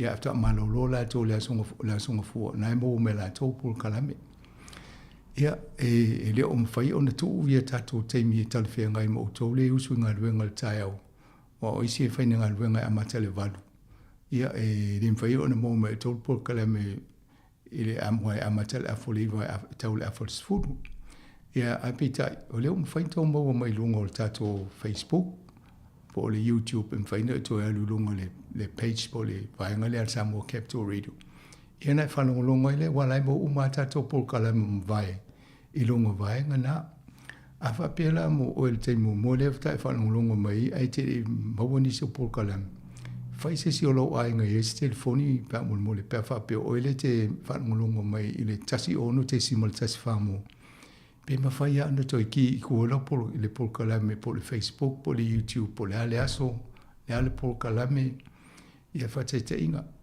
ia fono le talango le fono Sāmoa le na fai nei ina o tutau fo ia le fa fitau le na ye ni ia la ye le mo nani sa no fo il fono na ai mo fo le comment page Sāmoa o fono ai Sāmoa fai na sa o le poinga so ta inga le malo e te mo voi fa sa longa na ai afa pe te fialu lungo tatu page e mo fo lungo o Sāmoa Capital Radio o le wala na le fo so ni tatu o ngaduenga e fa so ai pol kala me fa pena o si la pol kala me e fa ia tu e tele ona e ini pol kala me fa pito e ona fa popole pon interview no fa ia tu le ia pa mai els fulu taiao ia tatu telefo pe na o na ia terminei o le awa tu mau i le valu iva mani se fulu mani lua ia te le ala ina toi mau le tasi ai le isu ia pol kalame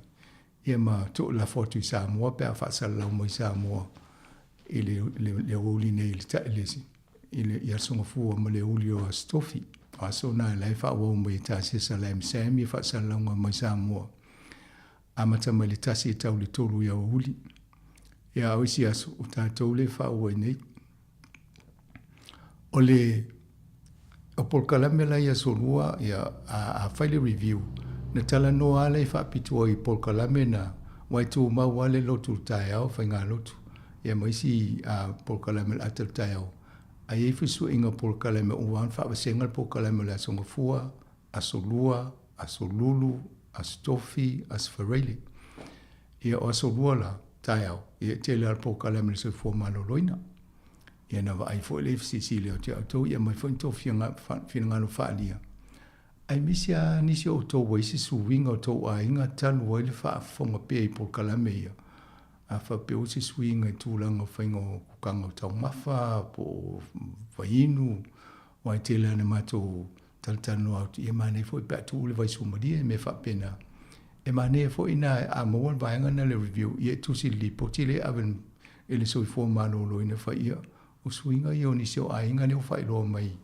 e mo i tanonga fo i pol kalame se fo malo loina o to inga mauna i fie mo e mato ina i ave li poti e wa masina umama ave li poti ele e fa tau se fo pol kalame se fo malo loina la fo la fie vai la to po la ni swinga o mau e tangata i tupele e mai fai e pol kalame se fo malo loina ia vaingana e isi taimi o le mata no fo ima le pole no po rua e te le ala mata la no to it's full tile ia ai ta sin masina ia te le anto ta tu por kalamena ia le laki a to ni po rua na mo ia mata u taula vai po rua o sola sa ia po kalamena le Wellington City Council ia te tonu mo le anga i luma o le fai au sina pisi fo e tapena isi me oai e le fai ngō fia le fai ngō pokara me pule nuu e tapena lei o e fai ngō interview ma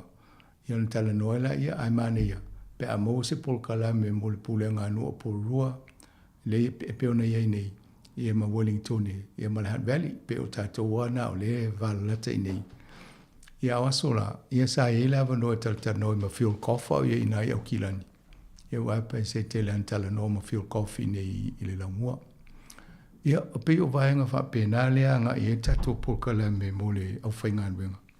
Ia na fasisili atu la ia fie lo pe to fie o to fa no longo le temi to I pa to ki mo le tato le tio inisio ainga I te le to luon tangata pe to lu I pe to tasi foi a mania fa pe o iti fie po kalame I ta o mai pe to fie o to fa no longo mai I ona fa mau le se ma to lo po le ale tu langa o tato fa sa longo lo I nei I longo le Facebook ma le YouTube fa ngo fia wai ta o mai la fa o tangata la ki ma le tai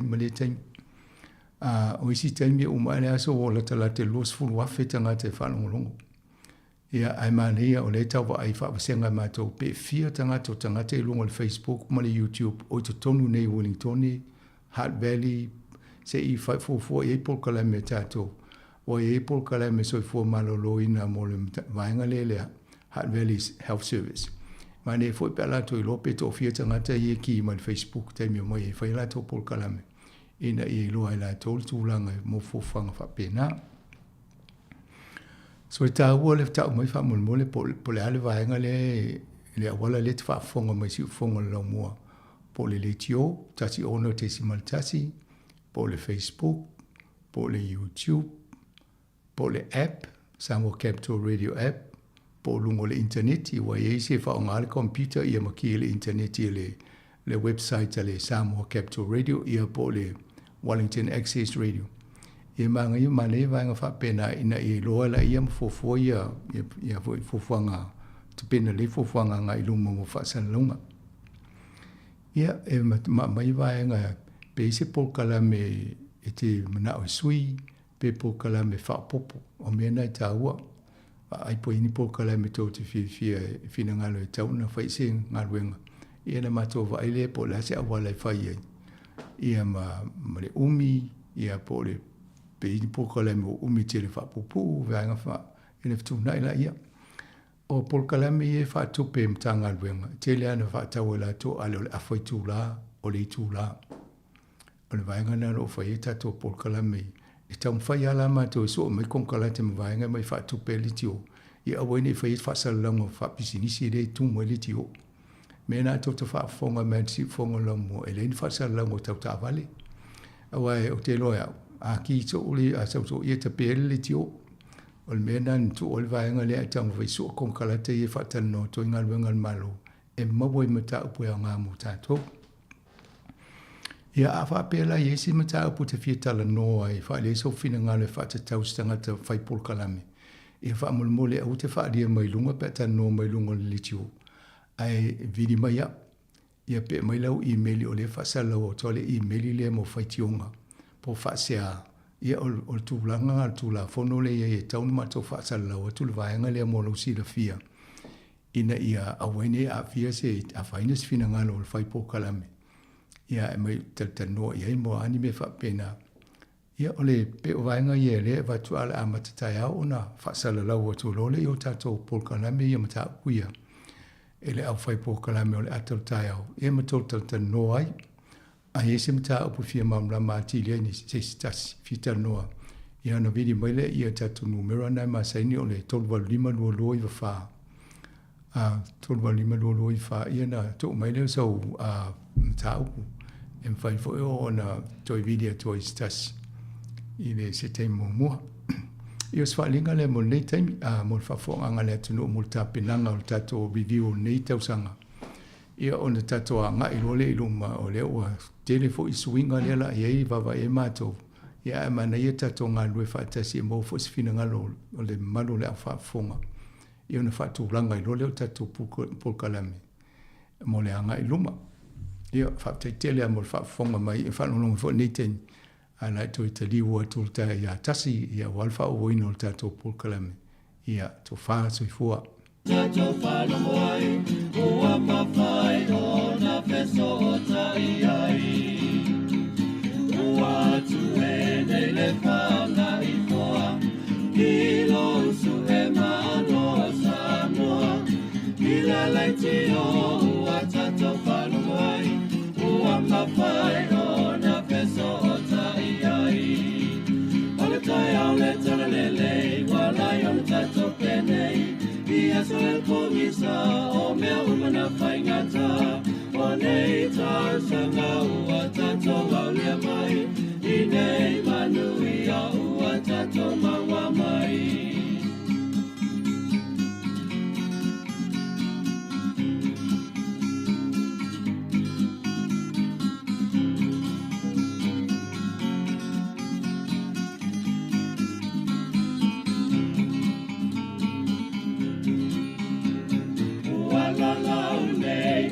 Fanga I pau, uai loa ai e tato whana, e sa ili malo na I matua, e ai le si fofonga o le lau mua. Wala lau nei o le fanga I pau, uai loa ai e tato whana, e sa ili malo na I matua, le si fofo male la unua.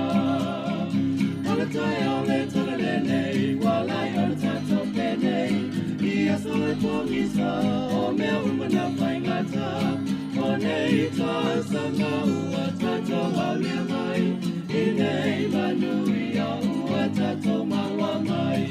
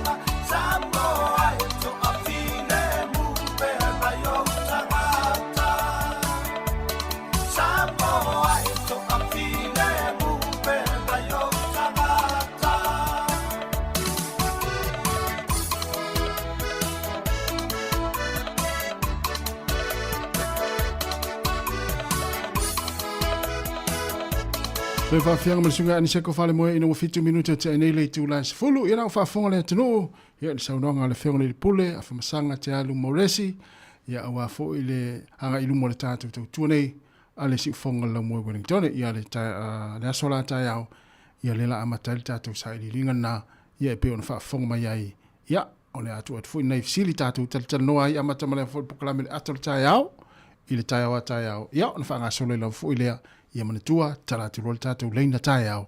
Ia, mane fo ilo wha soa mai, ia pei ona wha iloa le whionga le pule, mai nga umalama, ia e te whia tala no mai ai, ia wala fo i polo kalame, man wha ta tianga o le tātou tautua, o le luafe lua sifun lima, ia pei ona o tau wha fonga mai ai, ia e le whionga le pule. Ia, a nei taimi, o le la a wawa iatu wha fia whianga o pese, a wha se fulu, ia ona tue wha fonga le tātou kalame, o tala la walunga le vai aso e pei ona wha fonga iai, ile aso freilin te nei ya nei taimi le la fa ngana I fa fia fianga nei ya pe tu na tu nei fa fia fianga nei ya wa fo ile fa fonga mai ma le tatu tunu ele ngata ila tu lo mafuta mai tonu mauta malawa na yo tatu tu ama tua fa talo fa tu nei ta ya wa mai asta maftanga wa mai ase puti o ta ya mala au va ngala tu a mai o fuala au le uta ngalo tu fuala au yo mana ia nai fa manatu I fo ile au no fufale mai la tau lo vaia ia nei tātou matua ia wa telefo ia la le pisi o la tau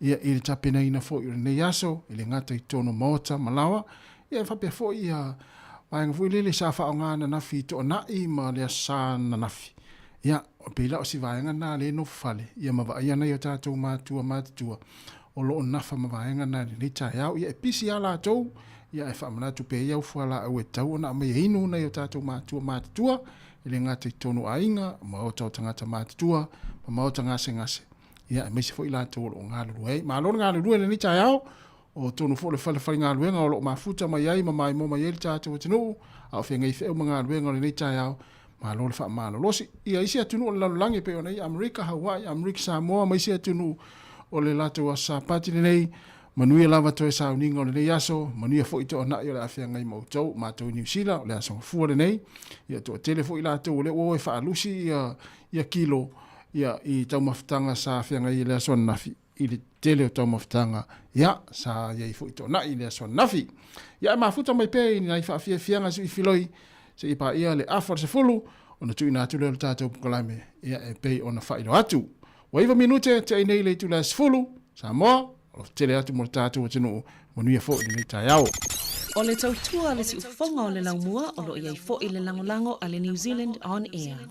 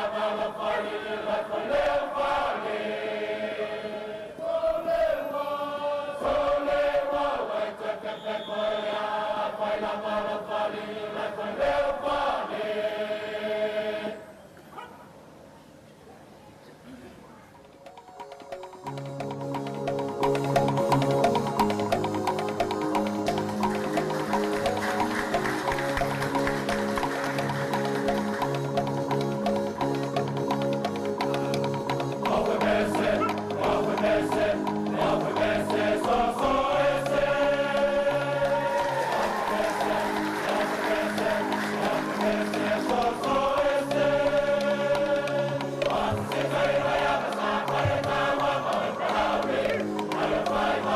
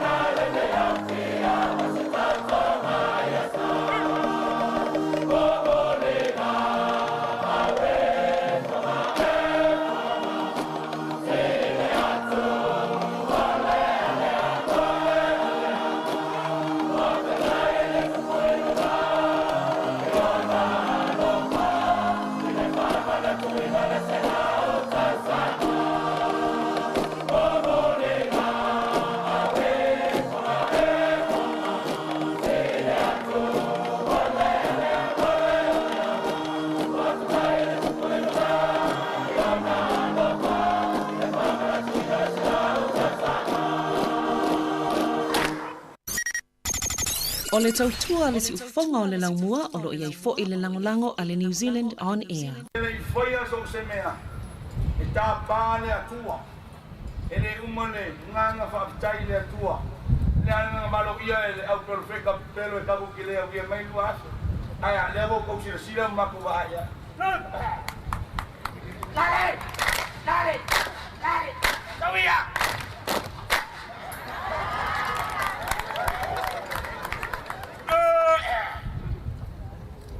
Ele ia se le fia I foi neto.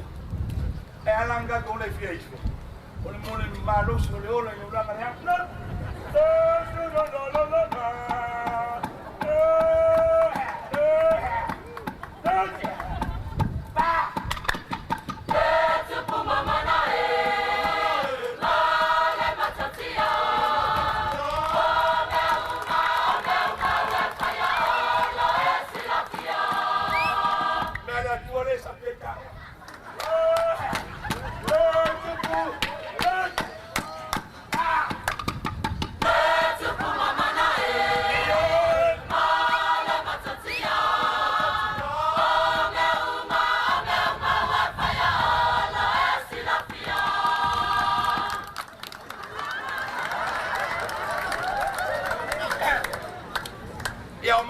Go we for ya. Oh, tupu. Oh, hey. Ah. Oh, tupu male. Ali ma fai pule. Oh, mayuma, mayuma, fama.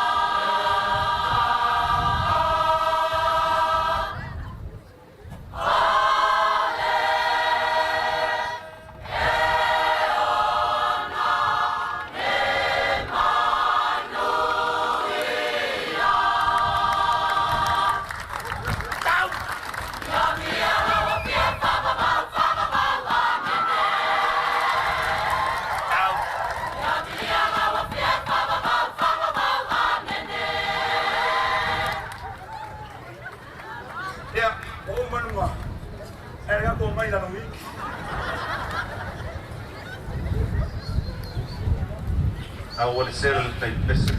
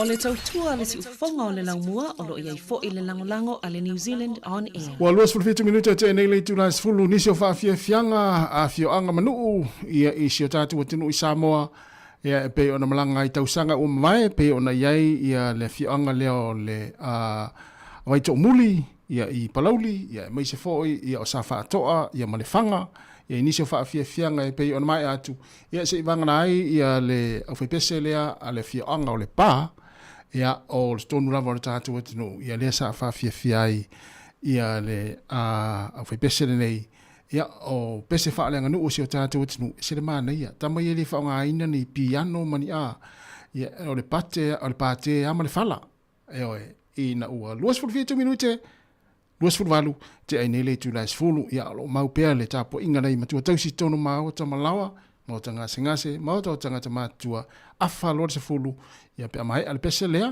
ma le fionga songone ia ona vaturo leo tato programe o tala la ulunga vai aso pe ona fa fonga ia afa sefultasi tato toi mafuta foi ia i fa fianga su filoi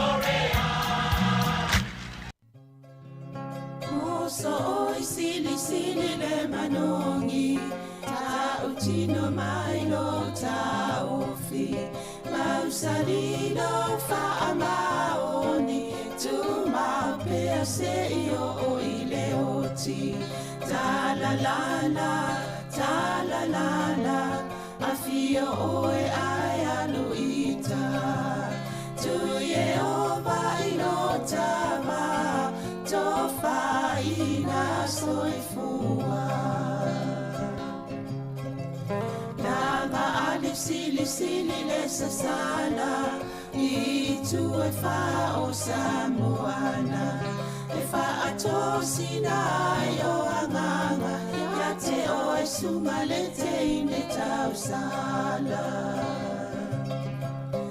la ula fala wa avea talua yo e sungale mana mea be a fai ua elekea tu ai pe sia mea eta fea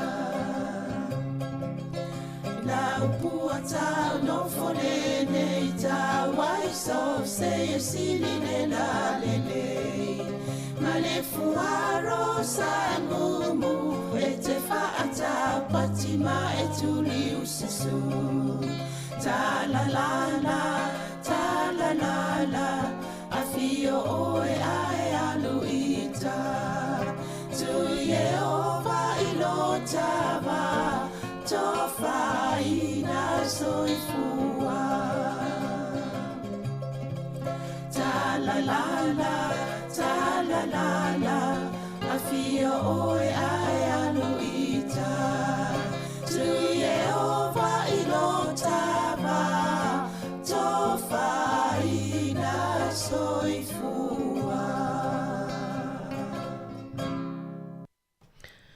Fatalo fatu i le nei tai au fou, malo lava le soifua manuia le mamalo le au fafonga, i la to umalo mwhena maa ua mai le tautua maasani, a le si ufonga le lau mua, i tono Wellington e nei, talo fatalo falava, i o le uto e amatalia le tato pokalame le nei, o tala la walunga al vaiaso, pe ona maasani a iaso faraile, o vaiaso taitasi, taltanu atuai ma le fionga le alipule, af masanga te alu moresi, e whaalau tele nisi o vaenga o Paul Kalame, ia maltulanga fo o iaile ngā luenga le si ufonga lau mua, ele ngata ilea e whaalau tele a tili nisi o tala sa la walunga ile neiva yaso, fia lava e whaatal whaatu le fionga af masanga te al morisi le nei tai au, ma lo lava le soifua ia manuia fo ile amtanga le nei tau sang fo. Whaatalo whaat fo ia Savelina, ia misele pa ia maulunga le whaafonga anga ale si ufonga lau mua. Pol Sāmoa Capital Radio. Ia tātou lia mai fo nei Samoa mo po kalame nei tau sang fo. Ia la tātou vai fo tele o tala lau lunga o tau whai e so mali me moni e tata noa to fo ia ma whaalau loa atu ni se vaenga so soani sila fia o le malu le atinu. Ia, malo lava lon sai nei fo tātou to e amatalia ngā luenga nei tai au. Ia ai o loo mau pia soifua lau lei lau fionga msanga ia me se fo ile malo lau whaafonga. Le olo umwhaiona wala o mai ia ma telefo ina mafuta mai tato po kalame. Ia au te loa la atu atu ia ne avanua e whaailoa ini vaenga a matau le tapo kalame a msanga. Mana ia, whaftai lava Savelina. Atonu o vaenga ia e pe ona te noa e fo i moni tau sanga. Mua ona tala noa le tūlanga o le vaitau o tato ia nei ma le tele o whaamtalanga ese o maua e tātou i lunga ale o le YouTube, o le Facebook. A tono le lui taule o le tātou po kalame a me se fo i whasalaunga ale Sāmoa Capital Radio. O le tau mwhaile ia mata i tuina i tu ai ngā whaamtalanga ma vaenga i e fsoswani i tātou po kalame tuinatu. Ia tele o whasalaunga a adu lunga le YouTube, tele vaenga na iei o isi e motua i ne tau whapiritani o le deep fake o tala sese e tala tau wha sese. Ia e le malamalama tele lai me lai tupu. Ia ona e se tia ia la ia mai whapea oi o le sauna whapena fo i longo o le Facebook. Ia o le silalu i tauna o tato ngaluenga nei. O le mato mata i tuwina wawa i le ina i awane i sese tala ia maua mato ma awa tu lunga tato talafo. Ia matala lau lunga peonda tato. Ia le pol kalame nei. Ia ma le tele o tato pol kalame a tasi. O le tele au vaenga ia lunga press releases ia mai le malo. Tala ia mai official malo o Minsta. O vaenga whapena ia o le avato i tato. Tele fo whamtalanga na o le sua lau whasala o le Radio New Zealand. Na sainin masinga yu lai tau sanga tu mbaya tu nei le Memorandum of Understanding o le whiangainga le mwhai e o ngā lue whātasita tau ma le Radio New Zealand. Ia wae o la tau e whaitau miliona le tupel maa lolai a ve whaatupela to ngā luenga. Mai e la tau au journalist la tau i e o tono le palimene ma whaam interview ia Minsta. Ia na mau lole o whaam talanga tu ina tu lungo la tau por kalameti o lungo o le litio Radio New Zealand. Ia on malianga la en whain whaanga tātou i whaamtalanga na e whai toi tātou talafou. Ia mtala nua fo inisi mtau. Ai fo inisi o vaenga i tātou ngā ruenga e whai e fia manra mai la tau tala mai Sāmoa. Ia on so tai mai le matu tala no iei. I whapena no ngā rue whatasi. Ia malesi vaenga te le pe o nei le whiangainga lea. O le tausanga umalawa i le taimi whatau o le ngan Sāmoa e ngan rue whatase ia le Radio New Zealand ma tātou. Ia, o loinga o tausanga momola ne la o la whaiele la inga lea. Whatino i pēo tuna masino me. A pe whamanino to ele whainga ngā ruenga e re whainga o fieni si o teimil tau su o le anomoni o tala. I na watuela i o whamtalanga. O le vai aso mua la whaiele review o tato Paul Kalame. E to e siringe e fōri le se ili elfina ngalo le malo le atinu a misi o tō o whanangolongo mai mo mai fōi pakatalaunga le tio. I am whautua ina fōi po an Paul Kalame tau o na wawa ai e pe sui, pe taofi, pe vaise e suinga o ale o le taimi, o le umi, ina ia mātua ai e talawhea ngai mapa leni taimi e a fōi e fōfua mo Paul Kalame taitasi. E mo bia lau la whapeo o te whiwhi whafonga mai si ufonga lau mua. O lau sao na le matar sanga toi a whailole tatu review. E o ana e mai lole o sau whamtalanga po a Paul Kalame te whiwhi o a Paul Kalame tauna sui o a sui ngai tauna iai. Ina i matu lo fitu na ili whatunanga o Paul Kalame. O le anga i lumba molita o sanga fau. O le whamoe maulunga ina i whale a tili Paul Kalame o tu ina tue mātou mō lau whafonganga. O le tūlanga lana iai, o ia nisi o suinga Paul Kalame pen whatatano mo le tausanga mo vai. O le tato ina i lau o tina, whamoe a matele masina fōu. Ia ina i fisu ia inga ai o le ua tue a matele vaso mō fōu i o le masina o Februari. Ia au le tato ato whewai li ai. Masani ana wha mautua al Paul Kalame ia solulu i le sefulu maltasi. Ia leo i el fufuanga o le tato Paul Kalame na e a tonu se i wawa aipe isi taimi ono sui ele taimi lea. A mo le taimi nei a matal vai a sofou le Paul Kalame lea. A le a nafa ma pole mangafa milo. O ia o lea la vai el tato Paul Kalame sa to whaafonga fo i il faltua ni so tato Paul Kalame taimi o le choko mai Samoa. E na watua tato talafou mai Samoa. I o le fo ino so sani ni so tato Paul Kalame i se nai taimi o le tosango mwai. O ia la nala ngafaman Paul Kalame le a matatu le aso lulu o le vai aso fou. Ia, mane fo whanononga o tia la wano o taio nei sa walina talino mai Samoa. Mo ile. Ia, ni hao a tonu na nalu talino le ampasa wa o le masino o se tema e le tausanga mwai. Ia le sa talino mai e le ampasa saina ma le tato falfasala lau, office fasala lau Samoa. Ia au talino atu nei lungo le tato le sport fasala lau lungo le TV o le Zoom e le screen. Ia ma talino e fo le. O le wha moe wa o talsanga mai pe whainanga tato ngā lue whaatasi. So ni whaasala lau o la tō a Paul Kalame a misi lava ia atina ai i Sāmoa. Ia lela iai ma le wha maalungo la tō 5 tausanga taluna ia le la tō whenga inga le ma ngā lue wawa lua ma le malo Sāmoa.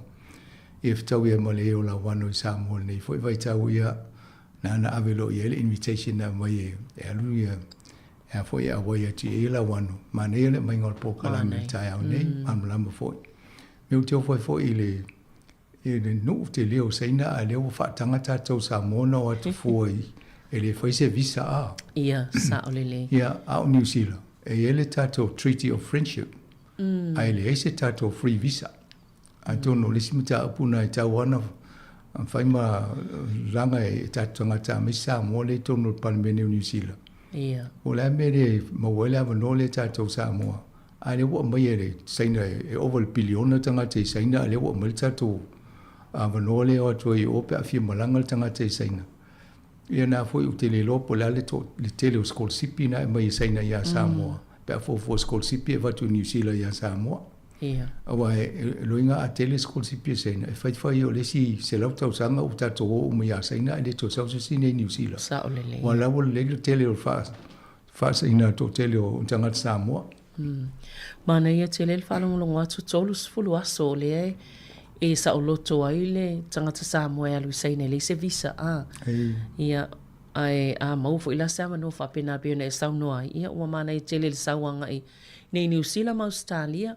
Mana i fulwhanonglongo atu i tangata ia sa no no fa atasi mala wano ile fa singa le ia o tangata o laim fa iona fa ia fautuanga ia pe o fo ile fa ngoni fa i ungai inga luengo lo la to nga lu ai to langa fa pe oni e mersi le tele fa Sāmoa le tele le na ma fe tanga i lungo le email i fa tu langa o le invitation le ia ona talo fa tu ni hao talo fa ia ai sa ko le tale ia fa Sāmoa mat ia mo to le tele lo isi am pasa lai Sāmoa pe Australia ma New Zealand pe le fa Sāmoa la to tangata ia no fo lumo ke si pe de ia ai longa e tam faina au te loa pe o lo pe ona ta wa fo li po te la wano no ingo to telefona ia no fa no Sāmoa ia malanga ia o ngai u fo i mai la u matuali le ia le ngana sai ia o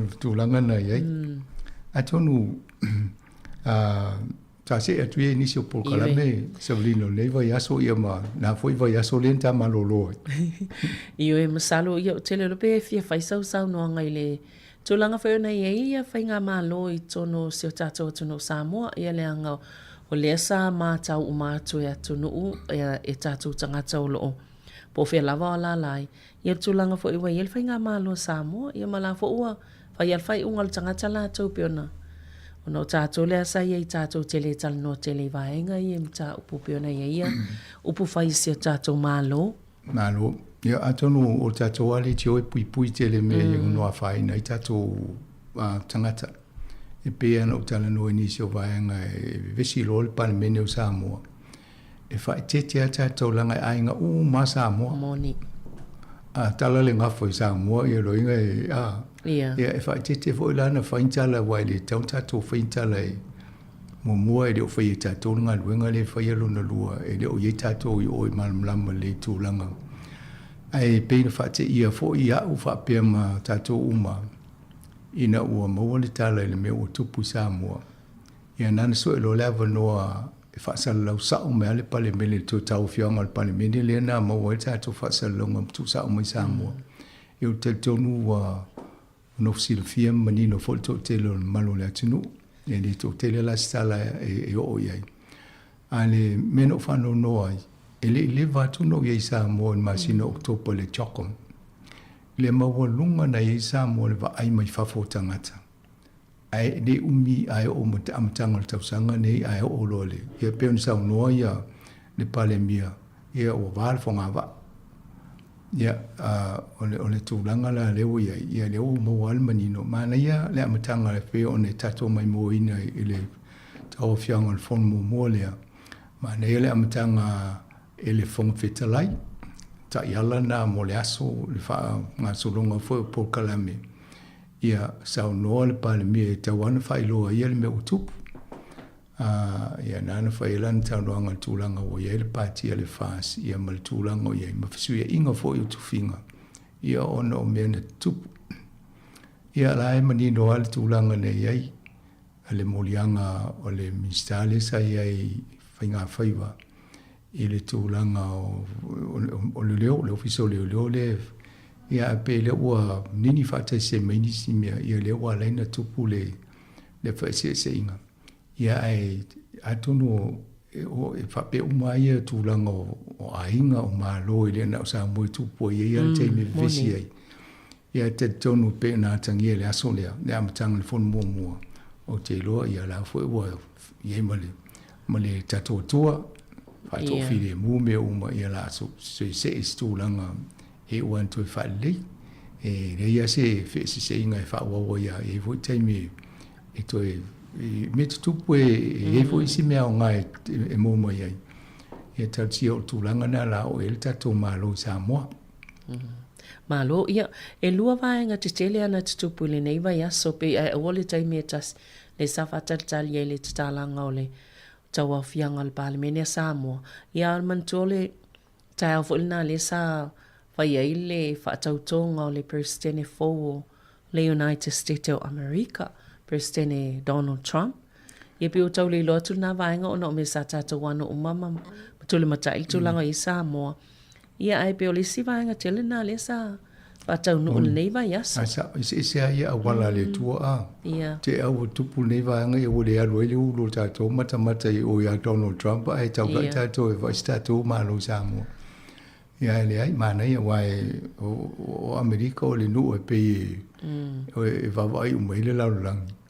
Ia wala le o pale mai nei Donald Trump. Ia e se fo te inga Donald Trump le mai tau o tangata.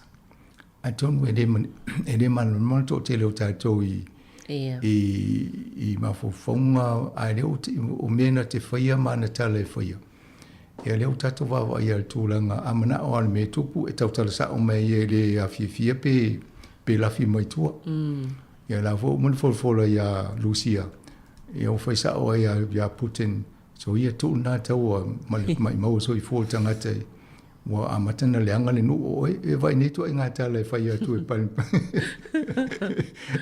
e tu sa o e whamtala ngai le pisanga te ai mo si la o wawai la le whai ngā malo le na ma vai atu ne mo ma wau po la le tu inga malo e ma whai no e whetau i tu inga tangata whapea mo mua e popular e tu tele tangata o le alangolonga i fo ia lona lua e sawa ia mana ia wala e whai ai ele alu muli me fo ia o umana sawa ia palemene po o pa whainga malo Amerika.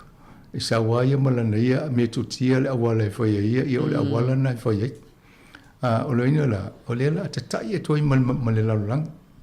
Ata tova ai o nofo sui uma mena iei Amerika i tonu pe o le tala le tau, fasui ingo le tau mea whapena. Ia ua toi, o mea umai ana fola cancel. Ia. Ia, o le United Nations la uman whamai. O tō umana le European Union, tau na si ilunga tō tupe nai whaalu mo le puipuinga o tō. O tō te whaalangalango mai Amerika, o tele tupe Amerika o ratu ina, ai tau na tonu sto tupe. Ia. Ia, ai tonu o tala ia sa tau na lewa na whai aso la. Ia, ai le se e fo le e mwhaitala no wapea. Ia la lawa amata na pisa na ia pane mio isi nuu ia mai sa. Tau ni si ilunga ia, ia tupe tonu e mua la toa puipuinga. Ia o tātou la ia leini tupe, motu o Pasifika. Ia le lopo lan me whai wai, ia tasiala mea o le avele avano e atofia mai taula ili mato wafu no mai le taula le wafu. Ia o le tātou tupe, e whai ni wa a tau muni me whapena. Ai pe e lavo e lo e Donald Trump le me whai wai, e lo tātou lai wawa e mo lai wa i nuu i ele le oa mal tamau ainga. Ina ia whaia. O le mea lai maari, o nai tangata ia na umana wha mai e whaatea lesi, i tua inga whainga malo le whai mai o le se senga na o mai nei. Lona winga po ai ana ina maurunga lon to whinga i whainga malo le o umatu nei.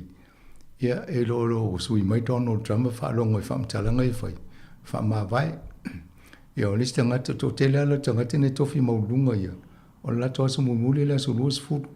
O nafi le Amerika le taimi Amerika o i tala toa nafi.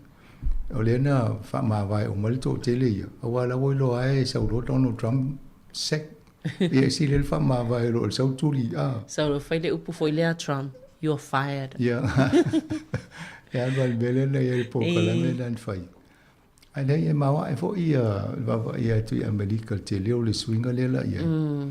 O lai taula ia la tauma i tusere i la nei whamtelanga whamomua Amerika. O tele na ola tō waru fui whafo ai de wawa ai tonu Amerika.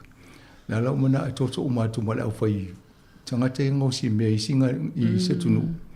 A tau mana o e tau ngofieto o loe nei Amerika o mai e whauto o loe nei Amerika. E maua le sosani a tō tūlango la fonga. Ai sosani vo ia o tō e le mo le tariff. Ai afa pe to te nofo pema fauto o loina i tonu. Ia vasa unioni e tongi loina le la whainele la fonga le i mo o loe e whatau atu Amerika. Awa pe la sta ava le whausaina. Ai vi whatau Amerika. Ia le wa umana folfola mai o le lua se fulu i le lua sulimu pasene le tariff. O le la fonga le whapopo le tau le ta avale. E lono winga. E la tu ta avale nofo le pakai o i le whatau se si wau tau ta. O le tūlanga na lewa umana folfola mai. O la ala la veia Mexico o le sinu o la umana tau e tūlanga whapea. la via makanata ia o kanata o le whainga pa anga whaatasi lono winga tu sa pe wo ma Amerika saulo Donald Trump o le sa mai lo whainga wo a saulo ai le talwhenga i le mea nai te whai tu sa malfina ngano Donald Trump ia o le tu wo o lua ai whaasala o e to inga whaasala ngai e pe o le vavai atu na le swinga le wo nei Amerika o le si mea le o vai e nei o le whaonganga e fo Donald Trump o le au mau mea i Amerika ai mai sia le au mau mea pisinisi wha teknolosi tato vai le ata le na tau ia tutu wha tasi mai o le tangate vai le Facebook ia o le YouTube ia o le AI ia o Elon Musk le whaia le Starlink ia o Starlink le wo fo i Sāmoa e whai mo meo taula inga o satellite ia mo le internet ia tātou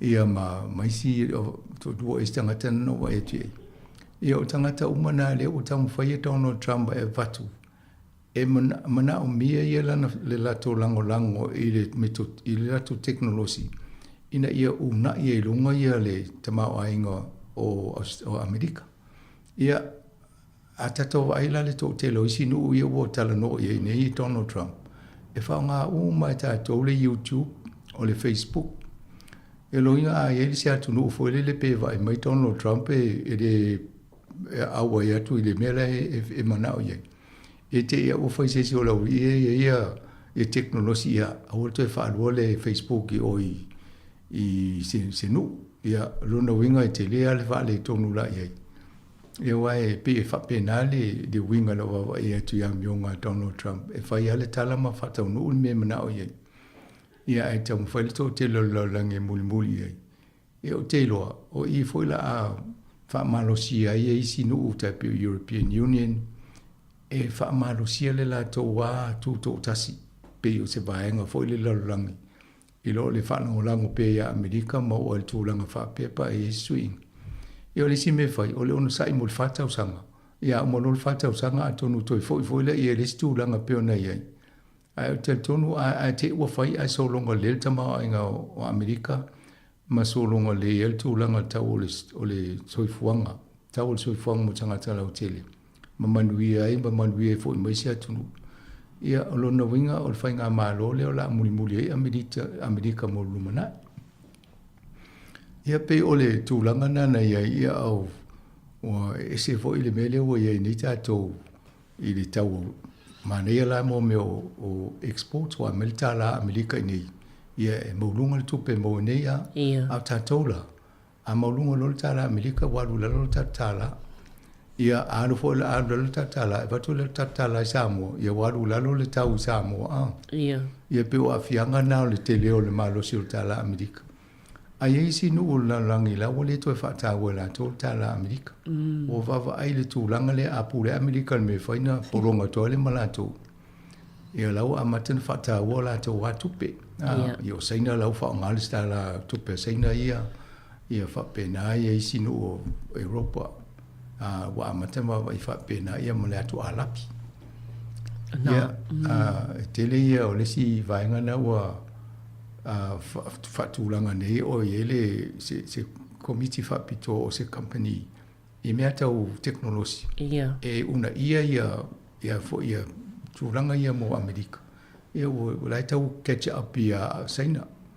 A tatano so o le AI, the artificial intelligence.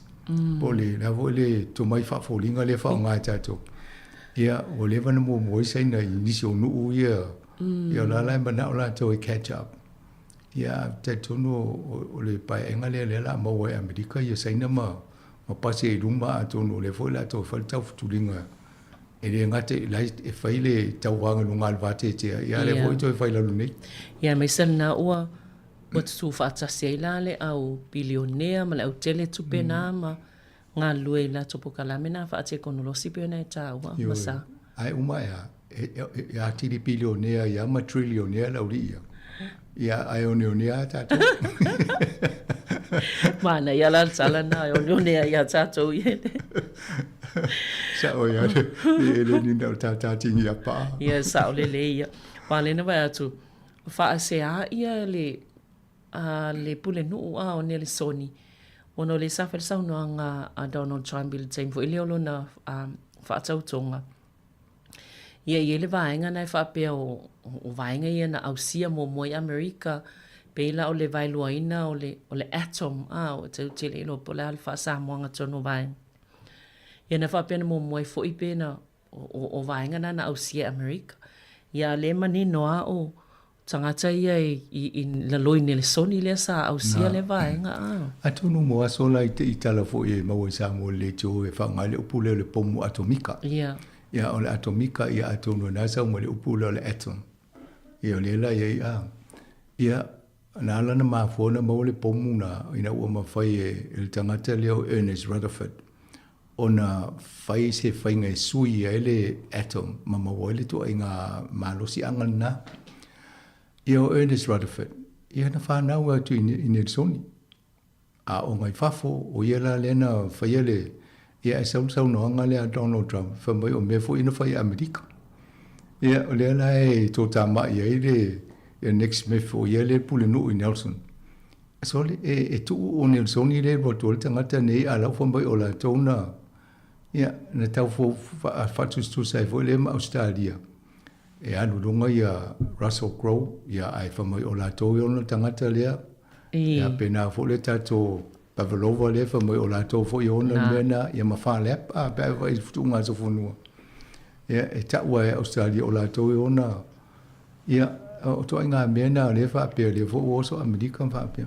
O le meu teo foi, po le tangata ntusia le speech a pesa tauna su e pesa o le mele o ala tō le ai afa pe o le vana tau loto la tau le o la tau e ona le o le motoa i se ala le maule tau a vea mele le tau fai ma tau fa sa o history e te pe vo tatu New Zealand le tau fa sa o tatu history le i tanga te su ina ia sa o ia fa mo o le ave wa ana le o so ni tatu mo fa sa o mele ia na se ia le fa pena mo le si miliona tau sanga illuminati o le ngona tangata o Ernest Rutherford. E le fale le tu tonua i le mele i pasi ne Wellington. Talangi o fo i le railway station. Ngai whaingo ia Rutherford House. O tangata la nai. Na whaingo al tangata ne. Ia o le ngata e whanau lo Nelson. A le ele si moli mau ia moitanga. Se ronga sos tangata Amerika sau nei ave ina le Rutherford House. Matau e o le fale le te nei o le Rutherford House o le fale whaingo tangata le whaile e tompong. Ia ave la lo i Nelsoni i vaenga la lo i mata anga Nelsoni i tangata lea na ia wha mauti noa ati. Mana ia pia ave se invitation ia Donald Trump ava no stemi ia ui mai la lo le ina ave lo Nelson. Wha sino ele fale ni whanau ia. Ia lele, msanga se whaisina ta malolongo pupu ia na toi whaua waileo le polkala me nei tai au, whaatai.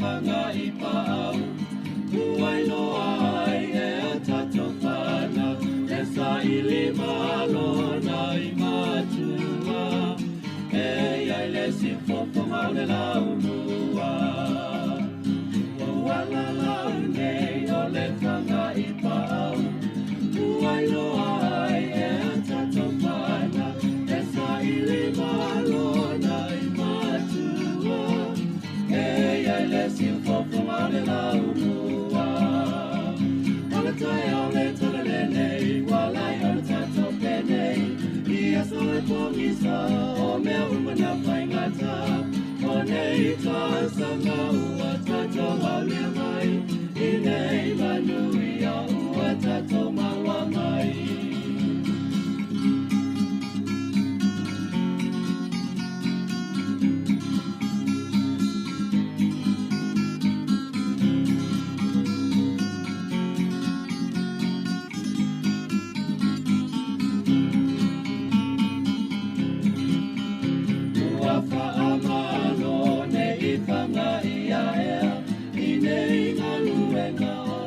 Lo utou whawhong mai pēa I le siufonga lau mua I o lo o taltanoa I le mta upule nei.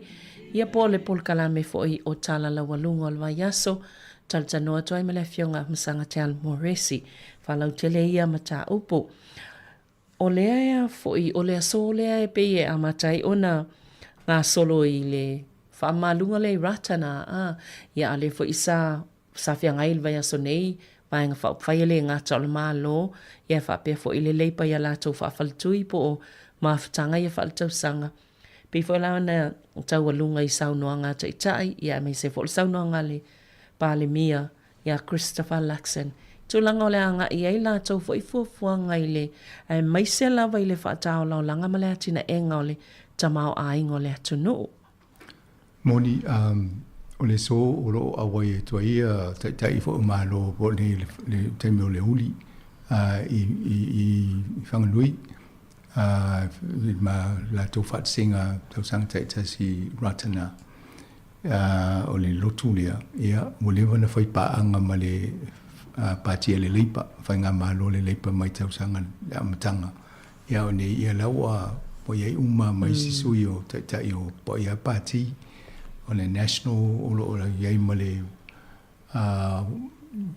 pātia le New Zealand First ia pe whalonga to si mo le acte le awai le whaatsinga le so ia sa o sa walina o le vaiaso fo I nei sa whailfol sanga le amatanga o le nitau sanga paenga fo ia le nitau sanga mo le Christopher Luxon ia tala noa I le la tova ai wha mo lava le tamao ainga tata none Donald Trump wha mo fo ia tamao ainga o Amerika ia so se whainga maloa o le vaenga le taura I la toa fo I tau ona le tamao ainga o le atunu a wale vainga o tangata lau tele ia le fo la sa sa noa ia wha pena fo le fono na le sa whai le leipa pātia le leipa ia vai fo la tau poani a wala wha le lei ati le tamao ainga o New Zealand ia e mai se waila tau le melea leina tau tele tangata I le palo te la tau I o kilani sauti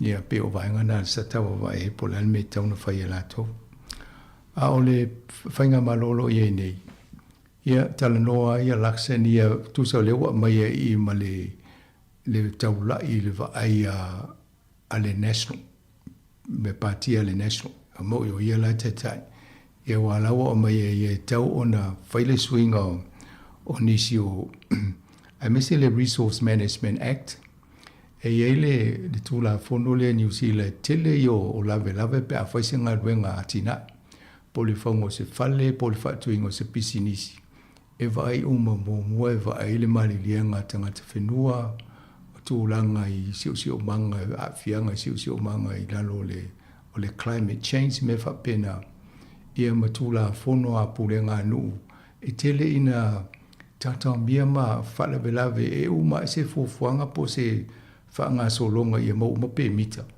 ma mali lianga nei ia oisi o atu le tolu 5 tausanga alua le tele o tupe matua ia na nga iluma ia ila fo itato a tina i wale tamau a inga New Zealand. O lea lau wai la tō, o te tau o na sui a tō le vaenga le whawhai ngofie. Nā whai e ro le vaenga le ta o le Fast Track Approval Act.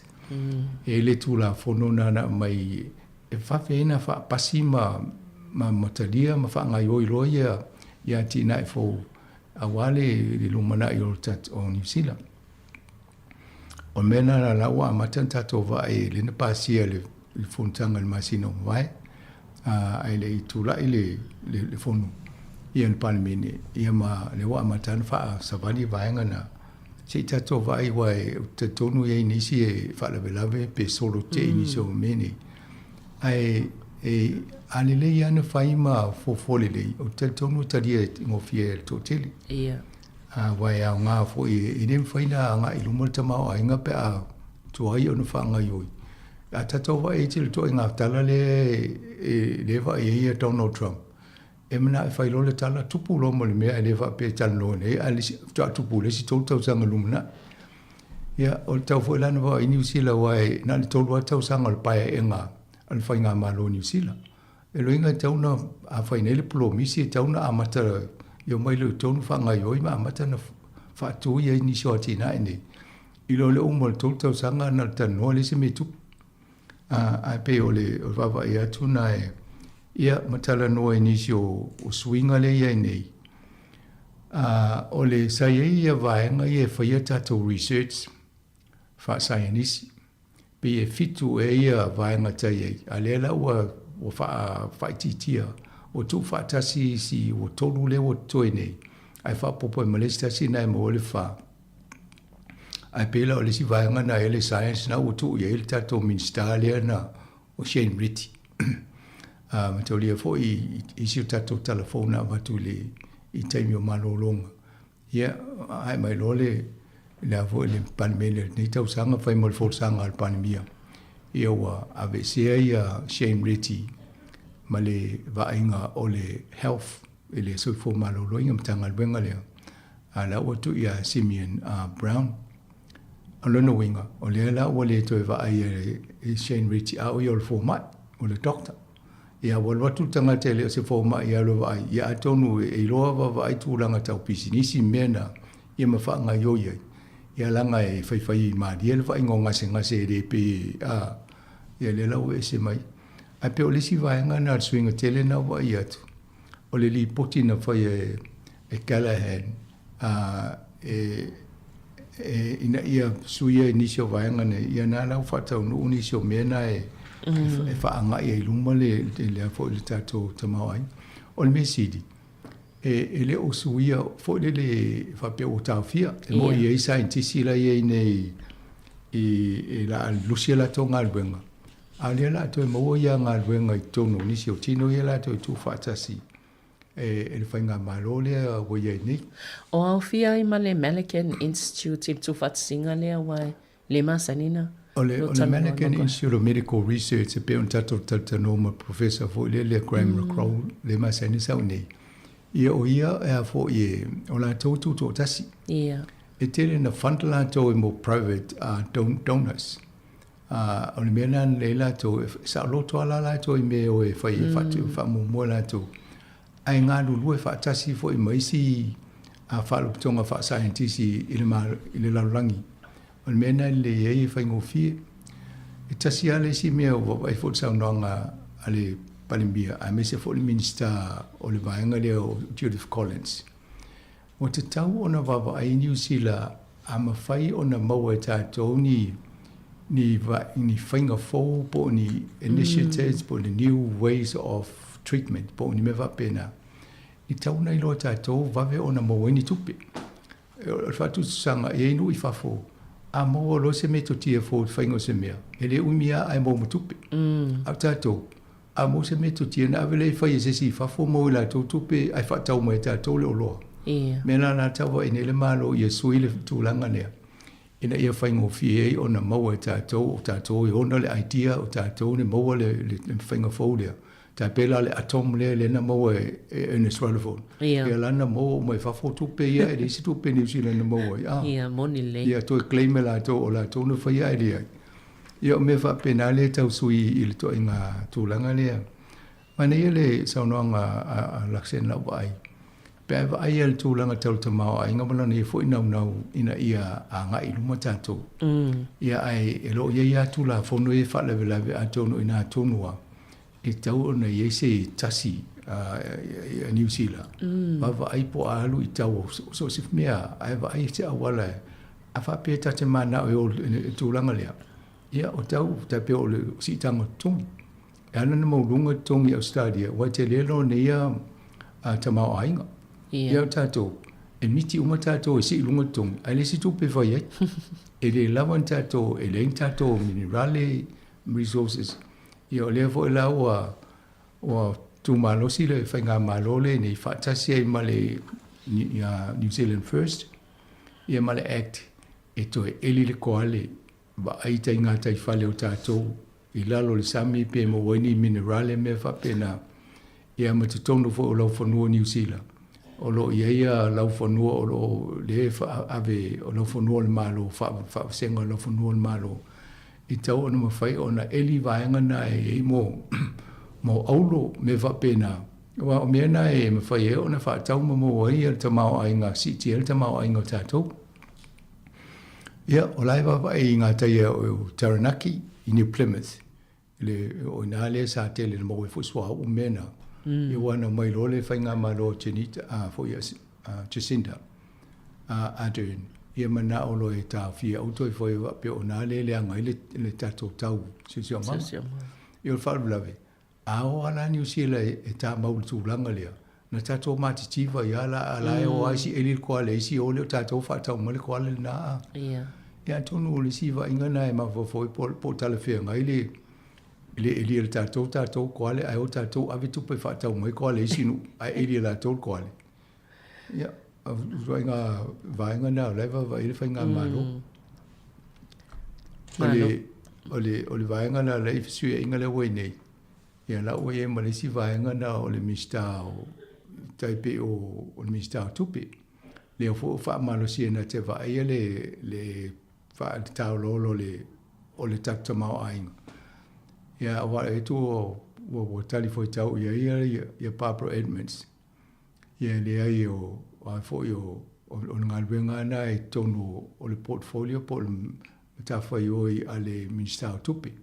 E le ngate lo wa ai wha ngo tupe ai wha o lo le matamao ai ngai wole whai ese me wha pena. A wa ngalwenga na te tupe ia tonu sa fo ia Barbara. Ia ai se I tato wa ai po fea wanga I tūlanga nā. O I wa tā ua fo ia Barbara Edmonds, wangana fo ia tā ua ia le swafa matai le ua umana na whaile ia whaana futupu ia le fionga tamai tai whai pule. Ia ai se I toi. O le tu se whai se interview ia na whatalo whalo ia lo wha ngalo le swafa matai. Ia. Wana o tekste ima o wha manuia fo ina o mo le tala. O whainga tāne ina ia o wōl palemene, o le tau lo swafa lepa, e toi hae atu nei. I le sipa. E le lepa o whai loa nei, o le whono lea lato waleta o se whamitalanga, e le whono la, le whawhale tui a le pātia, le leipa le iai nei. Ia pe e lua mena e whatau e le saunoanga a Chris Hopkins. O le tausanga na mawai, sa whioa I New Zealand, ma whanongo longo, ma wa aipo le atonu ale mele na tō tā mai ele tō te lo tangata I rele I palo te la tō. Lona lua, mo tau sanga nei, o lea la wa I totoa ini polisi e fausia a wai ana matalone na whai loa mai ai la o le whai ungo le tau sanga nei. Ai tele o ni tala noi la tō le amatanga le tau sanga fō. I o tau sanga nai fo I fo le palo te ni New Zealand. Whato sina I o na mai umarola I o la tō polisi ia ma whatinonga ma whatupenga ia wa mena o te loleanga lua e nei ia Barbara Jamie nei e whatinonga vaenga nā. Lo beto e au mai nei le Capital Keynes Tax o le atal ta noa tanga tal vaenga nā o lo whai e isi nui whafo ai le malamalama tātou nei po whilai mea leina whaita o le whewhi tangata ia iei mau mea I tele tupe nei ai aso e nei po ele au mau mea New Zealand e le tō tele ia lango le au mau mea na e ngā ruru ele tō tele o tātou o ngā whape o e ona le whale o loa countdown whateta inga Awa tua le pule fatu. Wa ia ta fai le me ule o lango le me le wa le mo intu pe fai ta tonga luenga. Ia o la me fai tanga palo. Moni le. Ia o le si vanga msanga. Pe ia o fai asina le longo malia fo i o saunoanga. Tangata lea levi. Ai fatau fo i le tūlanga o iai ia. E me se fo le fionga pulea i machi apa leo lo ta i el vanga soifua malolo ina. Ni sila wapi o yuni le o maila na kone karate. Moni, o whanangolongo mo fai tau le i whamtalanga le tangata lea. O le mele o te iloa le o fitau i te unu New Zealand. E so na fai ala fonga a minister o tangata fo e na whidiwhidia e tangata mai e tau whatau tai ele malo. Whidiwhidia la tōm tangata o taitai. Ai a whai la te saunoanga. E le fai fufua, e la wana wawa e tala. Tusa lai fai tio i a pepule ai whapea. E mana o mia i es tangata fo i e le nao le mai o le pepa le me tauni whaatino. Ai e whanga ioi ma fai. Tusa e le o e mau mai le ata walala to e whaasa lau le avanoa. E le o ieiso na whaatu tuanga fo i le whaawau le ngalwenga le e au te tonu o lewa na fiaru ese ia whepule ai mali tofi. Na utala no stasi o pulkala me vai ele te le o le suinga o le ngalwenga whepule ai. Na apalai a whepule ai e sawe whaatino le polisi a le malo o whainga malo le leipa. E whaatu langa e whaatu ora na i ele suinga na mana o le malo e tu whaatasia pe e se o mai health boards and nei lusu tasi i New Zealand atoa. Na tu umaila ia na le wha ia regionals. E wa ia le soifua maloloina. A o le to ile lusu tasi board. O le whatuoro la. O le polisi le leipa. Sua ele o stangata e sau o taita ia le vaenga na le lana apalai ia whepule ia. Me sau le whai. Whai ina lo le whainga malo le sau lo le malo le. Mana o lo e sui atoa le mea te le swinga. Swinga te lea o le vaea o nisi o tangata whainga renga le malo. Whai ti e tiel tu pe atu. A whapea la te manatu e vape na whaatino ngā renga. Tusa e lua la mea la wa ina whai e. O lai tau wha mai e le vaenga le swinga le na whai mōmua. Ai tu e whai ma le swinga fōlia. E mana o mea le tu pe tutongi i tangata i o wha mo vaea mai le vaenga mōmua. Tau fia ngā ruenga i henko kalati tau nisi tupe whai le vaenga na. Ai mo ni e fwoi tupe fō. E whai ele vaenga fō le mana o nene malo. I lau la vai. O le moto e te le o le ngango sa mo le whainga tau ngā ruenga. A le mana tu le malo le a wol pole la tu e lo ma fau le mea la en tupu momo. A le ma fau le mea tau tupu le te mini. Ia atonu e nae e sa tau ona fi nau malo si fo e o te lo sa tau mwhai e isi faltua. Ia alfa le level mele e ni. E pe anu fatu. A so na whai ata la al minsta. E le ia ma se tali e tō tangata o public service. Ai tauna e se taimi, tauna sui le mena. Awe se awa no tangata. Se tali foi tau o i tō inga tu. Inga ma whamtalanga i whai. Ia wana leo mai au la tō. A whatu a une tō tanu mta upule. Ia na ngungua ere whapena. Pa wala me whaitans whainga luenga le malo. Lo se wari ese. Whama vaina e arula ia. Ia malo ono sai mai no fono foi pena. Ia atonu o lesi tangata o te ilo. Ia sola. E lesi tangata na nei te roa pe. Ia lesi mai whaila uno fofi matani lo ututom. Whatadia au tō ato wita. Ia le te wita i pea ale le. Ia wa toa inga mena e tuku toa inga whamtalanga whapea le talawhengai. Ia leo pea na whailoa fo i e pule ai o ia le se una manatu to e whaawau i pea. E wha umolo na tofi le masino yuni. Ia tonu o nae o toi wa. Ia tato wa ele po lase swinga. A whapea ele i mawhai ele minsta le na to e wa ele mtanga ruenga le soi fua malolo ino na whai ele ngā ruenga i whaawau. O le la o tua i ai sa tau fo ina latu ia i se pawa e sui e ia ma watu i tanga te soswan. Malo, ia. Se tato tu mata ipia tu langa ina mta po msanga ai mo ila tau ia falongo longo mai au kilani e ele vaenga o kilani pe au Henderson nai e pe wo ye nei ai ngo motu sia lato swa vai ia mona ia so ona ona e pe ye ni pai po papa ina na atonu mo o to e tawana tam fai pe tato ofisa ne tau longo ko melo tupu e vanga se ole ia e lusu fai tu la fa pe tau fai ele pa le vai le tu po le po an po o yan nafi ia lona winga e to tele ia ole Henderson Valley Road ole Corona Archipel Road ma Netherlands Avenue Kelson ia pe o vaenga na le tele ila fianga e tau fai se ngadwenga ia ai pe a ma le tolu wafela to le Yesu ava station initial time ia ai o to se fulu wafe ia tangata le mai le lipoti le Radio New Zealand e ono afia ia atonu o lo ia fo ia isi o yo mena no to o nei sa fa ma fa sa o o vaenga na o lo ia mo lo li fo ia mo le vai o le toltasi o toli vatasi Henderson Valley Road i Henderson Valley o le lua 55 Henderson Valley Road i Henderson ia ma le kono Archibald Road ma Netherlands Avenue Kelson na la fa pe fi mo so vai ni so to mo mo fa sa long o fi o to le vai i le pe o le vai ia o na la ye mo tankas po lo li e fa o mo u tu vai e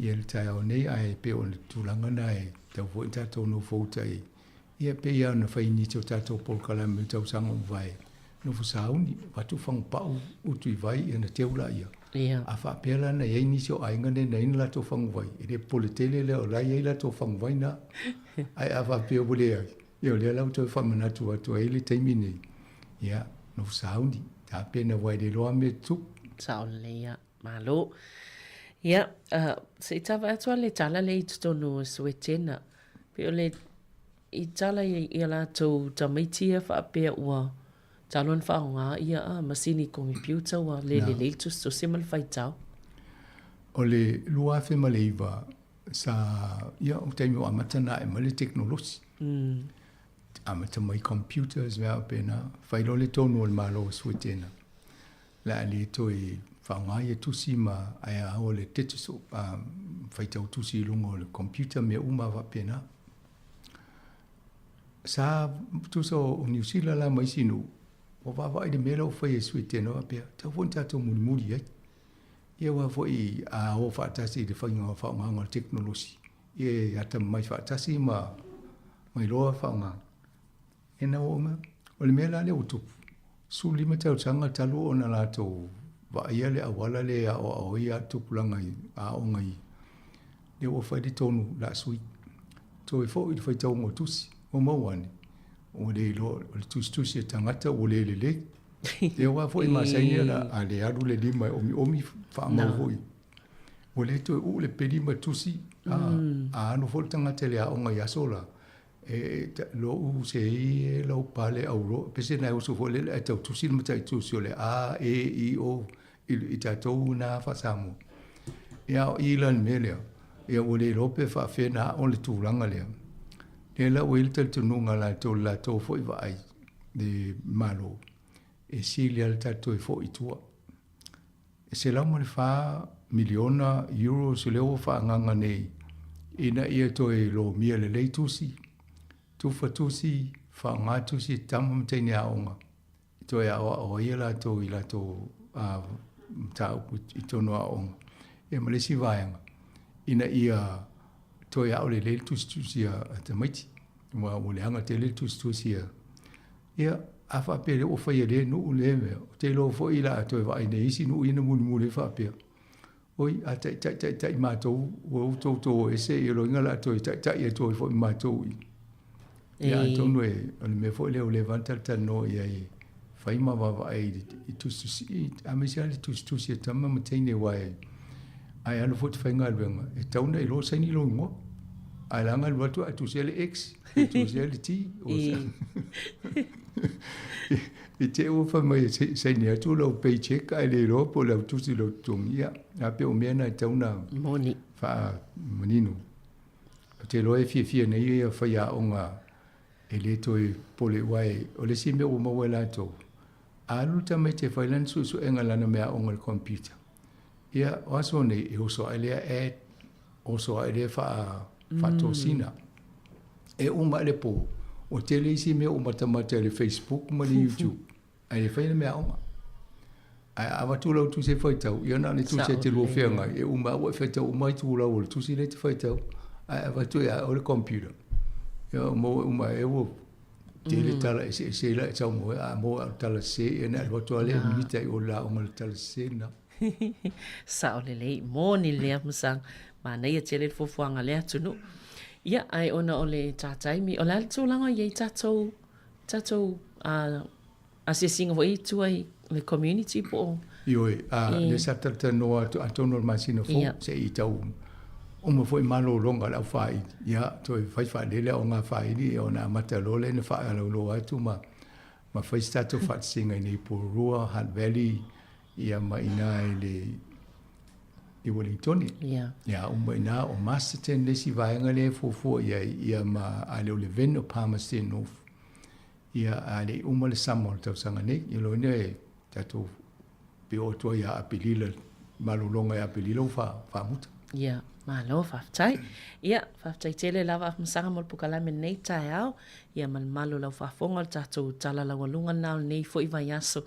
Ai mo fo le whaupoponga le vai aso fo, ai mo le taimi nei, whasoi fua ia.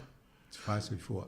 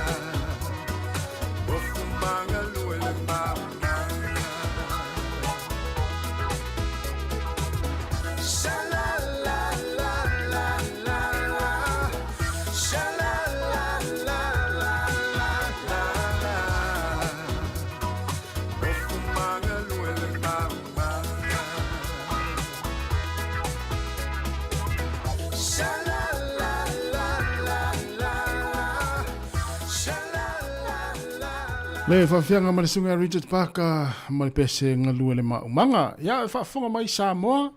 Au na e te anga ilo maumanga li le tai au. Ia e whaatalo vātu le pese na tai nātu ma o tau. Pona fwoi tau te ngā lulue i tau maumanga. Ia i Sāmoa. Ia wai fwoi maumanga i ne New Zealand. Whapeo na te tolo upupu talo i tua tolo fale. Ia po Australia, Hawaii, ia o Amerika. A o na te iuta na maumanga. Po na e whailo to ngā whai. Ia malo hale tawata i le teimo le tai ao ia i ngā luenga fwoi o lo whia ngai mautou i le maumanga Ia o le lava lau ngā luenga nai whai utalo mo manga, po nā fu e te moe le teimin nei, nā sā whai lau lafo na le i la le tai au. Ia o tiri ro, po e whai ni lafo le teimin nei. Ia o te le lava ina whao ngā whanga wao ma wainga whapena. Ia whapena o te mālo o lo man le teimi te tonu le tama i whale fo le na le wha apare iei, i utalo mo manga. I wale o langa nā tangata whai mo manga. Ia e tope ara ngā luenga le tai au, ia o na malo lo le velo le la teimi whape nei Sāmoa. Ia alaua ia le wo ve fo le wo velo le koko Sāmoa, ia o isi lai whai ala tō umu, wai whai fwai umu teimi nei ia whape fwai o nai na watu ni taunga fwai le tō na ia na fi uta le ilmau manga. Ia alo tari ngā sua nei teimi i wale la tātis fururua. Ia mafuta mai pēl tātou tautua. Le si fonga la mo ni taimi o le tai au le o toi 2 minute tars fulua fa fonga le tatu telefone fionga la wano ya ati lawa mai se ai le sunga ta se salam sam ya o tala mai tatu tino i Samoa ya ata tasi mai a foi tatu tu i New Zealand nei polidua tu na tu tatu fa sala ngai Samoa i lungo tatu penga te failangi o le tatu Facebook ma YouTube ya i la vai al tatu ofisa ya tatu mai le sunga ya ta se salam sam se ia pa ia le tula tolu i le afia na nei ia fese vainga lo langi na te mafuta mai ai o mai le tau ia te utou ia ma tau la vai nei Wellington polilua ia lo sulu matango fie le la taimi nei ia lo savili mai foi fafo atu tata ofisa fa salalau ia o atunu lo tau au mai o mai le tau na atunu malulu o vela ia po atu langa lo iai ia ai tausia o lo maua pēr tātou atino, ia le whasiringa malosi, ma le manuia ato atoa, ma le soifua malaloina, a wale whianga iai, ia i ngā luenga, ia i atino o fo i o loa o mawai. Nei mtua tausini nei taimi, ia e whatalo whatu, ma lo lava le soifua manuia, ia le la whasolo tātou whawhiawhianga, tārs fururua, ia ona whafonga le tātou telefou, ma tala mai Sāmoa.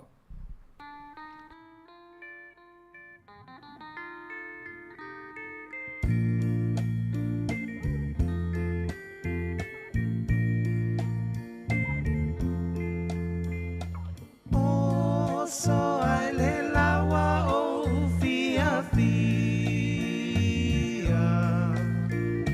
mana tua le o ti o te talia o fungala awa te uina sa unia le vala au ya e talia ina le ai se tuina nau matala le tunga mau lo ti ute ia longo mai ia usa o atua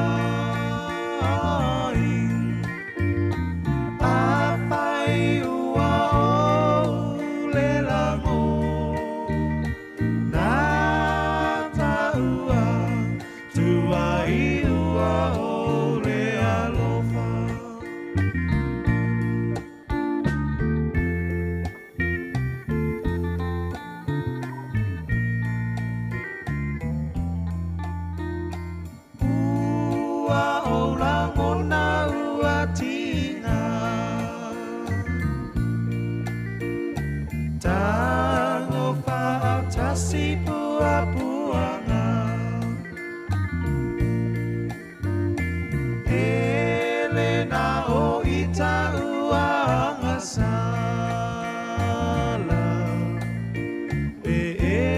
so na moe ai le ala ua le ai se tuina nau matala le tunga mau lo ti ute ia longo mai ia usa o atua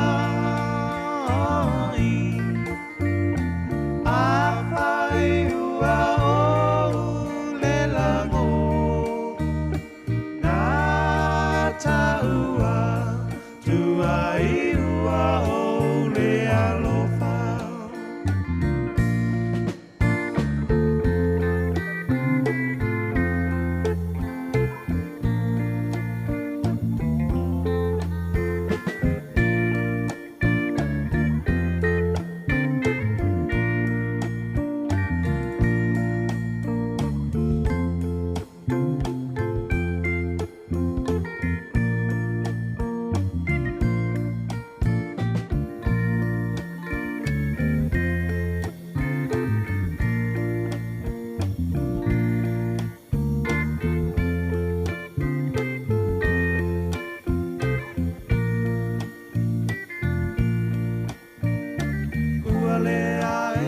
se tuina nau matala le tunga mau no tiu te alongo mai ia o sa tu ai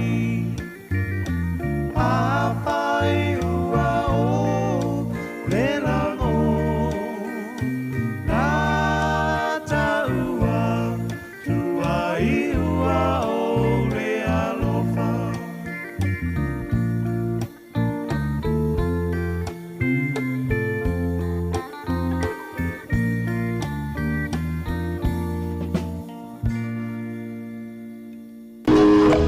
Oh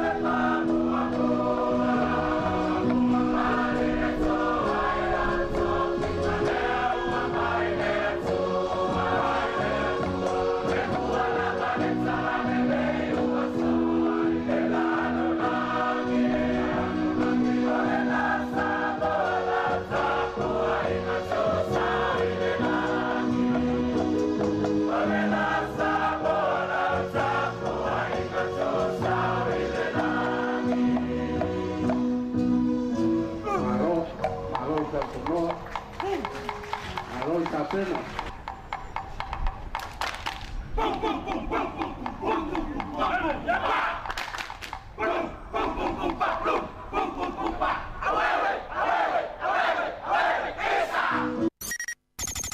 O le tautua le si ufonga o le laumua o lo iai fo i le langolango a le New Zealand On Air.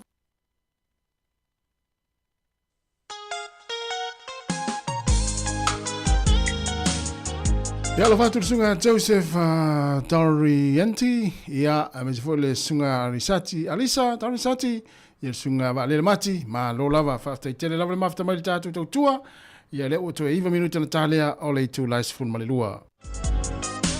Ia, te le lua fatis mai le faltua ya pure ngafa tala milo, ia o alfa wina le tatu tautua, ia ale si fonga lau mua le yaso.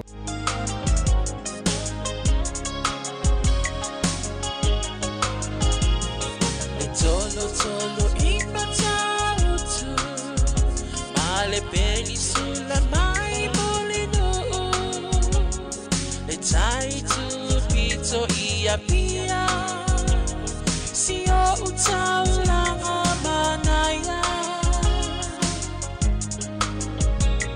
e fe pula fi mai le sau, o ata uma o fetu o le lani. Sulungia ia umasia uhani a omasa balibali le masina se Yesu solo ia Sāmoa no uatulu se ifai mafia fianga ie mama atene matama si vai ma pepese matata la tutulele a omae mane ilano ole ni na o masia ukele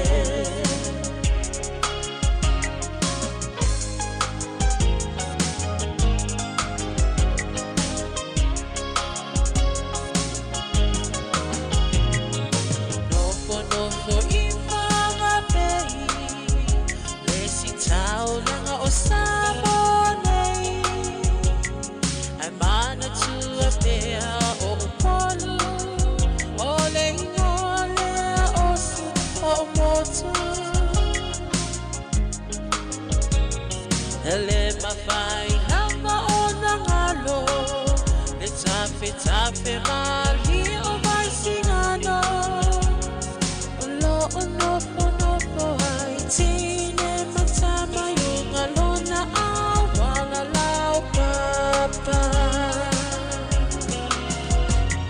le masina se Yesu solo ia Sāmoa no uatulu se ifai mafia fianga ie mama atene matama olo sisi vai ma pepese matata la tutulele a omae mane ilano ole ni na o umasia ukele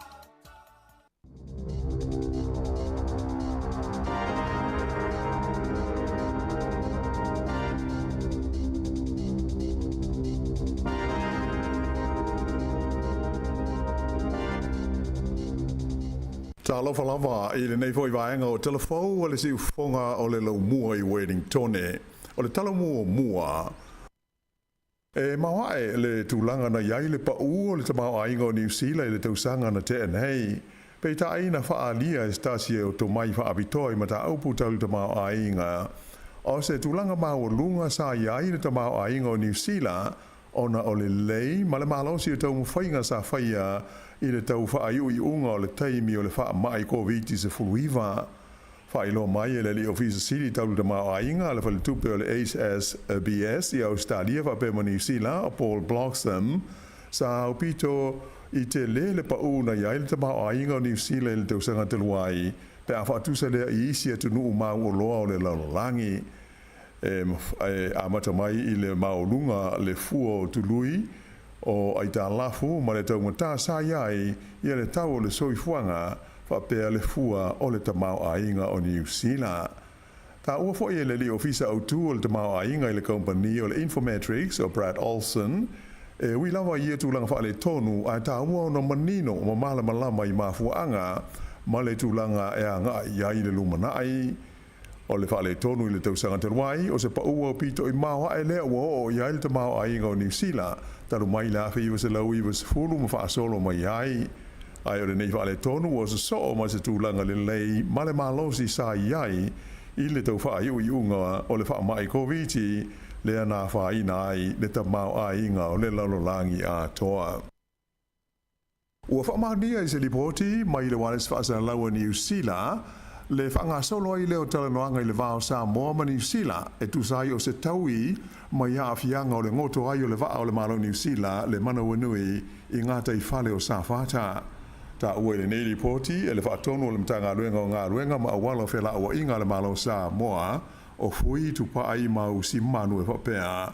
Sa whaatalo sanga ina e nuu matangata I le tala whaatai sau te sifo upolu ia na fia ma whaina I le ngoto ai le neiva ai sau te sifo upolu I le masina o ke topa I le tausanga ua mai ia se taui mo whaale tonu na whea ngai mai la tau. Ta ua le li whaatonu o le ua mai a le suenga na whaia tu sa le a whaina o le sami malesi o si umanga le komiti fau tua mai ua whaamao popo ina nei le la tau li poti whai o. Sa fisili fia ingi e fo I le wane swasa lau New Zealand le mtanga luenga le mai fafo ale malo New Zealand. Tu sa o le nei mata aupu peita ai le I mawhai o na tu ina mai se la tau whaamtalanga alo I le teimi nei. Tu sa ai o se tau I pei o na whaatalu sanga ina tanga tau Sāmoa. O le teimi nei o lo whaawo pēr ngā luenga I la vese lea o le swau o mai tāne o le waa o le manu wanui I ana whaina I ngā luenga o na tūlanga loulo wā o le o ngā sami o lo ngoto ai lea waa o le malo o New Zealand.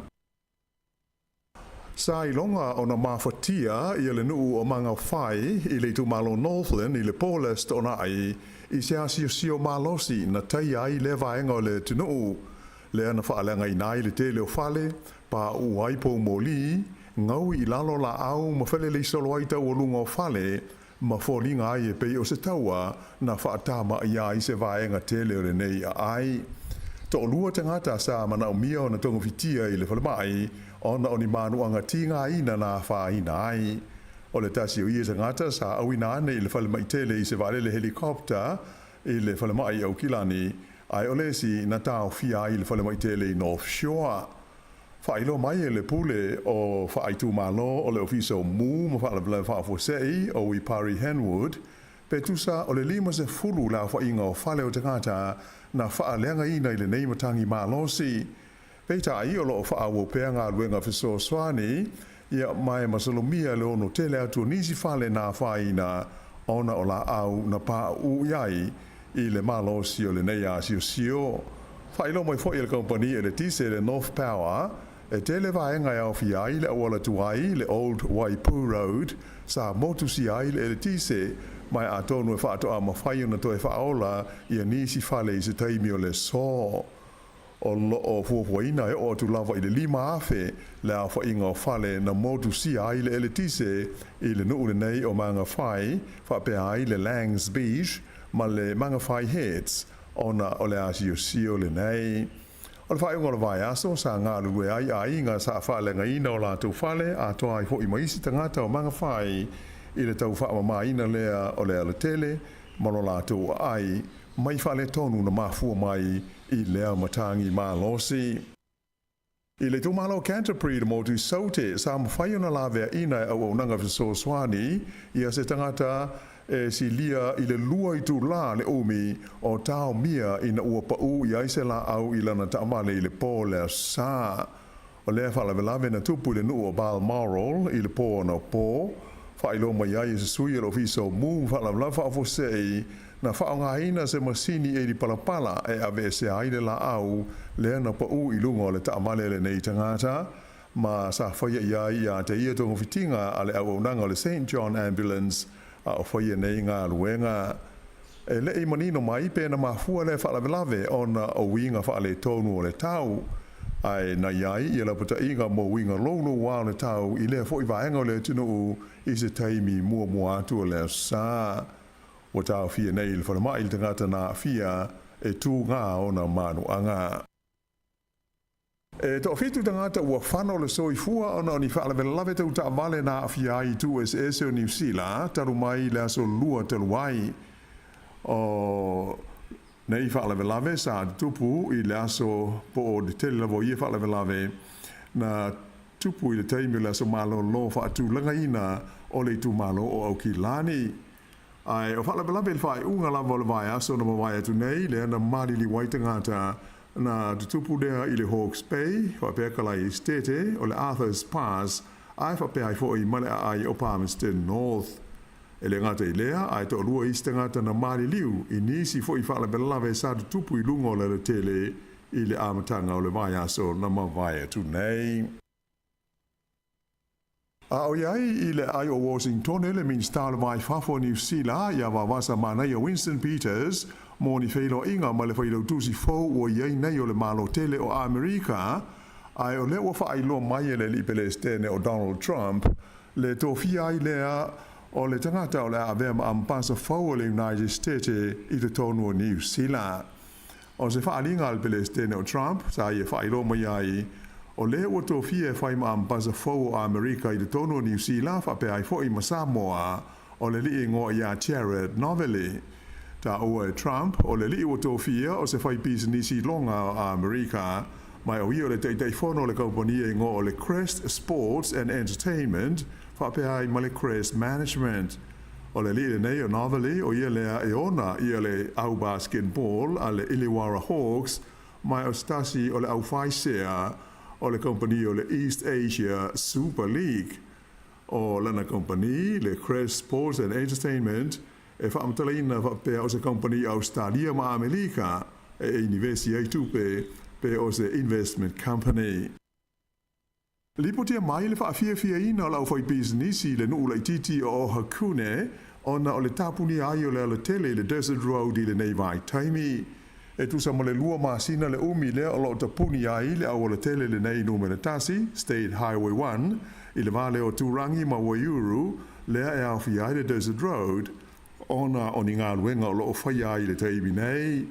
O le asas futolo o Januari lea na amata mai ai o na tapuni lea vaenga o le tele, ona o ngā luenga au fi ai le toe whaataina ma le whaale lei o le se fulu ono kilomita o le ala tele, ai whapea ai ma le fausia o ni ala vai fau. E le ngata I lea o le asui ai fo I ma le fola o le ala papa I le manga toe nui bridge. A o whaia ia ngā luenga o le o whaongaina le o le tele numela whaatasi whapea le State Highway 47 ma le o le tele numela wha ai mai se le State Highway 49 mo ta avale fe malanga ai. O le tui saute o le ele whaasauina ho le nei ngo o le Tongariro National Park e iai le nuu le titi le nei o Hakune lea e uia le o le tele numela whaiva.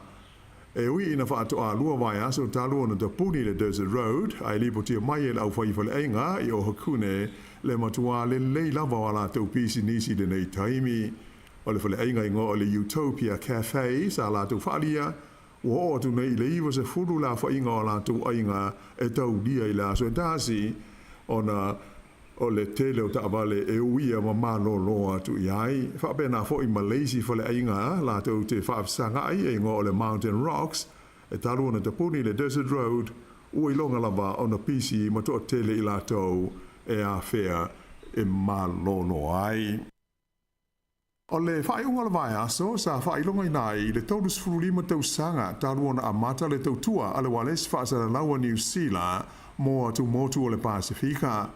O le au aunanga le nei le Radio New Zealand International, po o le Rinzi, I le whaapupu, na amatalia I la so luas fulfau Januari le tau sanga, e awhi iwa se lau iwa se fulu, o le aso tonu lea na te tala ia lo ia ta longa a malo le tau pulenga po le Commonwealth Games i le ai o Aukilani.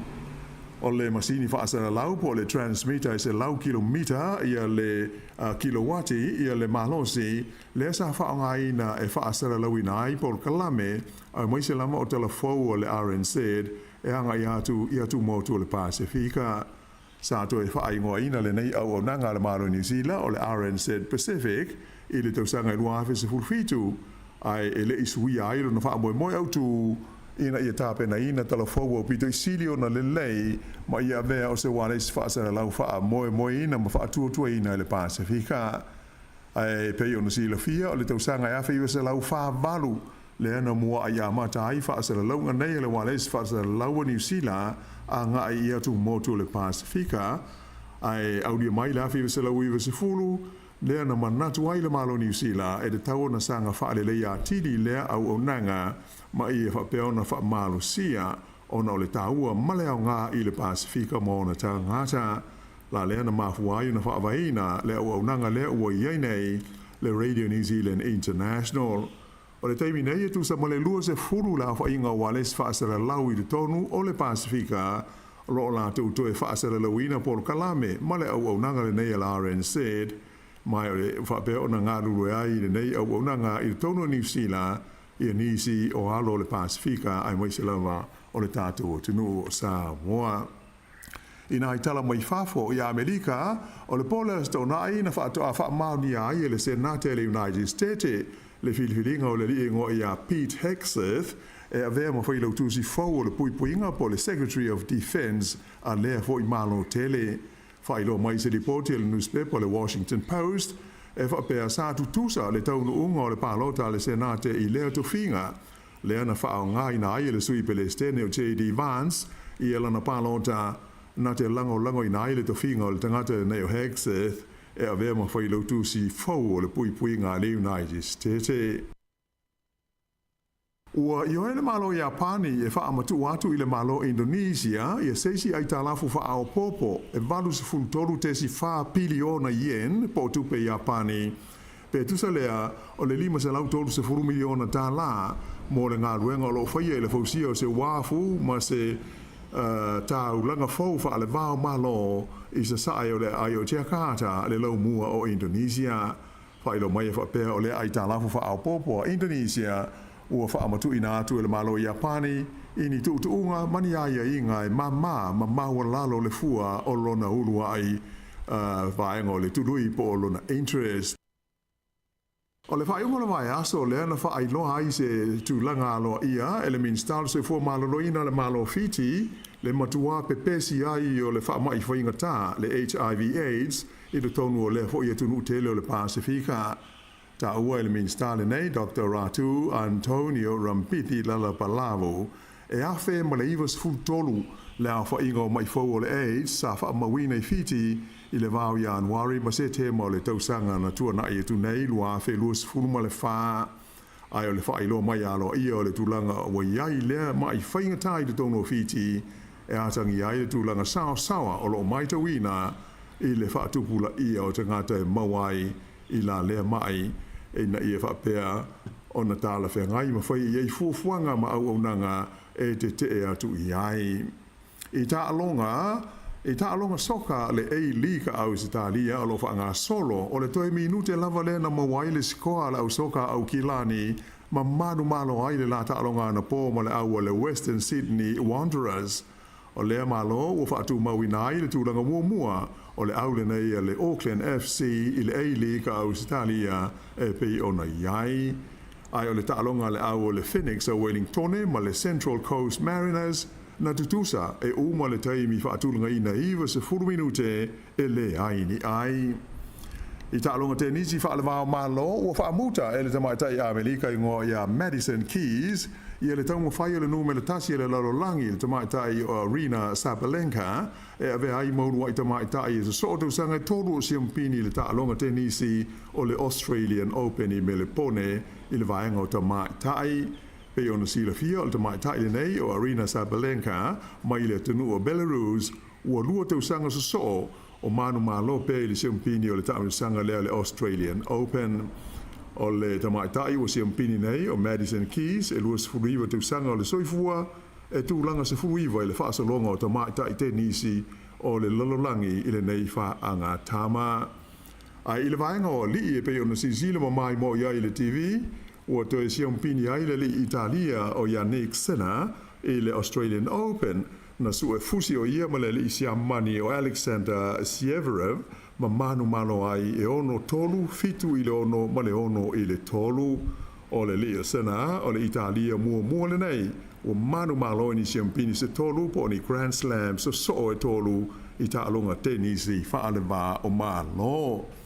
I ta'alonga a Feleti o le taulelea ingo ia Chan Thalton mai Canterbury ua ia whaatuina se matati a whaua New Zealand i le tuunga ta moe o le ono se furumita i lona taimi e ono tesi ma le 5 se kone le ana tu langa luai i le suenga siampini a le ACT Championships i Canberra, Australia i le whae unga le vai aso. Ua tolu se furu tausanga o tu lai le matatia po o le record le nei a New Zealand i le ta'alonga lava le nei na whaatuina le li ingo i a gas ngetitia i lona taimi e ono tesi 5 se kone sa whaamauina i le tuunga na taumaha i Barcelona i le tausanga e awhiwa se lauiwa 5. O le matati a whaule ua iei nei e ono tesi 5 se kone le li le nei o Fapton ua mawai malona vanoa e tauwa ai le suanga siampini le lalolangi le World Indoor Championships le whaia le ai o Nanching i Saina i le masino mati. I o le whaiunga le nāle nei vai ngau telefou.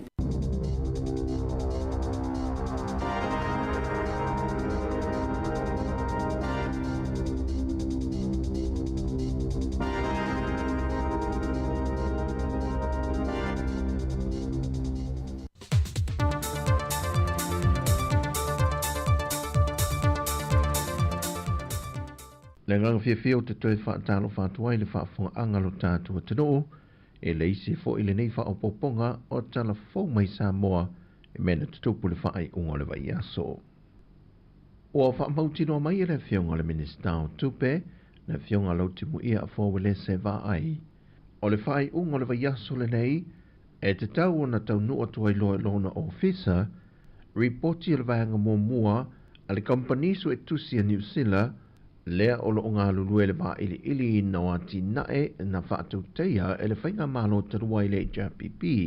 Bo a meo tonu matara whea ngai le whaonga ino se lenio ia polo keti e pei o na whaatatia mai se fuafuanga le whainga malo o lo tu lai i le foil te minei. O le whai ungo suenga o le reporti o le atu ina tulua i le kāpeneta mo lo na whaatala noa ina. E pei ona se la fia e lua se fulma le 5 ati na e o lo anga i eiso e suenga, e na o se fulma le tolu le o lo whaatino i ele ngā luenga mua, e fua lava i le se leni le o lo mawhai on tutongi, e le kompani su e tusi mai ne usila le o lo ngā lulue ai, le e se lia le fitu se la wafe ta la lona tau. Ai o le isi se fulma le lua ati na e o lo tutoe, e toe whaasala lau fo i le ava noe nisi o kompani su e tusi e talo sanga iai, e la tau te wha mai a ina le vanga lona lua o le sa ilinga o iati nae. E miliona ta lana whaatatia ese mai le tala whaatatau o tu o le tupe e whaanganga mo le wha moe le nei, mai e siria i le lua se la wafe le o lo tutoe, pe a fuatu le tau le o lo tutongi natu i le kompania New Zealand le o lo whaatino ina le vanga mua. O le masino o ki topa le tausanga umawai na fuafua e wha mai aile ngā luenga matu ina mai loe te tonu le reporti pe i ta ina to e wha au popo aso o no le tā pena i o Sāmoa le tani ngā malo i le fonta ngā malo le tau pulenga. O le au tū o le sa ilingi o i tusi ina ia i loa ai pe nā mi o tonu le wha atinonga o ia ngā luenga pe na iei foini ngā luenga wha ala tua au wha atino i ati nae e le whai ngā malo le HRPP au tū lai le foe. Ua whaaria atu ngā lunga o lesa a vema minista o le kāpeneta New Zealand le whionga o Peter William Seal o le ate lese a whianga i whemalanga inga le vā New Zealand ma Sāmoa e le whaita toa le o te tala mai e le malo seina mo Sāmoa e malanga i tangata Sāmoa au noma se visa mo le tolu se furuaso. Whaalia o Peter O se fōwhanga ta mai tele mai le malo saina, i le teimi a whaawhainga tā ai pe ni usila, pe patarusanga mo fe malanga i ngā tangata Sāmoa e sa ilia i visa, e a siasi po ni fōwhanga whai i tu tonu rau i le eleo ni usila. O le tausanga e a whaiva se la wono se funma le lua, na amata mai ai le whainga pa anga le vāo malo ni usila ma Sāmoa. O le aunga mo le wha le leia le soifua manuia o tangata lau tele. Whailoa au pito e ono tele se a whianga o te nua le Pasifika, e ale le whiangainga lea wa a mata tu ne Sāmoa ma le vāo le malo saina. O le pepo whaamtalanga le wha moe moe na whaatautea i le wha ai ungo le vaiaso, o le whiangainga wa au tasi ai ina ia toe wha le leia le manuia lau tele o Port Kalame, i le vale o tangata e alai tū manga i whanua, a oa onga o tupulanga televou, ma tangata tā whawhau mai mua mai whafo. O lo wha mai asu enga mao wha amtalanga mai mtanga ruenga o leo leo, e wha atatau di wha avilawele na tūlai mai lea wa uli le safareile le wha i ungo le vaiaso, na a fia i se marmo le malo, e na wā a fia lona ua i se pulwhana se i tulou, e pei ona wha amaunia mai ele mtanga ruenga o leo leo. O le mta upu nei na loka i se li isaina lona to lua mua, le na wala awe leo mo se fesoa swani. I le oatua malo le malo e to tolu, na tau mawhai e le wa a fia e tāru sanga i lea li isaina.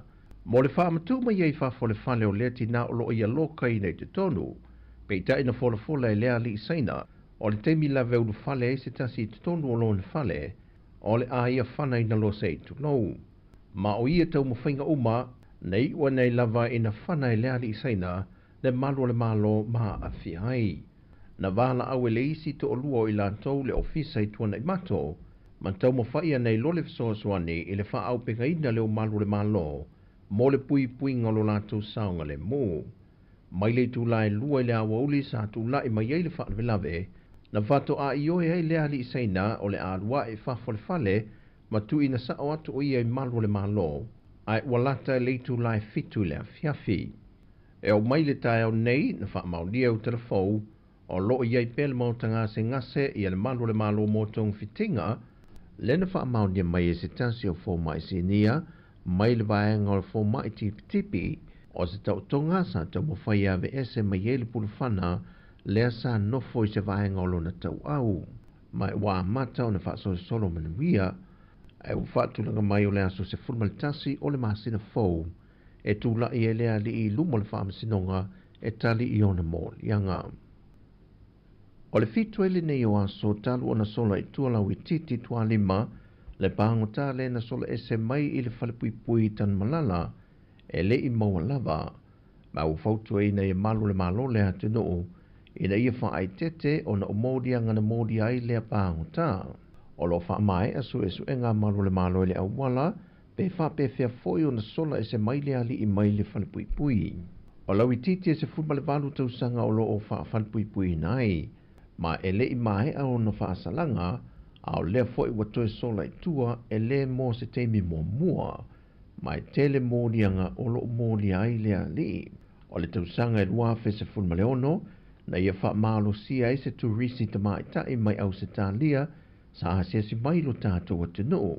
Mai na mōlia e foi i le whai o winga māta ngā, o winga tau whaamatau, ma le umia leo se au penga matau tia.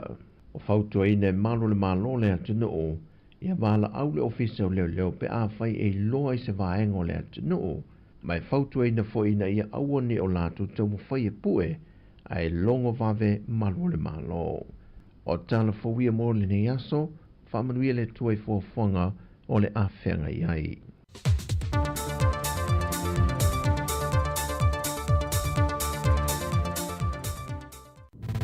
Musika o malo longa ma tau mawhitanga o leo auli si ufofonga o le laumua.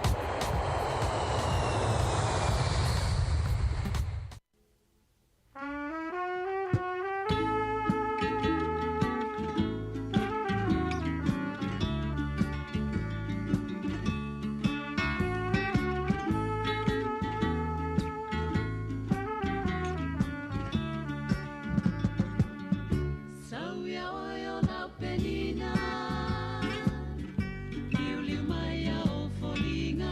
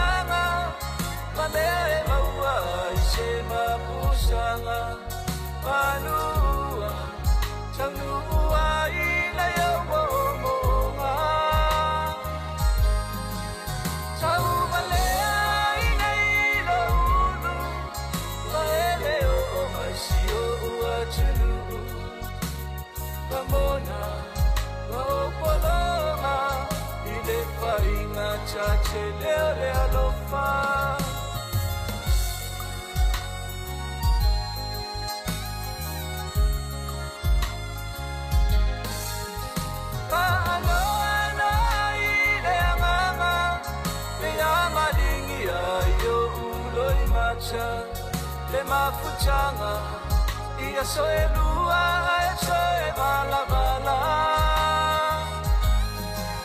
ai uina chama ile basa a keilo a ipea i chalo sanga Ramona chalo pea ile atua iso semea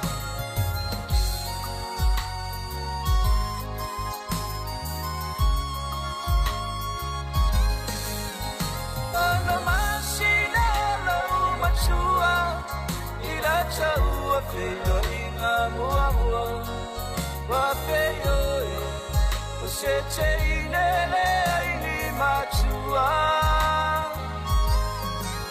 male achule na lo uachu e chau i chama chachonga mababa u Ramona o ele pele ele papel wa usola ese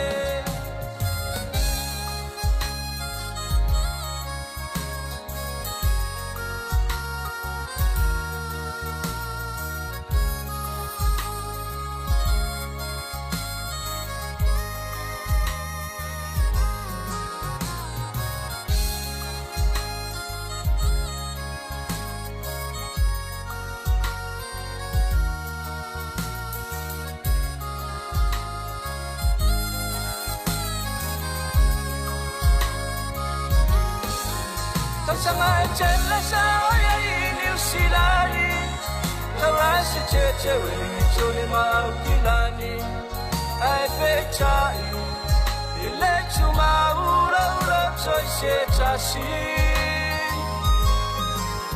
ole ne chai mi o chau chinachu na o ile chai le o fachu Ramona fama Olo alo paseo o ileochi Ramona Pamaoni Olo alo Ua savalman mai tato taimi o toi luas fumale ono male afamino te ona talo le tulai tasi Ia na ua mai atu lau whaafonga Sāmoa le toi awina atu o tato telefo Piona awina atu ele vasenga o le au fai telefo le sunga ta sesa mai Sāmoa I whapefo le aunanga le sunga ala wano.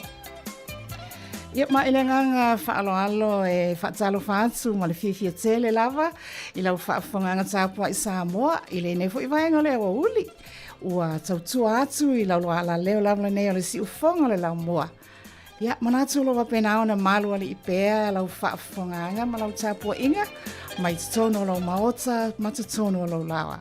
Malu pui pui a fo ile ma malu tele o le atunu o lo whengai ma ngā luenga I so se ofisa, I so se company, whaalapu tonga tuma oti, ia ai mai se lava na ia tātou ave loli, ave pasi, ave taavale, ave uba, na lo tau sami mai lau pai, tau mawhutanga o le aoli, ma e whaafonga mai.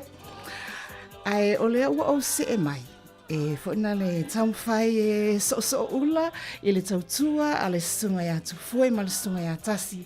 Ia pe ona o tau mafuta mai e le tai au. A so luas fufitu le nei o le whaulongo nei tausanga, malo le whaulau Sāmoa, malo le pati, tite o titi, ula e wa ula. Ia, Sāmoa ai au mai alau tāpua inga, ia se ia o taumwhai atu tātou la langa whaatasi le tātou whaasolo. Ia se ia tāwho le tūlai tasi ina o whaatou whaatu le atu mailo au whaamari tātou musika lea.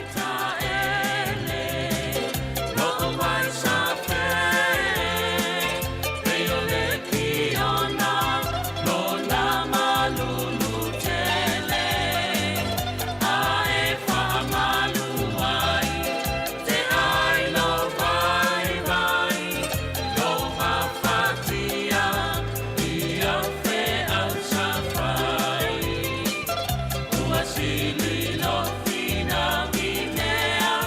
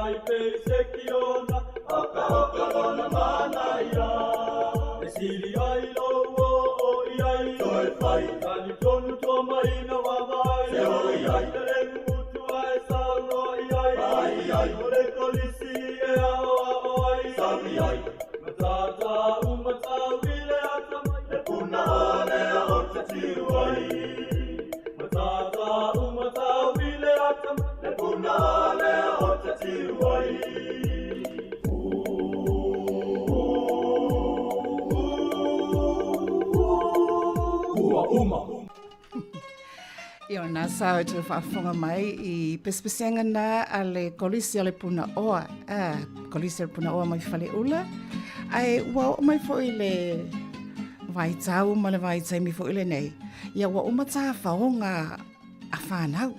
Le la ala talata le taimi wa tu ulo tā ele. Tu ulo walu e fo ina le ta alo le paka. Ia o le la a ngā tu e vaipo ua a uli lelo o whaonga mlau tōninga. Wa fo le la to ya ele a onga vai as nei mar vai as fo it's ele ala nai e kalesia ma ulotsu e se fo le mana yona ia por kalame pe ona tuana yatu le asusa le sa tofu ofu me tama iti lan toninga ia lotu ele lotu por kolisi tu lua onga fataitai Ia ona whai leo le lotu mo le whaafitai al whaife au ma whaamanui atu ia au tau. To acknowledge you kids going back to college, to school, to university. Wa o le tele au teimi ti ngā ina o tau e whaife au I teimi o tau nai, whituri nai o tau e whaife au ma lo lava le ustait whanau. Ia pila leo salente atu nei. Ia waloa ia le leo tau, whai le lotu whaafitai, ta pua ia o tau a onga, Ia wafo I le alo atu, mo le Samoa ina o le poto, I le nefo I tau sangafou a mata.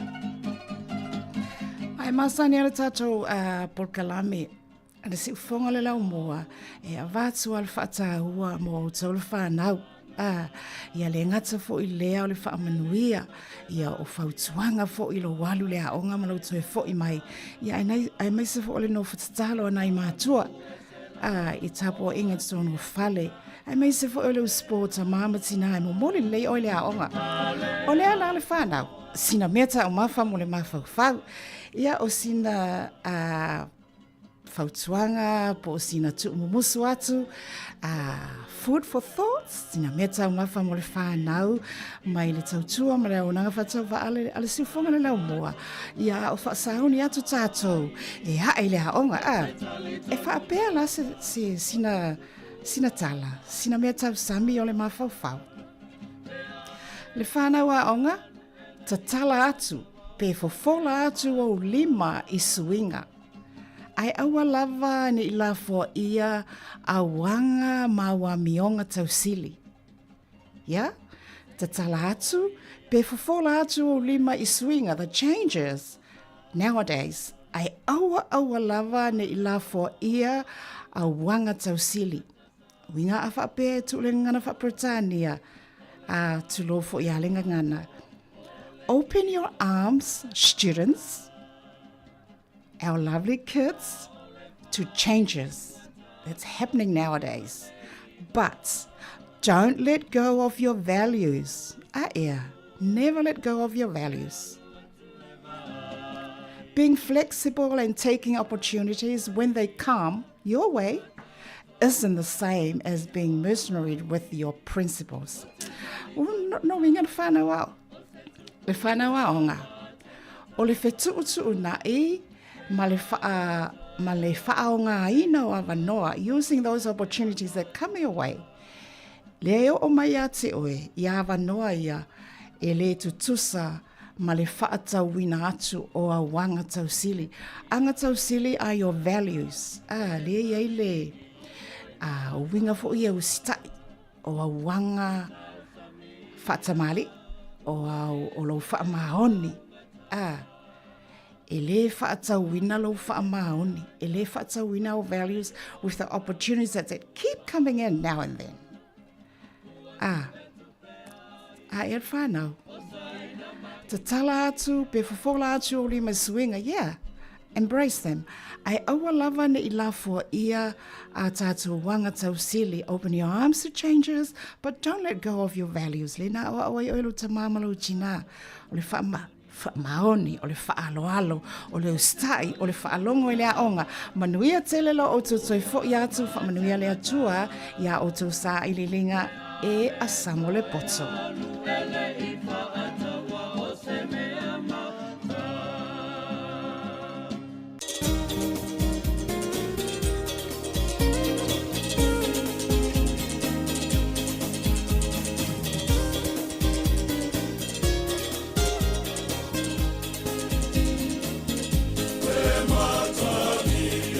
Ma le la pespese atu tama o le puatau nofo le mua tolu kolisi mai a vele ia I momoni atu elo whaanga o tātou pokalame mo tama whana uma alom whana o Sāmoa o le a e atu ia onga.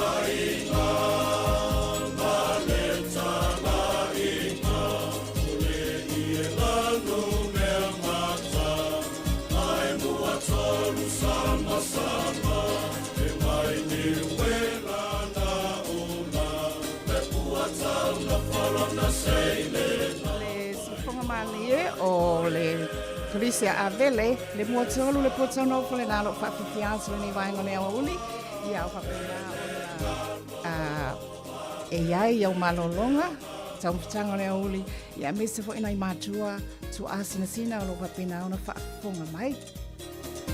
Ia whatalo whatui fo I latu malawa na o tauwina, I le nei lava o ngā whaingata, ma le taungata, ma le anangata.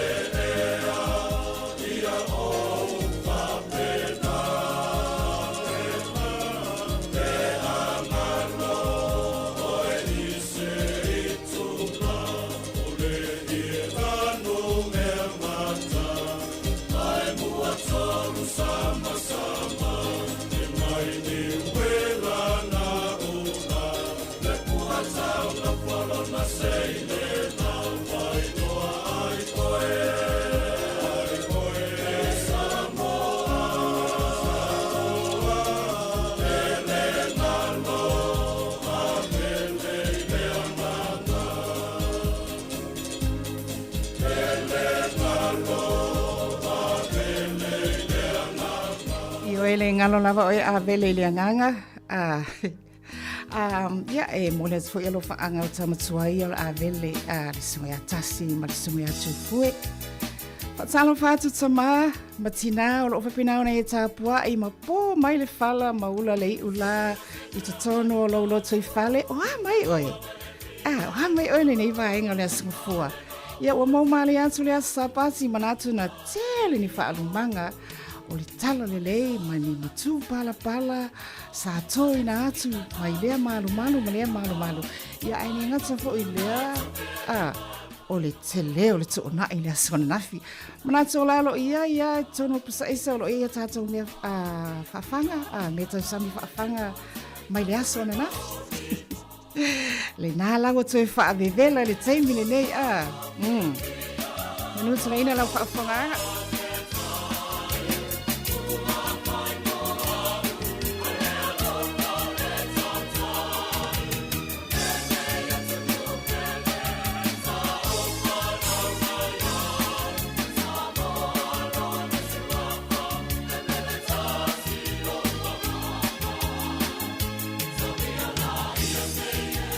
Malia le a pese mai alo au I America Sāmoa e sili si mea manu manu na ilo le moi le po a lai aitala.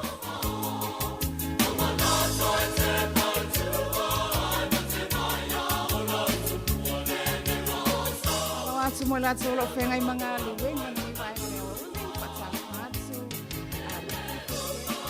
Kung anga le atu nuu na lo whaafonga mai tono maota ngasi. Tono fale mai o tangata mātutua, lai o loo pa mai ai lava le la au, oi a o leo o manatua. Awane I ngalo wha mole pe ana wha manatu atu pea. Ea Sāmoa, si o atu pele, o outou lava o a mātou pele, ale si ufonga le lau mua. Awane ngalo, malelo fina ngalo. Tufa atu le tatu por kalame. I lunga o le Facebook, le apio folinga, I lunga o le YouTube. Malunga o le apo I le wha manatu so mai atasi. I lunga o le tatu app. Ioe, ia maleleti o ia manatua, ia sui maa a tau vai mai sa o le maa I lalo, ia vaai tātou ia tausi matua tausi tono a inga, ta mo I le whaloloa, fa tau mo le maa fou, ina ne I uma le maa o le tio long tua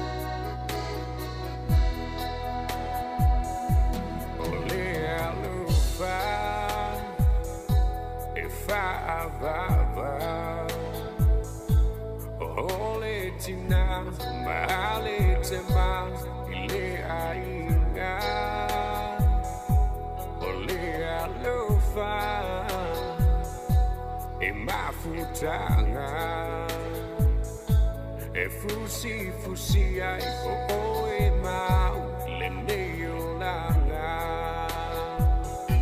o le la o le fuanga le fausia e le faula e mau belle fe ao fani le sao lo tonga o le alufa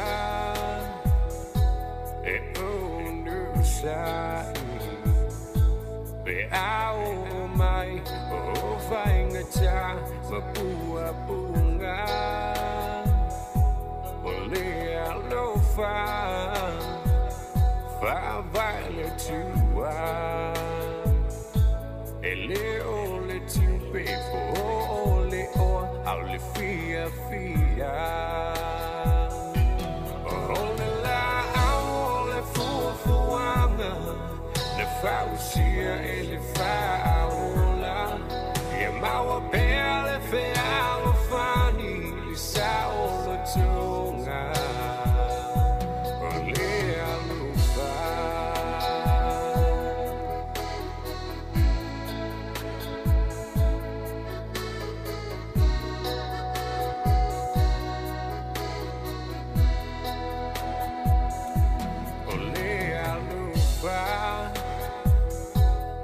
fa mangalo le tasi awa olo tawi e mai le langi o le siufongamaliele na o le sunga ya Sam Jugum male te ringwa ni hao Sam ia male pesi na o whaingoina o le alofa ala o alofa na le lima matai tusiro nei upo ai esele anangata malo Samoa whaftaitele lau tapo ingle nei aso whawhetai lo alofa o lo whaalia pea ia wala u tapo po i mai au tautu atu le si ufufonga le lau moa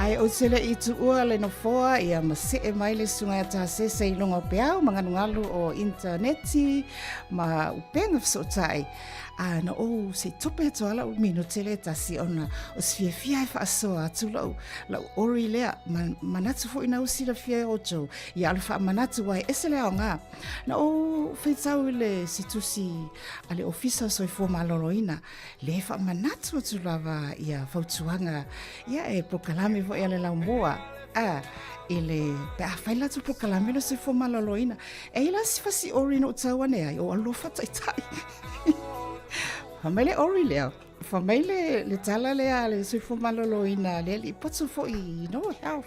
Fai mai pe te suas fa malu. Faina e fa fonga momo ia si mai lo li matau. A fai le fato ai fa longo ia fa fonga ia si mai lo li matau ngavale. Famele fotuanga le li potso le sui maloloina. Ai alo se fa malu la shower me ala shower ioi.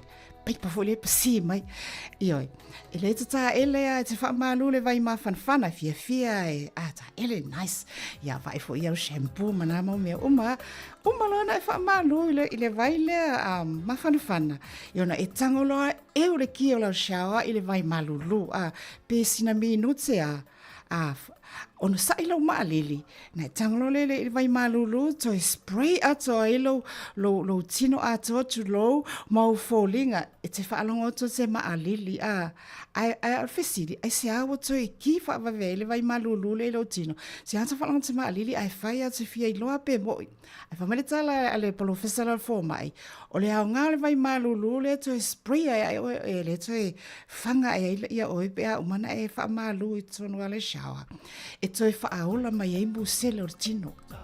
Ioi, toi whaaola mai ei musele vo ina le tino le sa le la te whalango spite ma ke. Ia, o lo whataitai. Ai, se o le sa o la tau ia, biwa toi o le cloud number 9. Ia, whataitai ona e sira fia ila ia Ioi. Ai, o le o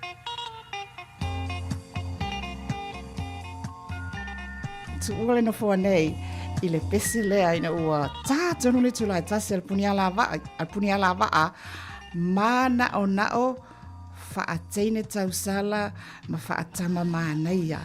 Ia Samoa ai ia ua whai o toai le tautua. Muna ne fo I minute pena o whai atu o te so ula mai le tautua na iu tua ngane ia na tō mafuta mai le tai au. Ia o na o le fo o le taimi o le asuia ia ape foi. Tu ua le tato ofisa whaasalau nei.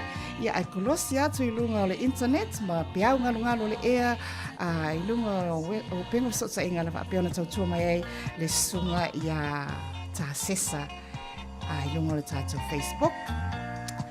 Ai ia ave ia lo leo e moni atu ai le whaaftai le lava I whai masui o le team o le Samoa Capital Radio I le mamalu le whai ngaloenga na tautua atu whaaftai le lava Samoa whaaftai lau tāpua inga o se mātou ngao I ua whaapea ona e whaatumuina so mātou whaatawaa e halai lau tāpua I ma pō mai le whala lau pule le Samoa whaaftai vi ia le atu o le I le wauria mai le ne yaso ai o le asa se o le aunanga ni sasi se lape whaamole mole whamangalo ai tātou toi whailoa I le aso a tai au taimi ma ai fitu le tai au ai mole taimi nei soifua ma ia manuia